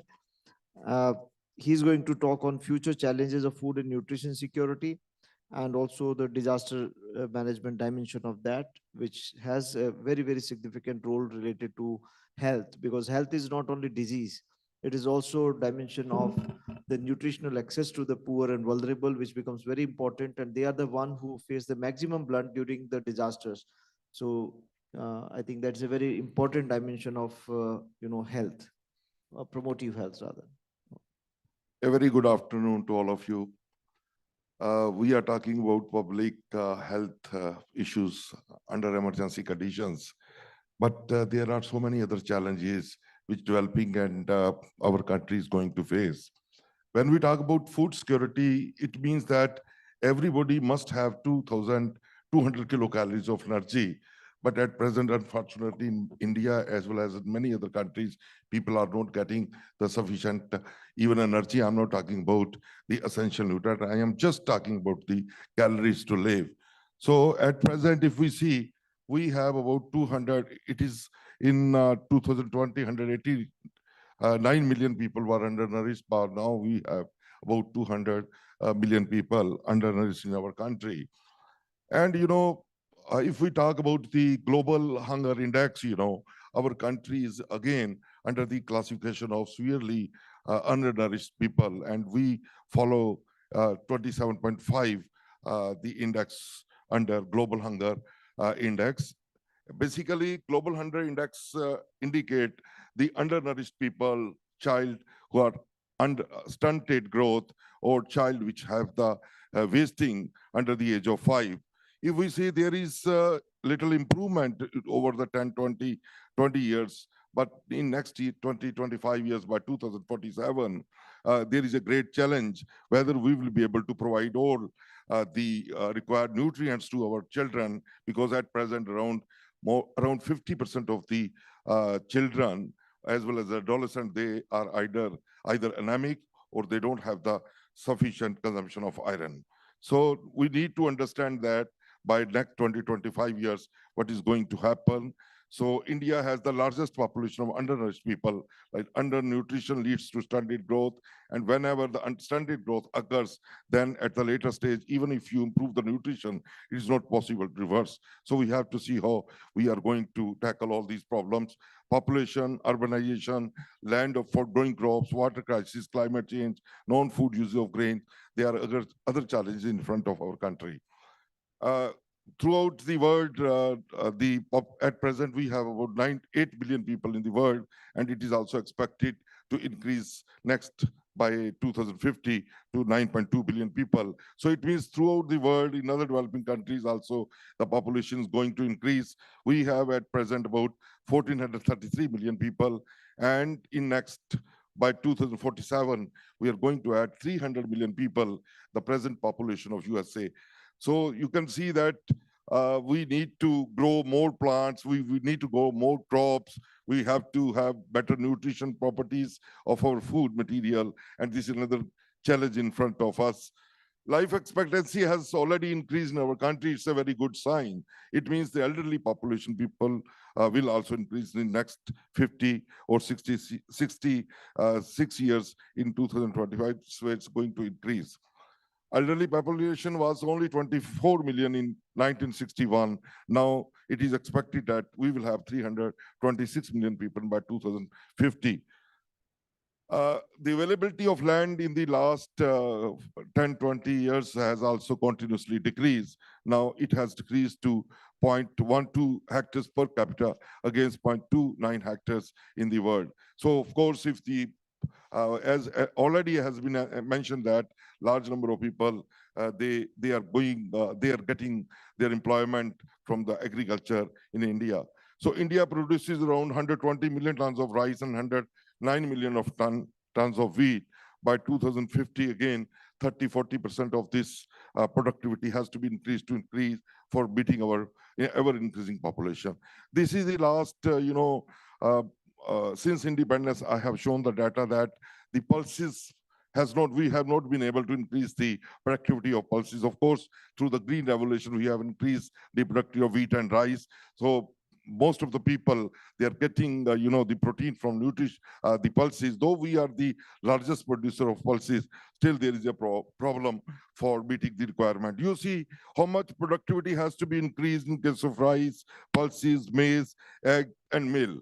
Whether it will be possible, this orange indicate the expected productivity has to be required by 2050. So it is just the percentage increase in the crop production that would be required in all wheat, rice, pulses, maize, and egg and milk. So this is, if we talk about this soil degradation, if you see that our soils are getting severely degraded. If you see, we come under orange, and highly degraded soils are, of course, when we have more productivity, we grow more crops. And like in Canada, they grow only one crop in a year, but we are growing sometimes 2 or 3 crops by rotation on the same piece of land. So naturally, the degradation is occurring at a very fastest rate. Water crisis, already we are growing the rice, and 1 kg of rice required about 3,000 to 500 liter of water per kg of rice. And it is, of course, we are exporting the rice at a very low price, and we are not keeping in mind that the resources that are got depleted during the production of rice.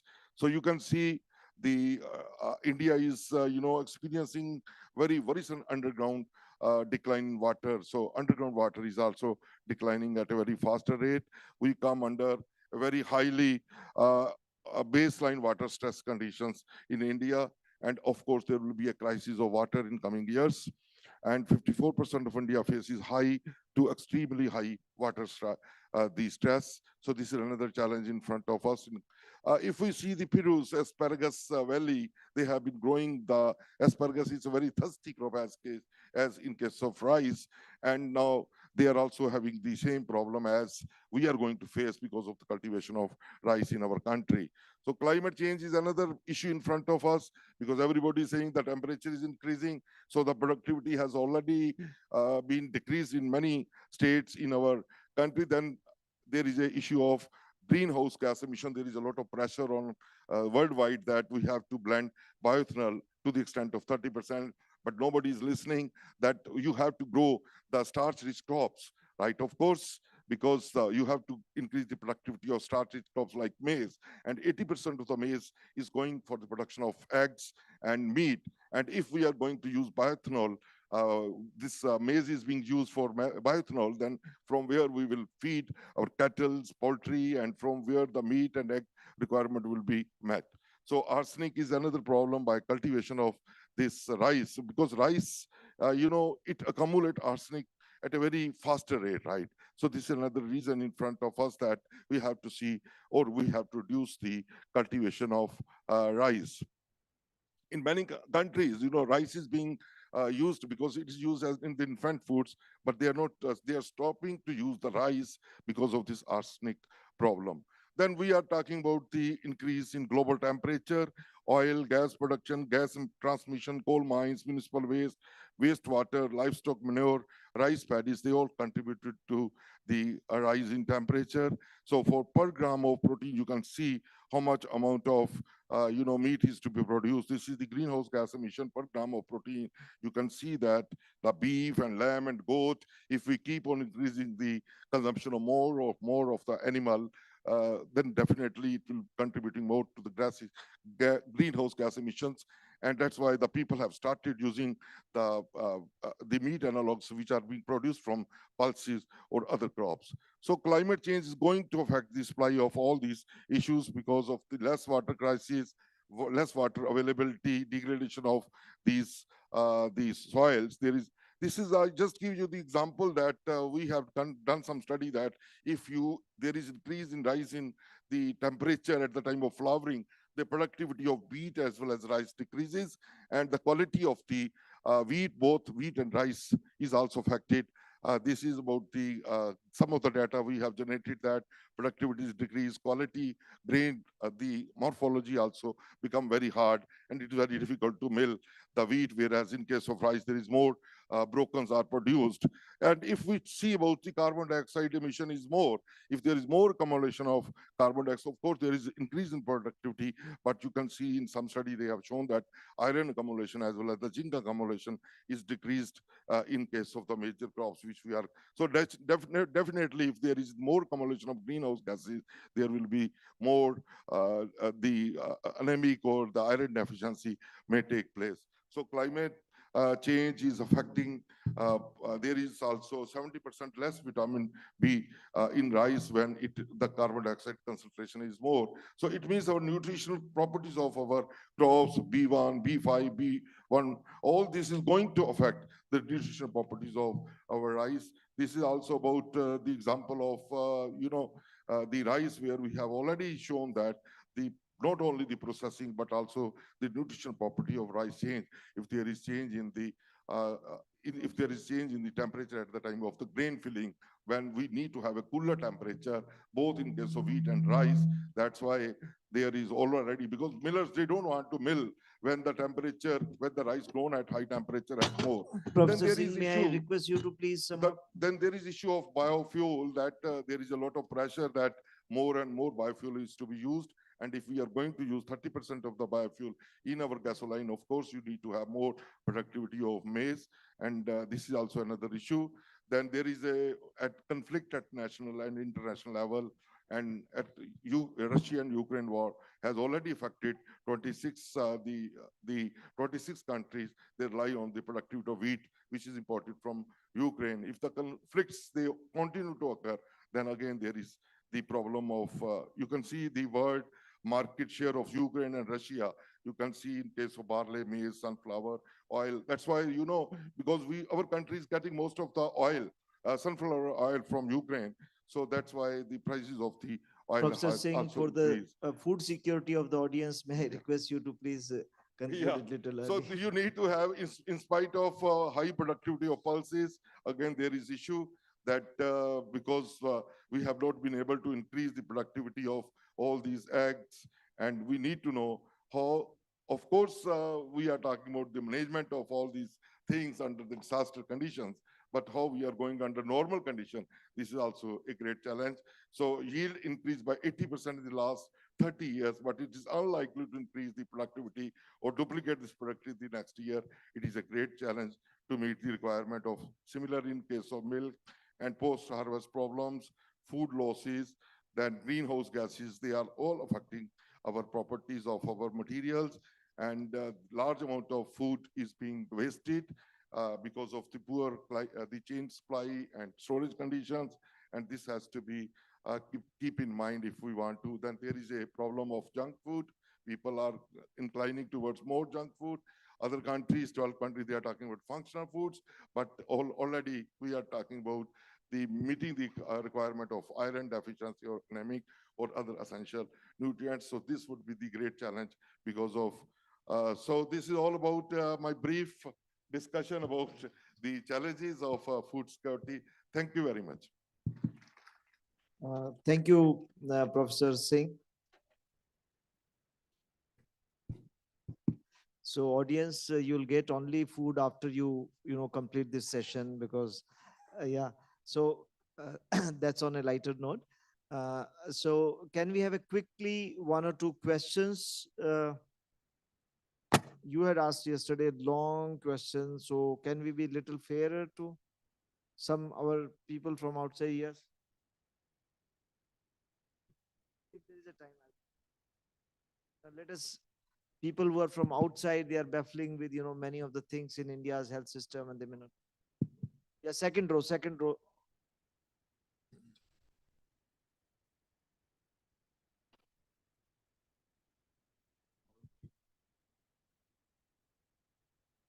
Thank you so much. Introduce yourself and then question, very precise, pointed question.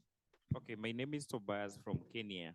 I would like to ask all panelists to clarify to us and the audience, specifically from Africa, how is the CDC implementing programs in tandem with the government policies, and what measures have been put in place, not only just targeting the public health officers, but also the key stakeholders in government who are policymakers to implement all these that you're talking about. Thank you so much. You're asking in the context of Africa? In Kenya? Yeah, I'm asking in the context of Africa, because Kenyan policies and other countries in the continent are all use the same policies. Yeah. The policymakers I'm talking about are the members of parliament and the key Got your question. ministerial Dr. officers. Chris Thank Brown, you. a quick response.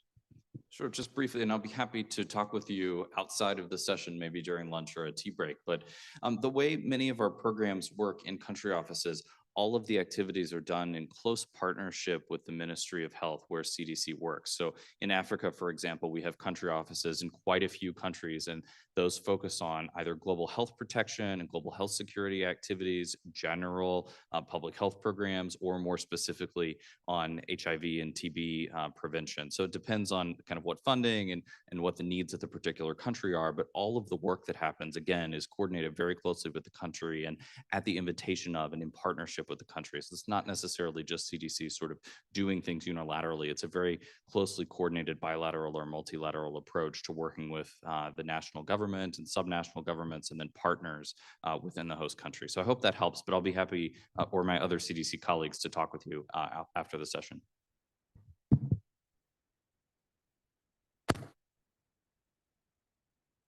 Preference will be to the our. Who is asking? This one? Hello. Sir, can I go? Can somebody give the? Okay. Yes, sir. So I just wanted to ask, disasters have a huge impact on mental health, but last checked, I didn't find any particular focus, even in NIDM modules, training modules on mental health, and even in the deliberation that we have here. So considering the estimates, the seriousness of the estimates that we have, and the the need for policy deliberations on this aspect, what is the NIDM? And for that matter, all other institutions focusing on emergency public health, what are Thank you very much for this question. In my talking points, in concluding remark, my first point was this: I was wondering how this girl has got to know that what I'm going to talk about.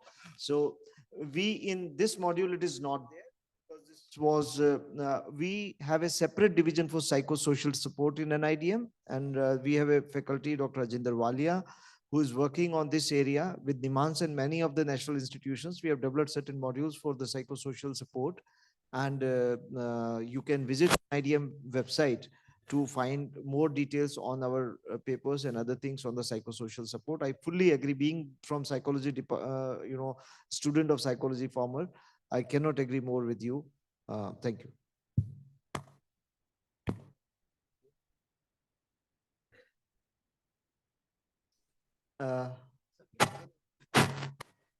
Yeah, I'll just come back.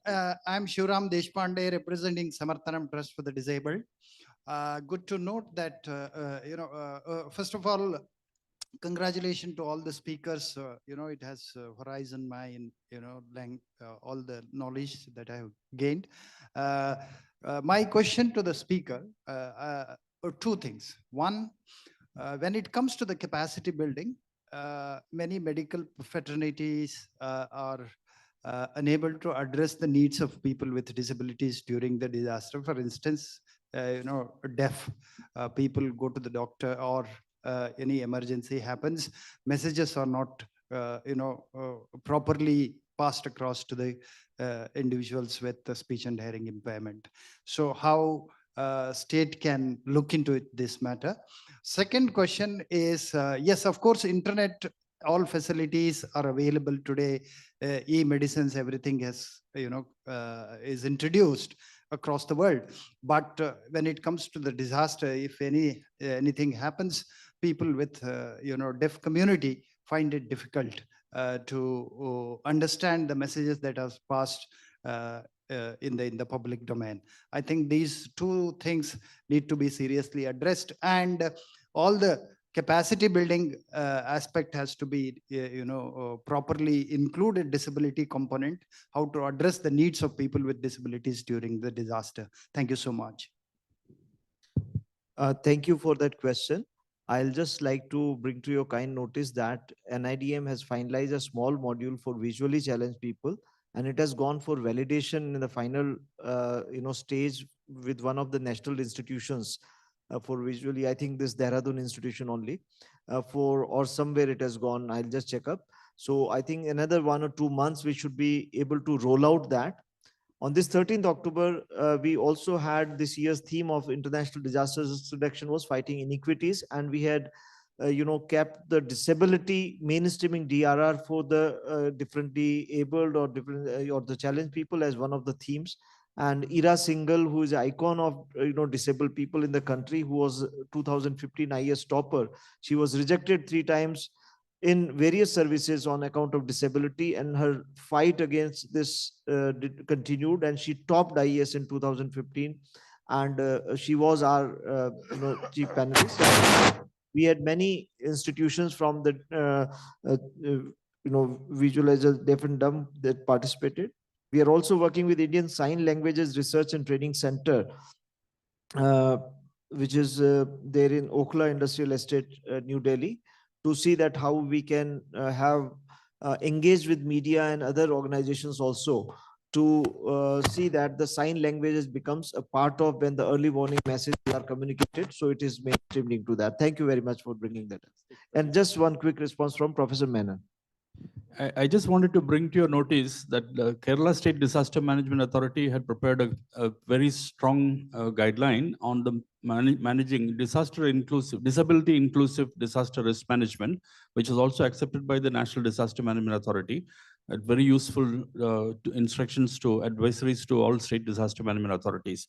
I would also like to mention that there are 2 startup companies. One is called Dextroware, DEXTROWARE, which has introduced a device, an assistive device called Mouseware for people suffering from multiple sclerosis and various other diseases which prevent them from using computer laptops and keyboards and all that. So with an assistive device on a cap, you can actually move the sensors. So there are, if you look at the Dextroware website, you will see that. There is also another startup company called Accensible, ACCENSIBLE, Accensible, for deaf people to help them to actually also do education and various other various other practices to basically improve their quality of life. So there are many others. We will also talk to Samarthanam colleagues because of the work which you're doing there. Thank you. Just one last information for other audience also, those who are interested in learning the sign language to help the deaf and dumb. In this September 2023, Government of India, Honorable Minister of State for Social Justice and Empowerment had released a module on 23rd September 2023 on occasion of the Sign Languages Day. And this is a 40-hour engagement content, and course structures, 10 modules are there. And target learners are parents of deaf children, siblings, educators, and anyone interested in acquiring basic communication skills in Indian Sign Languages. So you can go to the Indian Sign Languages Research and Training Institute site, and you can get to know about this module. And I encourage people to join, because people like you and me only can help the deaf and dumb in communicating, because one has to have a hearing sense to learn about the basic science language is very, very important thing. So with that, we are nearing, we don't want to stand between you and your nutritional and food security. One quick, I think she is trying to quickly. Hello, am I audible? Very pointed question, no comments. Yeah, I'm Dr. Rita Savla, representing Radha Disaster and Education Foundation, and I specialize in physical trauma management and talk about the bleeding and fractures. So today's session, which I was had got feedback and takeaway. So today's session was on public health, and where Dr. Goel and Chris spoke very well on the specifically about the epidemics and pandemic preparedness and communicable diseases. Dr. Hemchandra spoke really well about the post-accident hospital requirement in the terms of a treatment of the patient. But there was absolutely missing, because the public health and disaster management covers a wider area. Professor Menon also spoke well what is before and after and what other people have done it. Dr. Kotwal also spoke a lot about What is your community question? preparedness. Everybody has heard who has spoken what. Come to your question. My point was that if we are to really want to talk about the public health and disaster management, and we have a goal of a preventable death, then we need to be very specific related to preparedness, because every public health preparedness requires different infrastructure, different expertise. So if we could address that way, then probably we'll be justifying the topics and we'll be saving the life.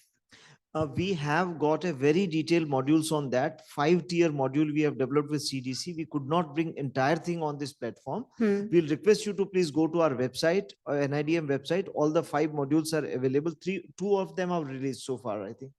Yeah. We have released the 2 of them. Yeah, 3 are still not yet, launched. We have the national and the state level modules have already been released in this thing, in which the preparedness is a very, very important component. But we take your feedback very seriously, and we'll see that if there is anything lacking. I have been If you can working review, the module and send me a will do. mail that Sure, what I is exactly gap in that, we will surely address that. Absolutely. Thank you very much. Yeah, thank you. We are amazed about the interest of all of you for this. But the session is about the preventive, promotive health. So we do not want to affect people. Many of them are middle-aged. So quickly, I think last question, no more questions. Thank you. Since I Raj from Vision India 2032, I've been handling, assisting rather in the damage assessment and also in planning to rebuild the Sikkim state. My question is this precisely, especially. Can you introduce yourself first? Sensei Raj, founder Vision India 2032. This is the 5th major disaster that I'm assisting in. My question is this, especially with the mountain ecosystems and communities. I see a blaring lack of the mental health system, psychosocial systems that we have specifically discussed with the NDMA the Monday last. And what would the esteemed panel, of course, recommend in rebuilding plan that we could all work together in collaboration, number one. And number two, what are the preventive mechanisms, frameworks that are available and also add on to it that we could implement in? Thank you.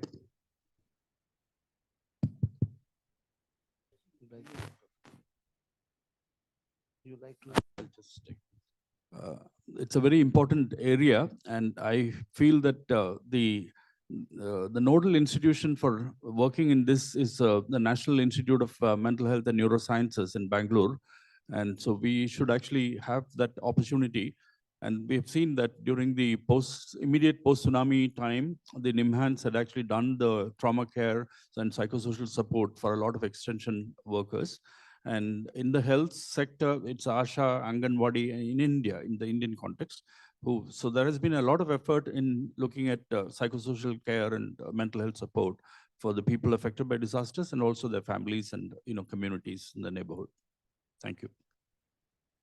I would just like to add on, am I audible? So I think we close the question session. We'll continue this discussion. And we are happy that you are so keen on engaging with this.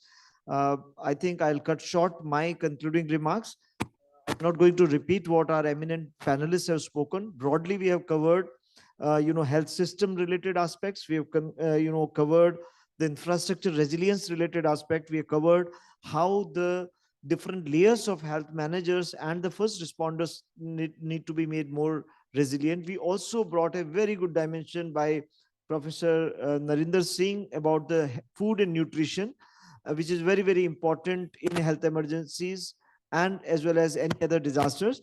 And above all, what is most important is the collaboration. And I think this collaboration is also needed more at the global level, because there is various organizations we are working, and WHO and these organizations have to show a greater leadership to show that how the knowledge and other things related to DRR in public health emergencies and disaster management can work towards the global south, including our African brothers, the countries, the Latin America, India in the G20. Our Honorable Prime Minister has very, very strongly advocated for G20 and India standing for global south, including African countries. So how this gap between the nations in their capacities to both before disaster and after disaster, whether it's a, preparedness or any other 3 Rs. So we have to see that. We also acknowledge that certain areas could not be discussed in detail here, but they are very, very important, including the psychosocial support and mental health related aspects of disaster, which there is an Asia Pacific Disaster Health Network, which has been created in 2020, which again is a good platform to capitalize on research and evidence-based, research. multidisciplinarity is required because health is not a biomedical science alone. It has a dimension of social, economic, political, mental health. So many dimensions are there, and we have to see that how multidisciplinary research in public health is where the sociologists, psychologists, economists, nutritionists, and they all come together, and we see health as a holistic framework and not as a biomedical and sickness alone, but also in terms of preventive, promotive, curative, and palliative care. And also see the inclusivity dimension of the access to health, and particularly in disasters, which need to address the issues of accessibility, affordability, and availability of the healthcare system. When we talk about inclusive, it also brings in a very, very dimension, which I think we need to further discuss and debate, the high prices of the medicines today globally. And while India respects the patents very much, and we are very much, we never invoke the emergency patent laws, but at the same time, we have to think that if the medicines have to be made available globally, accessible to everyone, we need to think about open innovation where people are ready to contribute their innovations for the have-nots of this world. We also need to have more innovative approaches in the medical and health field, because the problems are becoming more complex and the time window is narrowing down for the climate action, and therefore we cannot go as a routine approach. We have to have innovative approaches to handle that. And with that, again, I conclude and say thanks to all of you, and have wonderful further sessions, and enjoy your food. Thank you. Thank you, everyone. Now the time has come to extend our gratitude with the mementos and distribution of certificate of appreciation to all our resource person. For that, I would like to call Professor Durgesh Pant, DG UCOS, to present the memento to our chairperson as well as keynote speaker Sri Rajendra Ratno. Give a round of applause.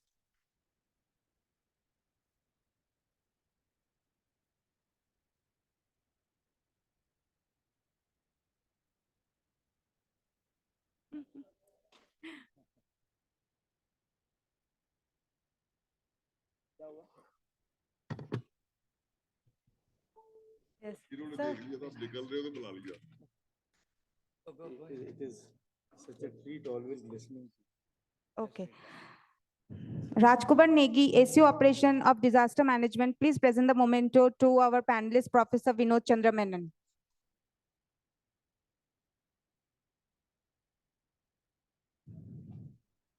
Next, I would like to call Dr. Muzaffar Ahmed, former NDMA member, to present the memento to Professor Hem Chandra, our next panelist.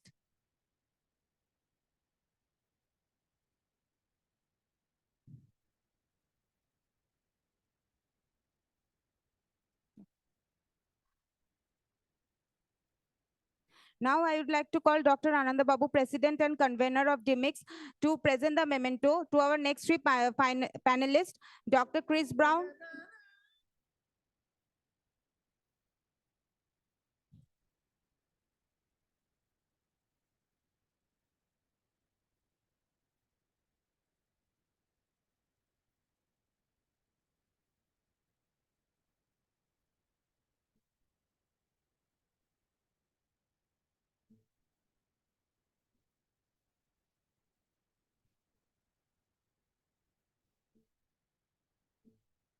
Dr. Saurav Goel,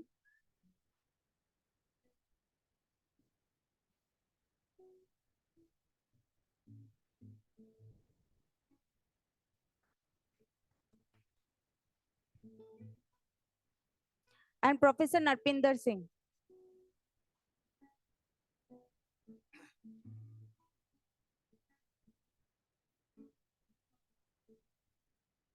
Great. Let's give a big round of applause to all the, eminent speakers, panelists, chairs, and everyone else there. Those are virtually also, we will thank them. Just a quick announcement. Our lunch break is already delayed. We have crossed the limits of, time management. Yeah, please. Yeah. Okay. The session itself, take half an hour lunch break from now, and then you can assemble in your sessions. But while you go down, make sure that for this evening, there's no coupon in your bag, because there was something else that was announced today, but that's being postponed to tomorrow. So today's dinner coupons, please collect from the ground as you go. And tell also in the other sessions, those who are not here to listen to it, to collect their coupons for dinner this evening. Please have your lunch quickly, and we will assemble in the respective places in 30 minutes from now. There is a group photo and some media bites will be there from the eminent experts. See you all soon in next 30 minutes there.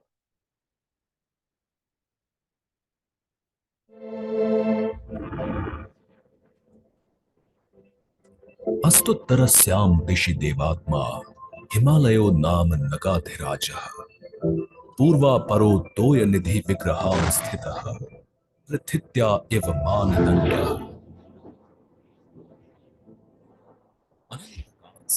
पृथ्वी की गरिमा बढ़ाती ये हिमालय पर्वत श्रृंखला और इसके गर्भ में बसे देवभूमि उत्तराखंड।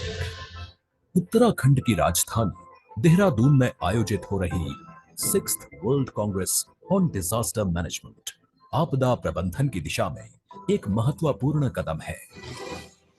पूरे भारत में आयोजित हुए प्री इवेंट्स एवं कॉन्फ्रेंस और देश भर की यूनिवर्सिटीज एवं प्रदेश भर के विद्यालयों ने अपनी भागीदारी देकर उद्घोषणा की 28 नवंबर से 1 दिसंबर तक चलने वाले आपदा प्रबंधन के महापर्व की एक ऐसा मंच जहां 50 से ज्यादा देशों के वैज्ञानिक और विशेषज्ञ एकत्रित हुए हैं, जो 4 दिवसीय सम्मेलन के दौरान आयोजित होने वाले 60 से अधिक सेशंस में आपदा प्रबंधन के नए तरीकों पर बात करेंगे और समस्याओं का हल निकालेंगे। गौरवशाली राष्ट्र के निर्माण व विश्व कल्याण के लिए प्रतिबद्ध माननीय प्रधानमंत्री श्री नरेंद्र मोदी जी को धन्यवाद और उत्तराखंड के युवा दूरदर्शी मुख्यमंत्री श्री पुष्कर सिंह धामी को शुभकामनाएं। साथ सोचेंगे, साथ लड़ेंगे और साथ जीतेंगे।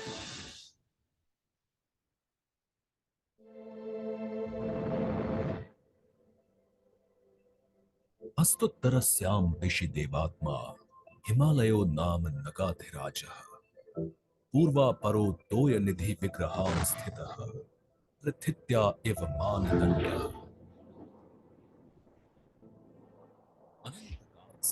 पृथ्वी की गरिमा बढ़ाती ये हिमालय पर्वत श्रृंखला और इसके गर्भ में बसे देवभूमि उत्तराखंड।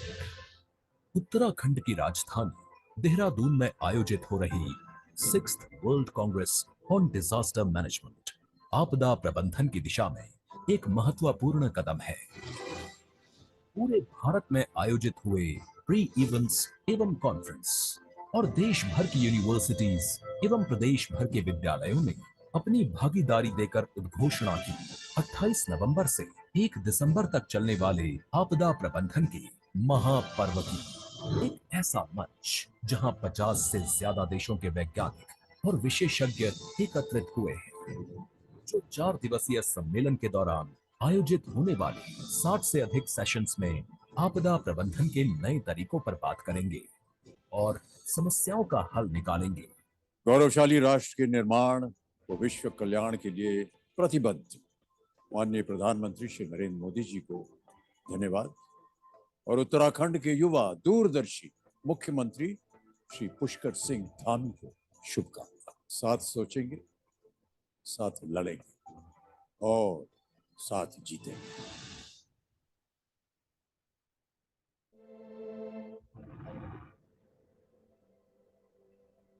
अस्तुत्तरस्यां दिशि देवात्मा हिमालयो नाम नगाधिराजः पूर्वापरो तोयनिधि विग्रहां स्थितः पृथित्या इव मानदण्डः। पृथ्वी की गरिमा बढ़ाती ये हिमालय पर्वत श्रृंखला और इसके गर्भ में बसे देवभूमि उत्तराखंड। उत्तराखंड की राजधानी देहरादून में आयोजित हो रही 6th world congress on disaster management आपदा प्रबंधन की दिशा में एक महत्वपूर्ण कदम है। पूरे भारत में आयोजित हुए प्री इवेंट्स एवं कॉन्फ्रेंस और देश भर की यूनिवर्सिटीज एवं प्रदेश भर के विद्यालयों ने अपनी भागीदारी देकर उद्घोषणा की 28 नवंबर से 1 दिसंबर तक चलने वाले आपदा प्रबंधन के महापर्व की एक ऐसा मंच जहां 50 से ज्यादा देशों के वैज्ञानिक और विशेषज्ञ एकत्रित हुए हैं, जो 4 दिवसीय सम्मेलन के दौरान आयोजित होने वाले 60 से अधिक सेशंस में आपदा प्रबंधन के नए तरीकों पर बात करेंगे और समस्याओं का हल निकालेंगे। गौरवशाली राष्ट्र के निर्माण व विश्व कल्याण के लिए प्रतिबद्ध माननीय प्रधानमंत्री श्री नरेंद्र मोदी जी को धन्यवाद और उत्तराखंड के युवा दूरदर्शी मुख्यमंत्री श्री पुष्कर सिंह धामी को शुभकामनाएं। साथ सोचेंगे, साथ लड़ेंगे और साथ जीतेंगे।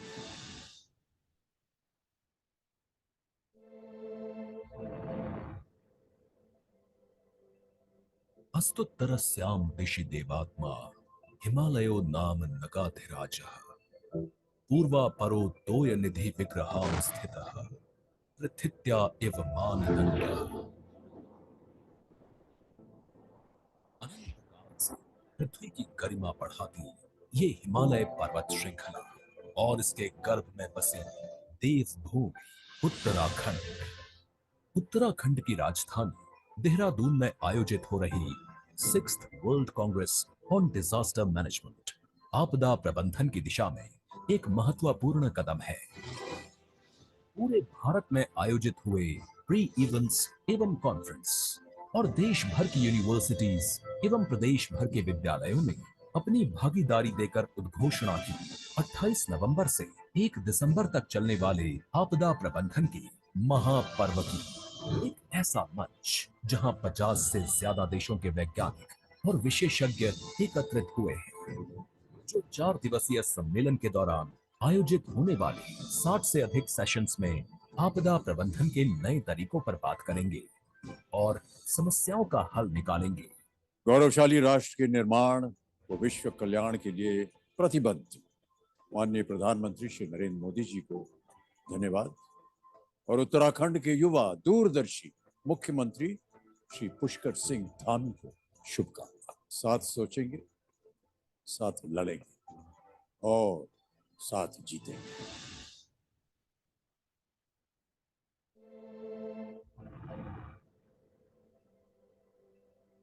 अस्तुत्तरस्यां दिशि देवात्मा हिमालयो नाम नगाधिराजः पूर्वापरो तोय निधि विग्रहां स्थितः पृथित्या इव मानदण्डः।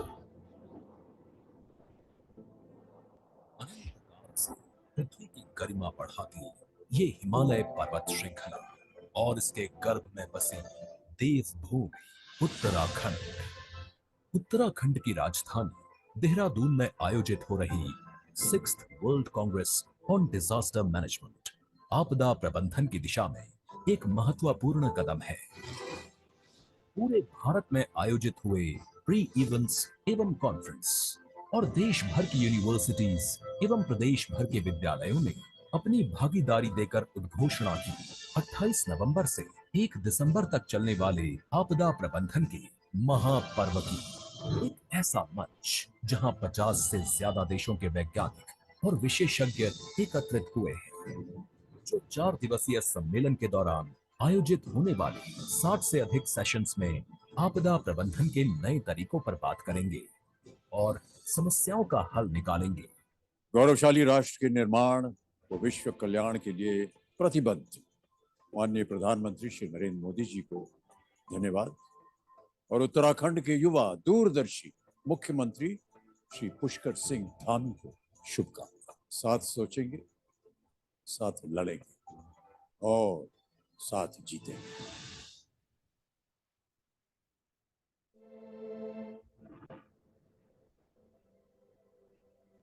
अस्तुत्तरस्यां दिशि देवात्मा हिमालयो नाम नगाधिराजः पूर्वापरो तोय निधि विग्रहां स्थितः पृथित्या इव मानदण्डः। पृथ्वी की गरिमा बढ़ाती ये हिमालय पर्वत श्रृंखला और इसके गर्भ में बसे देवभूमि उत्तराखंड। उत्तराखंड की राजधानी देहरादून में आयोजित हो रही 6th world congress on disaster management आपदा प्रबंधन की दिशा में एक महत्वपूर्ण कदम है। पूरे भारत में आयोजित हुए प्री इवेंट्स एवं कॉन्फ्रेंस और देश भर की यूनिवर्सिटीज एवं प्रदेश भर के विद्यालयों ने अपनी भागीदारी देकर उद्घोषणा की। 28 नवंबर से 1 दिसंबर तक चलने वाले आपदा प्रबंधन की महापर्व की एक ऐसा मंच जहां 50 से ज्यादा देशों के वैज्ञानिक और विशेषज्ञ एकत्रित हुए हैं, जो 4 दिवसीय सम्मेलन के दौरान आयोजित होने वाले 60 से अधिक सेशंस में आपदा प्रबंधन के नए तरीकों पर बात करेंगे और समस्याओं का हल। धन्यवाद। और उत्तराखंड के युवा दूरदर्शी मुख्यमंत्री श्री पुष्कर सिंह धामी को शुभकामनाएं। साथ सोचेंगे, साथ लड़ेंगे।